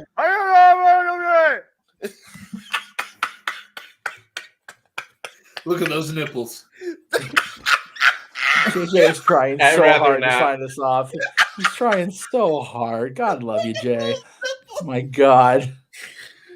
I'm off for the night. Thank you so much for having me on. Thank you, brother. Maddie, we'll do a duet on wrestling karaoke, brother. I promise. Dear God, help us. Both do the auto-tune together. Bye, it's Maddie. gonna sound so damn bad. Bye, Maddie. That's the whole point. That's why you do it. That's exactly him. And if he's still watching, God. Just so you know, Maddie, the Dominguez family can be a menace on karaoke night. Yes. Oh God, yes. Dude. Like I always sweat our monthly payout threshold goal being reached, and I go, yeah, karaoke, we're good. Fuck it. The only karaoke I'll do is this. Just because I still believe, unlike JJ. Yeah, that's fair. Say his name and he shall appear. I believe in Joe Hendry. I don't know why I went country with it. Classic when he mocked. They're not based in Nashville anymore, James. You don't have to country it. It's okay. Are you sure? No, I'm not sure. I have no fucking idea, actually. Don't give ideas. Too late. Probably already gave ideas. Joe Henry doesn't watch this. Hey, Joe Hendry does so watch this because Joe Hendry is saying you and Datilla a song. That, and let's be fair, he worked with What Culture, so there is every possibility he might be watching some YouTube I miss WCPW, if I'm being honest with you. I agree. That show was the shit. Sorry. You and Datilla could do Joya. That's true. They're Nola. Yes. That's not bad. Granola. Yes. I do. That has to be a thing. Arlene, take note. Oh, Noah and Dattila do the Joya theme song. No dancing. All the dancing. All the dancing. We'll give them the side by side vertical. Side by side vertical. Yep. If you're gonna do Noah, I caught dibs on being Yuya. Well, now we're all cubes. Someone give me a little triangle. We're gonna do the whole Joya theme. We'll be stuck for 5 minutes. That's true. Oh no, I'm just kidding. I just Jeff is trying. Get back to the rails, guys. Come on. Yeah, seriously. Let's finally pull into the station. All right. Yes, let us start running through the mini graphics here. First and foremost, all the graphics. Follow the Cleveland combatant Josh Mansfield, the Meltzer of the multiverse, who popped into the chat here at the very beginning and completely missed Matty Laws in the room. Yes, shame on him. Young boy. That's right. Follow him on Twitter at Walking Hymnal and on Instagram at Mallowmangram. Also, big shout out to Big Baller G, who will be at WrestleMania with Walter. There is a WrestleMania meetup. I'll let Walter plug that when we get to him. But you can follow Big G on TikTok, Big Baller G 1988. On Twitter, NoDQ_ Big Baller G. On Instagram and Threads, NoDQ_ Big Baller G 1988. Dattila. You can follow me on Twitter at Dattila_. I talk all things wrestling, Raw, SmackDown, AEW Dynamite, AEW Rampage. Well, I tweet about AEW Rampage. And of course, TNA. I go live Mondays, Wednesdays, Fridays, occasional weekends for all things TNA exclusively on Body Slam. And I have some cool, simulcast coming for WrestleMania week. I have 7 simulcasts, so I'll talk more about that next week. Including NXT simulcasts. Yes, she will be doing the Go Home to NXT, Stand and Deliver, and the NXT After Stand and Deliver as co-host for her friend. Clarification, only Stand and Deliver will be simulcast. Go Home and After will not be simulcast. That is true. You're going to have to let me know your friend's YouTube channel then so I can make sure I'm there to mess with you in the comments. There you go. Before we move on to the next one, Arlene says, what is this that Noah's going to dance? Nothing. It's the Joya dance. The Joya dance. Yes. It's a friggin' gesture. Joya. Yeah, it's a Joya dance. That's all it is. Joya. All right, enough. By the way, Yuya Miro is killing it in New Japan, by the way. Let's go. I'm glad he's doing really good. He learned a lot in TNA. A shaved head, a new identity. It's interesting to see where he goes from here. Well, I mean, when he comes back to do Joya, it's going to be weird with a bald head. I don't think he's coming back. Nah. No, probably not. He had his excursion. Now he's in New Japan for the long haul. That's fair. Anyway. Yeah. All right, Walter. Yes, I am. I was on mute. Watch. So on the X, Twitter, or whatever the hell you want to call it, it's at Walter Alex Cruz. The Instagram is Cowfire Farm. The YouTube is at Rage of Wrestling. We do got the watch along coming up April 13th for UFC 300. We are doing a no DQ meetup. I believe Big Baller said 1 p.m. on Saturday at the Xfinity Theater there in Philly. So I'll get the confirmed exact time, but I believe he said 1 o'clock on Saturday. So once we get there with that, once I talk to him and we get it official, I know he mentioned 1 o'clock Saturday. So that's what I think. And then we got more content coming out, and that's it for me. There you go. And just so you know, Noah, Arlene's always messing with me too. Says, meanwhile, Shawn Michaels missed the opportunity to turn Thea Hale heel. No, he did not. How dare you, Arlene? Leave my Thea alone. Thea heel? Gone heel. Yeah, Thea Hale heel. Yeah, Thea heel. As long as she's a student in Chase U, she'll never graduate to that next level to become a champion. Chase U. Never. By the way, am I the only one that thinks that the wrestling camps like the Creed brothers and Alpha Academy should have been a part of Chase U because it's not really much of a university. I'm just saying. It's not even at that. You know, breathe, Noah. Breathe. Okay. Remember, Noah, they have to pay for those rants. That is true. Until then, Chase U represent. I believe in Chase U. I do not believe in Joe Hendry.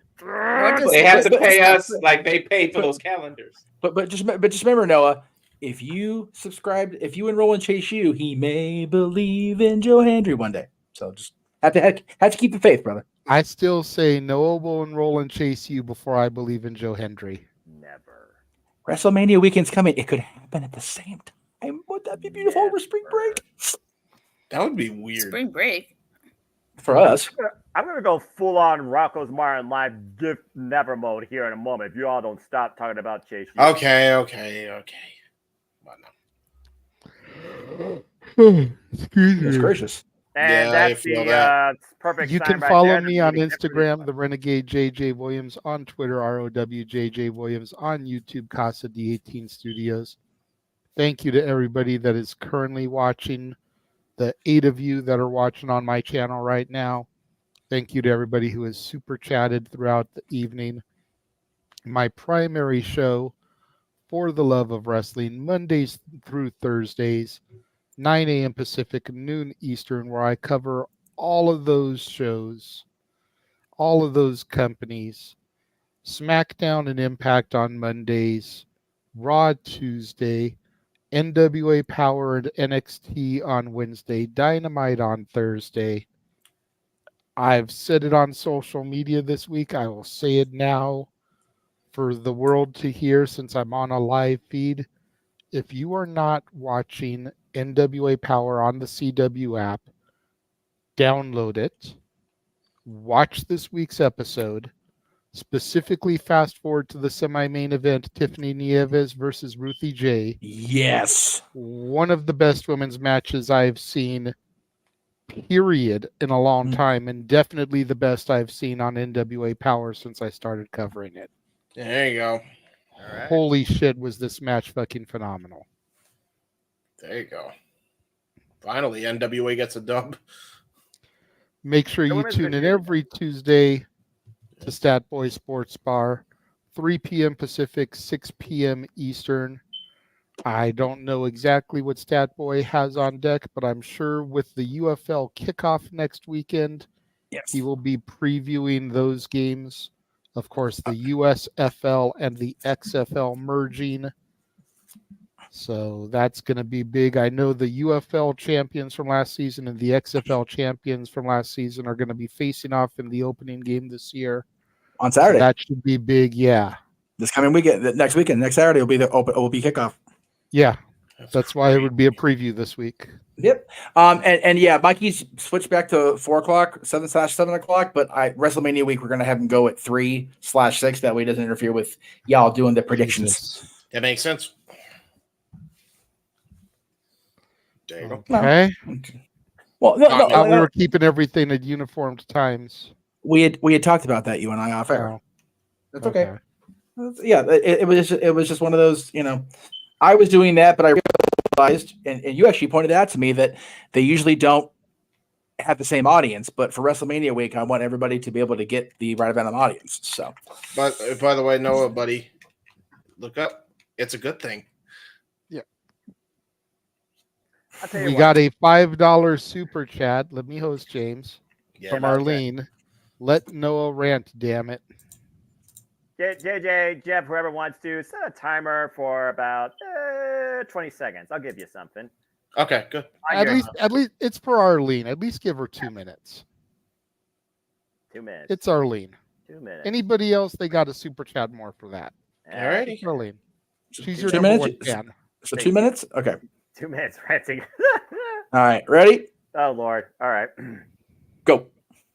You don't freaking believe in Chase U, that unaccredited university that has nothing but jack shit going for it because of damn counter campaigns. You want me to believe in your NXT? It's not going to happen. Never. Not when the world falls in eternal darkness due to a total eclipse on freaking April 8th. I will never believe in Chase University. I especially won't believe in the 2 dropout hookers that came and get part of Godfather's whole trade after ruining the integrity of the Heritage Cup. We would almost believe in Riley Osborne, maybe believing it could with Drew Gulak. But no, you cannot hold up to the integrity of the Heritage Cup. You cannot hold up to integrity of technical wrestling. You gotta have some mid-range victorious T-Nick bullshit reality, midlife summer night's dream, love story angle, and a fucking underrated, undercredited college in fucking WWE. This is why I don't care about WWE. WWE is nothing but fucking piss poor, B-rated reality, trying to cosplay as wrestling. That's why Roman Reigns is so fucking overrated. That's why he needs to lose the damn title. Why didn't Cody win last year? It's beyond me. It's absolutely fucking ridiculous what WWE is doing right now.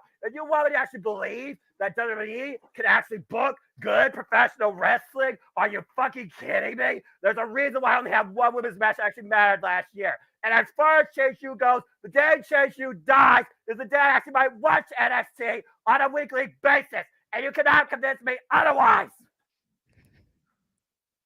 You still got 33 seconds if you want to.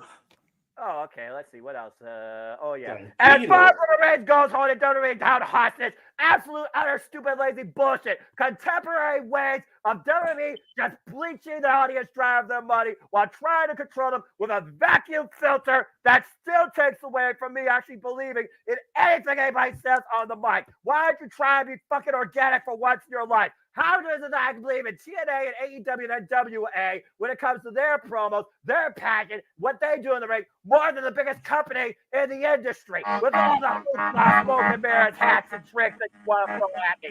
You don't need this. Look at that, a man that went longer than 2 minutes. Good night, everybody. That's it. Check, please. I'll pay cash. Get me the fuck out of here. That's it. Arlene says, my brother told me it was $20. Sorry, next time I'll make sure that I donate that amount for another Noah rant. Dude, you give him $20 after something like that for 2 minutes, we're gonna get thrown off YouTube. Okay, I'm better now. Sweet baby Jesus. And yeah, standing ovation for real life. We love that. Oh golly. Okay. Getting back to Stat Boy Sports Bar.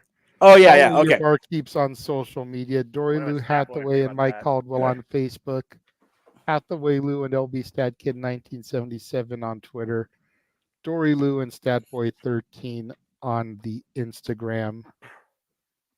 Make sure you follow the Greg Cherry Brand on Facebook, Instagram, Twitter, and YouTube at Greg Cherry Brand. Wrong graphic. It's okay. It's okay. So make sure you tune into the Greg Cherry Show on Wednesday, 4 o'clock Pacific, 7 o'clock Eastern Time.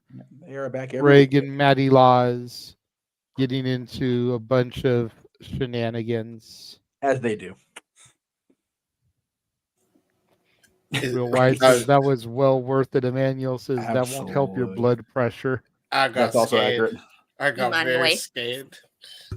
I don't even know what my blood pressure is right now, so don't worry about it. I wouldn't want to know either right now. I'm just throwing that out there. I'm worried more about your goddamn voice box because it sounds like you blew your vocal cords out just from that rant. Nah, I'm fine. Everything's fine.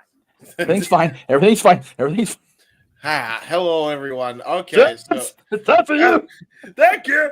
As I said last time, you can find me on the Zozo at James Hebert on Facebook and at YouTube and Twitter at JHebertSide95.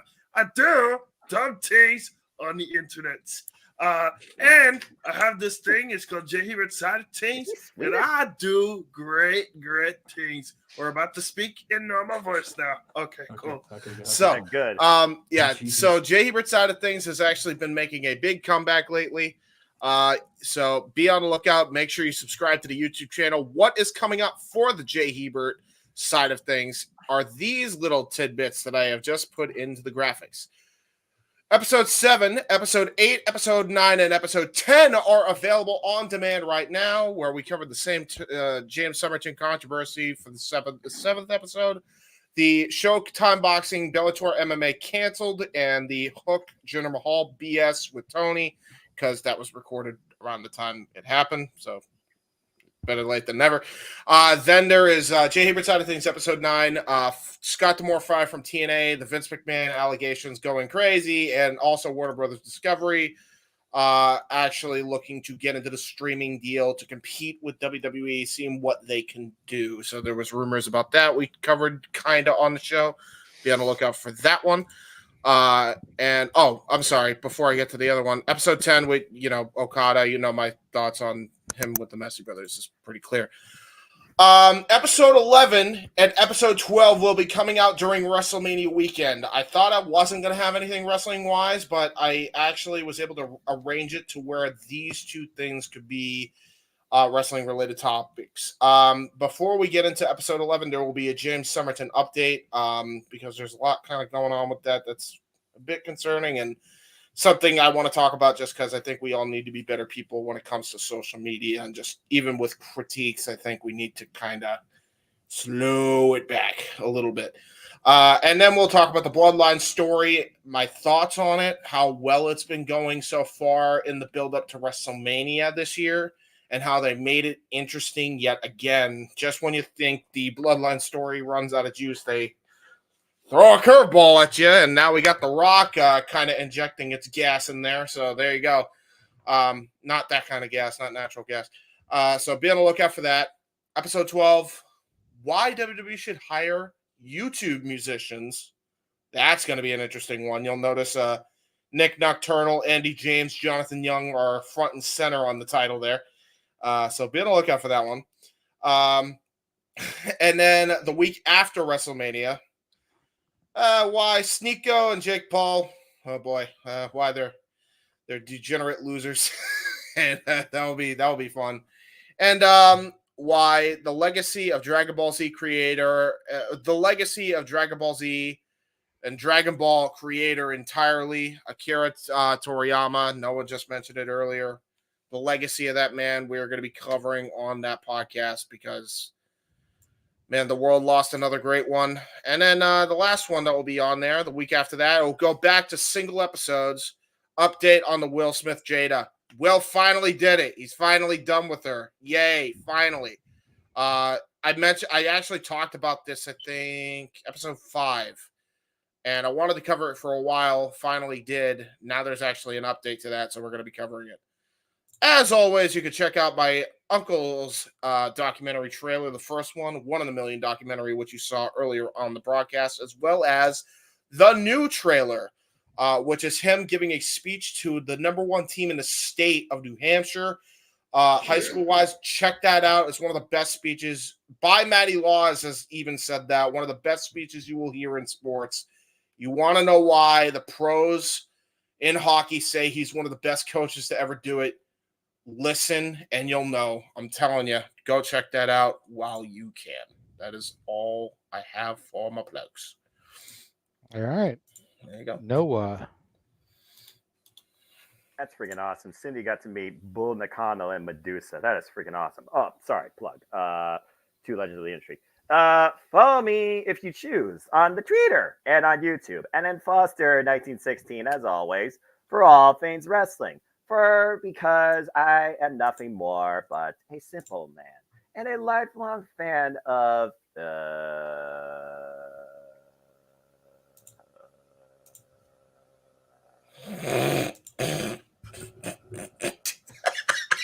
oh yeah, professional wrestling. Damn it! And again, follow me on those 2 engines if you choose. Of course, YouTube is where you'll keep in touch with everything I do here, live and in conjunction with the WWF Mother social media, and sometimes impromptu, out of nowhere, with the ATW crew. Shout out to them, of course, on the social media, including the Twitter. Stay tuned for the community tab, of course, where you can find all the type of simple assessments for all the biggest shows across all things wrestling, as well as snapshots of Prediction League predictors, their choices, and scores and leaderboards, as well as the forums, as well as further updates regarding what we do here at the WWF Multiverse Media, and just me maybe giving you a nice little hello and a positive spoiler-free outlook into the world of wrestling as we love it and know it too. Again, it's super simple. That's all I'm about, because at the end of the day, what do I wish to do but to only encourage you to just enjoy life and enjoy professional wrestling too. And if you can, I can't say it enough, if you want to try to be spoiler-free and you want to try and take care of yourself, protect your damn fucking mentality. And treasure your families. Support one another, respect each other. It's as simple as that. And I'm not going to say anything about that because I already ranted enough. And for those that are wondering, my blood pressure is fine. I am fine. I am breathing. All is fine. You have nothing to worry about. And as far as this next week goes, I have nothing I need to worry about either because I won't be doing anything till Saturday. 1 out of 10 chance I'll be doing anything at all while I'll be playing my PlayStation 5. It's fun, y'all. I wonder if Statboy is going to approve that rant. Good luck trying to clip that for him. Yeah, right. For sure. There you go. All right. Oh, Jesus. Looks like Jeff went and added a bunch of stuff in here, so I will let him go ahead and go. Tag him in. So, again, not doing the rest of the Mises Musings until Mania Week, the 1st. So we'll just make that known a thing. And I'm not sure what show's going to be what day. So we're still waking on it. However, in the interim, our friend of the channel, Ariel Belvalere, and her buddies, her bandmates, the LA Dolls, will be back out here at the Topanga Social week from tomorrow, 7 to 10. I know we were going live with our WrestleMania week hype video, but I can do that with headphones on at the mall. So that's what we're going to do because I want to go out there and support the girls. Also, Ariel just had her brand new single drop yesterday on my dad's birthday. Shout out to my dad. Happy birthday again. Till the Clock Strikes. I gave the song. I told her I loved it. It's a great song. And then she said it's her favorite thing she's ever done. I said, well, in that case, I'm not going to hold back. That's the best fucking thing I've ever heard her sing or produce. It is such a damn good song. It's on YouTube. It's on Spotify. Give it a listen. Give it a bunch of listens. Give the girl some love. It is one of my favorite songs I've heard in recent memory. I'm not a music guy. I know what I like, and I like that song. Her former bandmates, Paradise Kitty, I just have a generic picture for them because they're all over the damn place. They actually just got a booking. They're going to be on WrestleMania Friday and Saturday in Anchorage, Alaska. So God bless them. Their next show is in South Dakota. ParadiseKittyBand.com. Check them out. My buddy Nikki Stevens, along with her new band, Jesse Fury and the Sound, will be performing next Saturday. I will not be there. I will be in this chair singing far worse than these people. However, I will be here doing it by God because I can. So please give them a look. If you're in the LA area, they will be at the Hotel Cafe. Check them out on Jesse Fury and the Sound. They're also on Spotify. Quick shout out to my buddies on the King's Ice crew, Demi, who was not at the game tonight, and my buddy Michaela. The streak of Jeff getting the loves from his buddies in the Ice crew remains intact. I have not been to a game in the last 2 weeks where we haven't had some sort of like, oh, I haven't seen you forever, and the Kings have pulled off the win. So, dear God help us, because the playoffs are coming. Also, for you Disney Jeff Meacham fans out there, I have a lot of you guys know I had that Facebook group, Meech's Disney Parks Fix, or whatever the hell I ended up calling it. That kind of petered out because the parks reopened and we didn't need to watch the shows on YouTube or whatever because we could go to the parks. However, I have not been back to the parks inside since I was we agreed to separate ways. But I am going back on May 24th, and for anybody, not just the Disney group, Fantasmic is also returning, and it's my favorite show. It's my favorite Disney thing ever, if I'm being 100% honest. So if you guys want to check it out, what I'm going to do is I'm just going to open up a green room, like so that way people can just come in here, because you can only have 10 on screen at the time. You can have as many people as you want in the green room. So anybody that wants to watch the Return of Fantasmic that can't get Disneyland, or people have never seen Fantasmic before that want to see what been driving Jeff batshit for 32 years, I will provide that link on the night of the 24th because I am going back. So just throwing it out there now because I think everybody should see Fantasmic at least once. And if this is going to be the way the show is going to look going forward after the terrible tragedy of the fire that killed the dragon, then I want to see it first and get my own opinion before I'm spoiled. So that's really it. Besides the the basic stuff, I'll be running I'll be able to run Stepway Sports Bar this week. I should be able to at least participate in the Greg Sherry Show off screen. April 23rd. That is the week after Rebellion. I won't be down that way again until May 3rd because of a friend's birthday, but I'm only going downtown. So, Emmanuel, if you guys are in the availability of going on May 24th or Friday, let me know. I will be there for sure in the park that day. Only going to that park. I'm not doing DCA. Just it's too expensive, and I go to California to day drink, and it's not doing that right now. Yeah. So anyway, that was my plugs. Again, Talk Wrestling will be back. Talk Wrestling is actually going to be back that week at WrestleMania. It's going to be the series finale. Not to be like a downer at the end here, but trying the approach that was asked of me to bring it back to Q&A form has not provided to be worth my time at the end of the day. And I can do Musings, which is a broader show. I can do, talk about whatever I want and then still do the shills. So anyway, so whatever day I go Talk Wrestling Live that week of WrestleMania will be the series finale. So history. So be ready for it. And then like the Sapboy Sports Bar this week, Greg Cherry Show this week, Musings probably this week, just to kind of get going again. And then we're off to the races Saturday with WrestleMania. So WrestleMania week. So oh yeah. Oh boy. Right. Emmanuel did have a final question for us. Mm-hmm. Said if I had to ask a question to JJ and Jeff, if they were a tag team, who's the hot tag and who's the muscle? Oh, Jesus Christ. I would probably be the muscle and Jeff the hot tag. You think he'd be a better sympathetic babyface in the ring waiting to tag me in to save the day? It didn't got anything to do with being a babyface. We could be a heel team, but being is how I used to wrestle.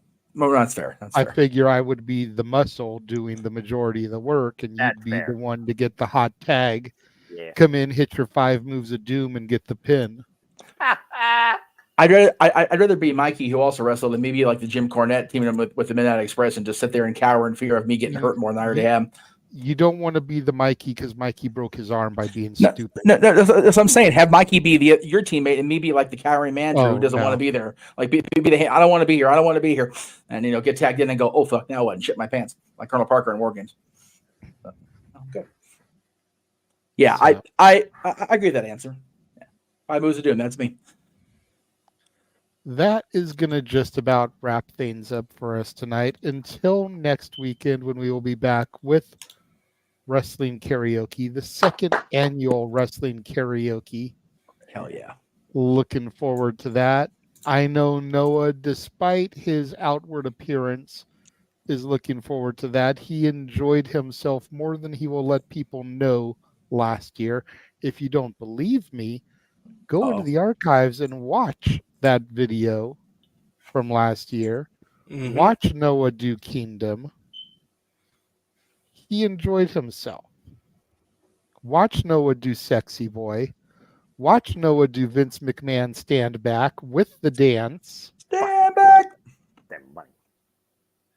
And Jay, don't forget, we're kicking off Wrestling Karaoke with the main call Sting. So hopefully Noah is studying the words, listening to it, so that when we come on the air, there's none of this grumble, let me find the lyrics. God damn it, son of a bitch.